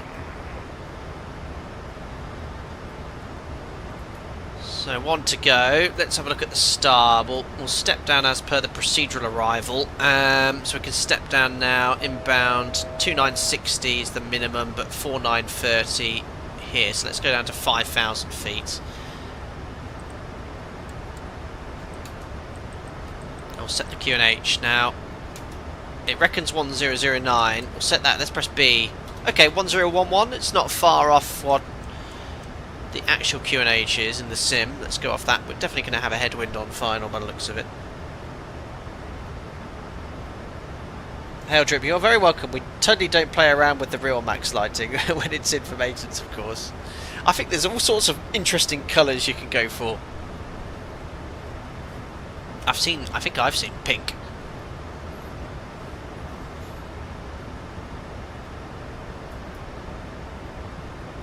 There we are, so we're approaching the decel, so it's decelling to 240 knots, which is we've got set in the FMC. 240 below 10,000. Beautiful evening, very smooth. See, this is the way it should be when there's nice smooth conditions. Riding on ice. Right, passing 10,300 for 5,000 feet to do our post-cruise check. So fuel 4 pumps, we've got 2.8 tonnes, we need 2 tonnes to divert to Shazhov. Lights, turn on a logo, it's night. APUs off, pressurisation 3.8 set. Belts on, we'll imagine the cabin's already secure. Recall, checks complete. Now, I will do a replay of this landing, even though it's going to be night time. This is the last flight of the day.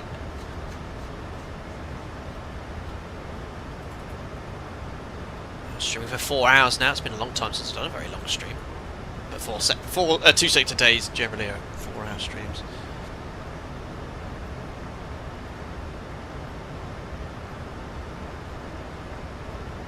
Elkson wants to see all the cabin light modes. Well, it's we've gone for the.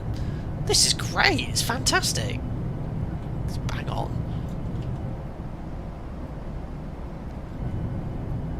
Oh, the sounds of this. Boris sounds are just so good. Well, we'll just do the full arrival because I don't want to upset the aircraft. Cruty Fruity 2024 integration's coming soon.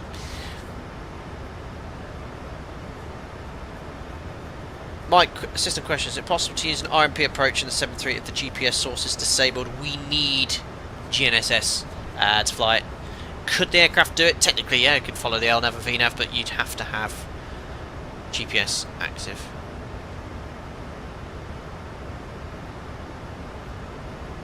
Yeah, dual FMC required as well.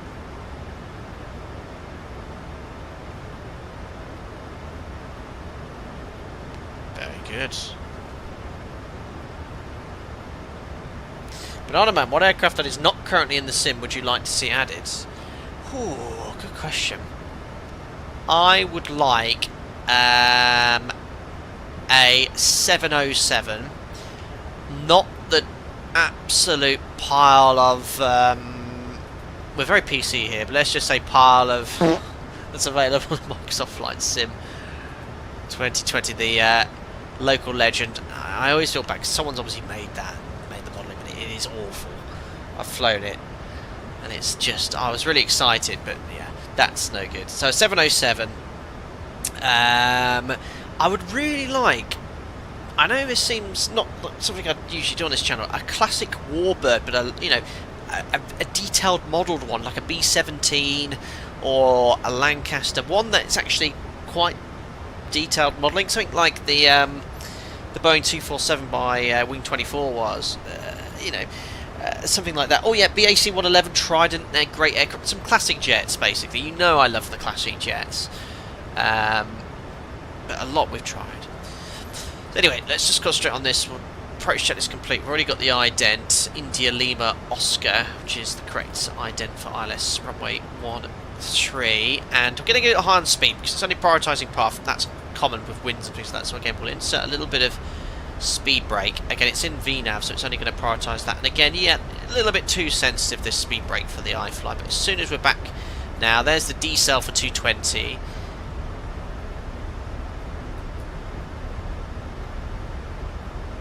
Reggie, what sensitivity do you use on your yoke? It's just plug and play. I haven't fiddled with those settings. Some people really know what they're doing. I can't really find or fine-tune anything to be as comfortable as I want.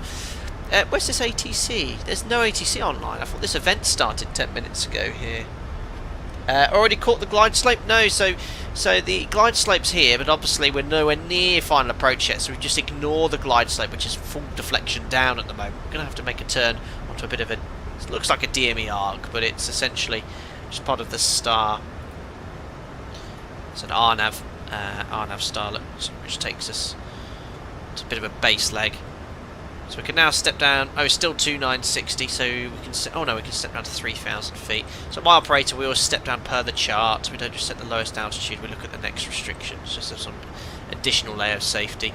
Once we pass Lima 303, we'll set 2,500 feet on the MCP. So again, the speed's running away a little bit too fast to select flat one, so let's again just extend that speed brake. Oh, the event seems to be to the south. Oh, really? I thought it was at Lviv Airport. Just having a look now. Right, screwed that up. Oh, it's gone. Guys, the event's gone. It's not on VATSIM anymore. There was genuinely a Lviv VATSIM event. I think it's been removed off the VATSIM events page. So now we're going to go flap 1. Speed checked. It's not there. Ah, that's a shame, because I was looking to flying into Lviv, something a bit different. But there was definitely a Lviv dedicated VATSIM event, but it's not on the VATSIM events page now. That would explain why there's no ATC. I mean, it could be that they're coming from Ukraine. Maybe they've got ATC internet issues or something. Flap 5. That would explain why it was so quiet. There's no ATC at all here. Well, we'll Unicom in. Absolutely, Isa. Absolutely. So path. Let's see where it puts us. It's a good test of VNAV anyway. So it's gone for a very shallow path descent now. I don't know if they've got some sort of geometric descent option here. But let's put us on base. We can now step down to 2,500 feet. So speed brake is stowed. That's okay. Probably put me a smidge lower than I'd expect to be though. Because they're going to definitely add thrust. So I'm going to bug 180. Don't want to go much slower than that.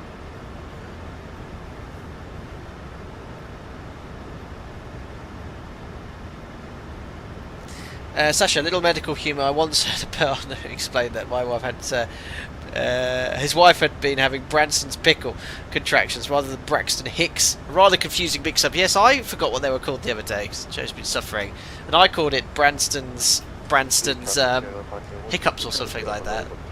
Yes. Now, Felix, you are, of course, from Ukraine. Checking the map for air raid warnings. It's clean for now, but close to midnight will be all red. Thanks to you know who. Of course, Felix, and I'm sure most of us here in chat, without turning the chat into geopolitical debates, are very much have our thoughts present mind with you at the moment. But yeah, there was a VATSIM event here this evening, and it looks like that has been cancelled. So it looks like, anyway, just to go back onto this flight, looks like VNAV's probably quite low on the glide slope. So usually with the coding, it'll put you onto the 3-degree ILS. It could be a Navigraph chart issue, but no, actually, please ignore me. I have only just noticed something here. The centre fix, I didn't put ATRA above, so that is why it's put us low on the ILS. No other reason. So let me just change that to ATRA above. See if that puts me now low. So that should now update the path to show me low on profile. But it was aiming to put me 2470 at centre fix, which is why it's put me off on the glide slope very low. Anyway, cleared approach. Localizer alive. Localizer capture. Runway heading 130. Set. So now we've got localizer capture to get rid of the MPS scales for the full glide slope indicator. Yeah, take care, Felix. You stay safe as well, you and your family. We'll check out your 742. We look forward to your cargo variant update very soon as well. Right, I better do some unicomming here, actually. Lviv traffic, hello, it's Alpaca 2 Lima Whiskey with final ILS runway 13, just past 7 miles. Perfect, alright, approaching 6 miles, going a little bit faster, but we've got a nice 22 knot headwind here.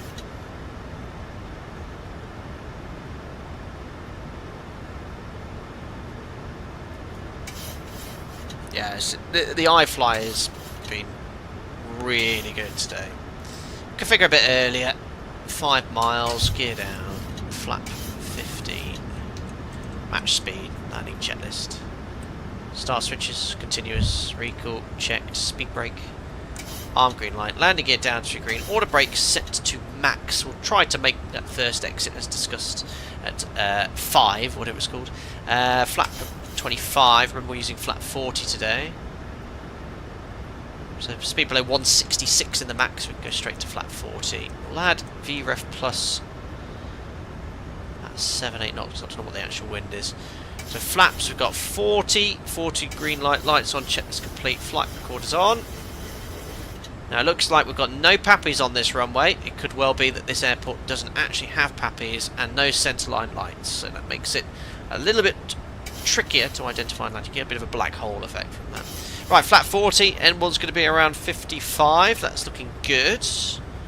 1,000. Disconnecting the autopilot as well. Shush. There we go. It's beautifully in trim. Look, so I've got no inputs on the control column. Just turn up the sim sound slightly. There we go.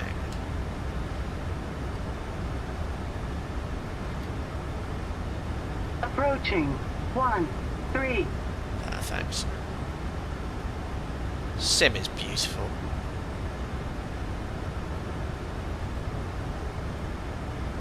Small corrections.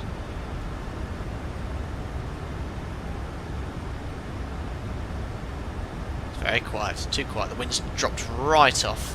500 continue. 400. 300. Blinking radio altimeter, what's that about?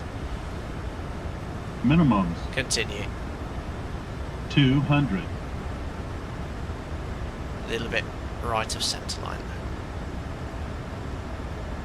100. Crosswind just swung around to the left. 50. 40. 30. 20. Check. 10. What's the attitude? Butter. That's beautiful. Speed brake up. Reverses.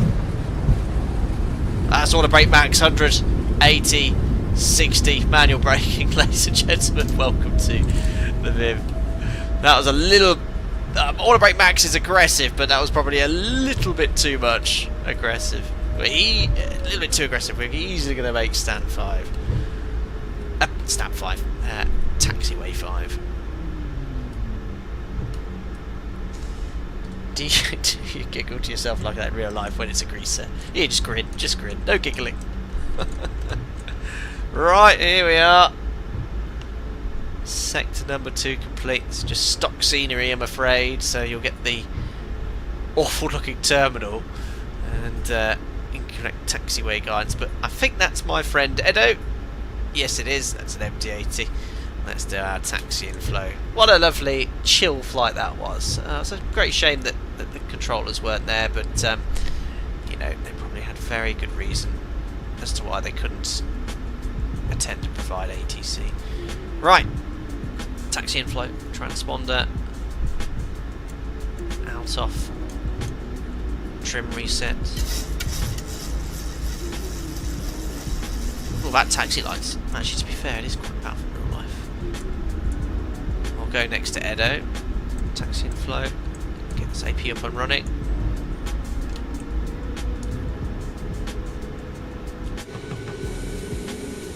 Is that going to be a bit too tight? I think I'll take the next stand down. Perfect.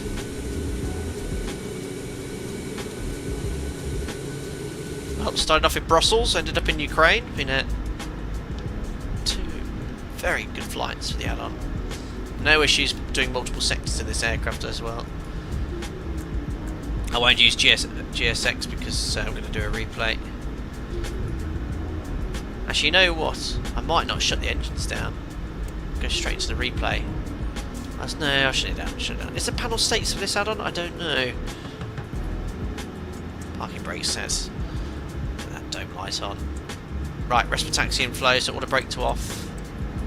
Flight director's off. 2100 will do. Set that to 100. Start switches are off, that's on steady. Pro can come off. Just waiting for the APU to boot up. We can shut down engine number 2. APU's available. There we are. 2 blues, 1 red, engine's dead. Ladies and gentlemen, welcome to Lviv in Ukraine. We'll do the full shutdown flow.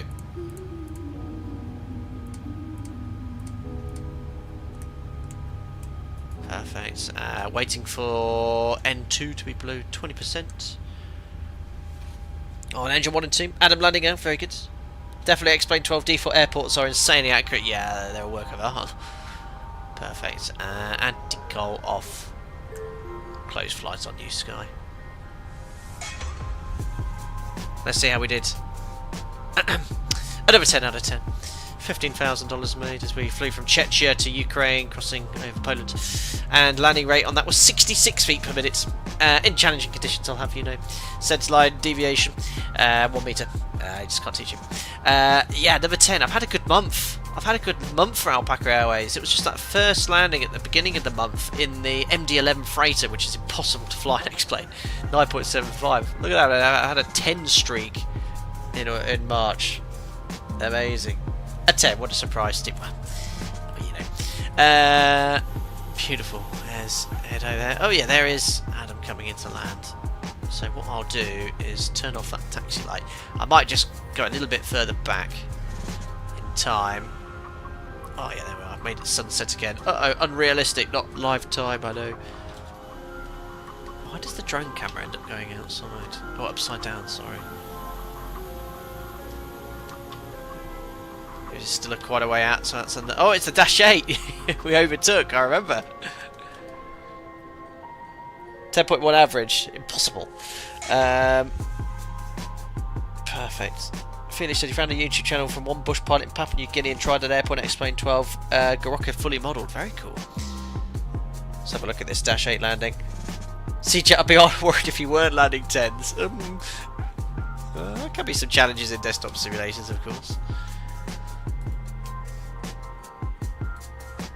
Thing is, for the replay though, I can't remember if I have to restart the engines. Oh, I can never remember for every add-on in Microsoft Flight Simulator. I'm using a third-party replay tool.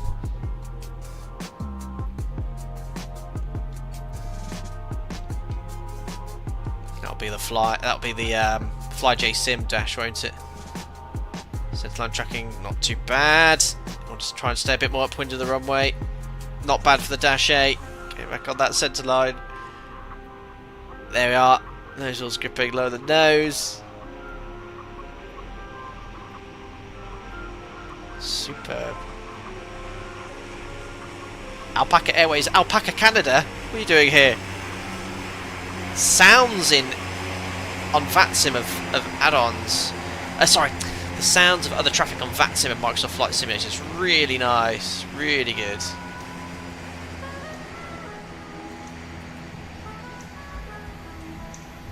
Beautiful.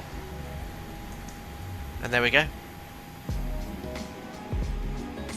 And there's Edo in the MD-80, amazing. Right, well, let's conclude things today. iFly 737 MAX update then, fantastic. I mean, it was already amazing, but this update has just fine-tuned and fixed things. Still a few issues that are plaguing the aircraft, which I'd like to see rectified. Things like the updating the FMC and seeing the updated altitudes as well. Speed brake seems a little bit too effective, that needs to be changed, but otherwise, the whole package is very, very good. I cannot wait to see it progress further and seeing it being compatible with Microsoft Flight Sim 2024, because I'm waiting patiently for a 737 to go into that sim to see these new improved dynamic handling. I mean this sim is fine. You know, flies very nicely in Microsoft Flight Simulator. Isaac, yeah, huge contrast with X-Plane traffic sound where it's basically toy planes. Yeah, the sounds in X-Plane of that traffic is awful. But yeah, you know, go check out the iFly 737 if you want an accurate MAX. This is it. This is amazing. I've just done 2 sectors, flying it as per real world SOPs, and you know, how many times did I go, well, that's not right. You can only count on one hand how many times today. It was really, really good. Adam squeezing in the tiny gap there in his dash 8. To be fair, there is a stand there. But yeah, go check it out if you really enjoyed it. But nice long stream today. Hope you enjoyed it as well. And that might be very much the last stream before I become a daddy. But we'll have to see. It could be a very, very busy week or so ahead. If I can squeeze in a stream before then, I will. But there is the risk that the stream could be curtailed short the further we progress on the next few days. But yeah, thank you very much for popping in today for this fun 4 sectors. And in the iFly 737 MAX, of course. Thank you, Rosie, very much. Right then, so what I will do is log off of VATSIM. Thank you very much to Adam and Edo joining me there as Alpaca Airways. Don't forget, it's completely free to join the virtual airline, but I will now say goodbye to you. Boop, there we go. And we shall try now. Do I have to restart the engines? There's no panel states in this aircraft, I don't think. I mean, I could just do that and that, and hope when I've got an idea. I did this once. I slewed the aeroplane, which instantly starts the engines in Microsoft Flight Simulator, doesn't it? That's a good point. So if I press Control E, maybe. Right, this might be a bit. Right, that's restarted the engines. Now let me just press replay. Oh, that's one way to do it. Oh yeah, I just need to slew. That's how you can quickly get the engine started in Microsoft Flight Simulator. Look at that smooth transition, by the way, to replay music thanks to my new soundboard. It's a bit buggy with one of the engines not running, but I think it's there. That was creative, but it worked. Yes, excellent. And I have to control the engines manually, I think, in the replay, yes, so be it. I do have to extend the flaps as well. Hacking Microsoft Flight Sim guys. Well, whatever you need to do to keep you guys happy. We'll leave the sun set as well, so we can see that butter flat 40 landing. Extend flaps, please.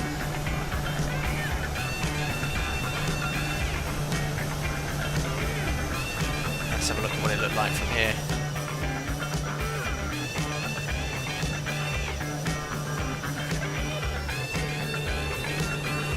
Oh,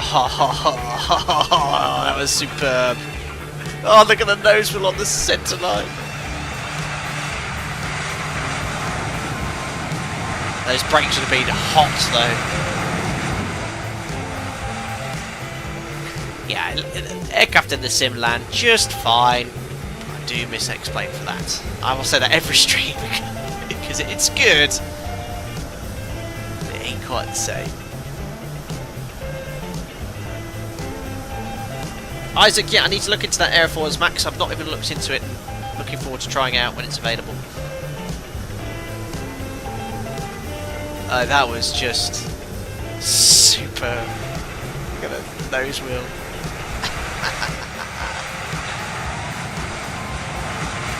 Beautiful. Right, well, I'm quite limited because I can't do any flybys or replays, but we'll put you in that view so you can enjoy the approach from the perspective of that individual. Right, guys, that's it today. Well, thank you very much for popping into another Flight Deck Sim live stream. Nice long two sectors, starting off in Brussels, then Prague, and ending up here in Lviv in Ukraine. Thank you very much for everyone that participated, joined me on that sim as well. Really appreciated it. To those that donated, thank you very much for your generosity. To all the people that gifted members today or joined as a member, thank you very much. If you're having problems getting into Discord, search Discord, YouTube, synchronization in Google, and that will get you in there. And yeah, who gifted members today? I can actually fetch it up on my YouTube settings. So it was Sasha, thank you, Mike Olferson, and we also had Simbear gift members. So thank you very much, and to everyone that joined too. Guys, that's it for today. Wish me luck in the next week or so. I'll keep you posted where I can. Thank you very much for your continued support. If you enjoyed the show, don't forget to like and subscribe to stay up to date with the latest content. Enjoy the rest of your weekend, and I'll see you all very soon. Bye bye.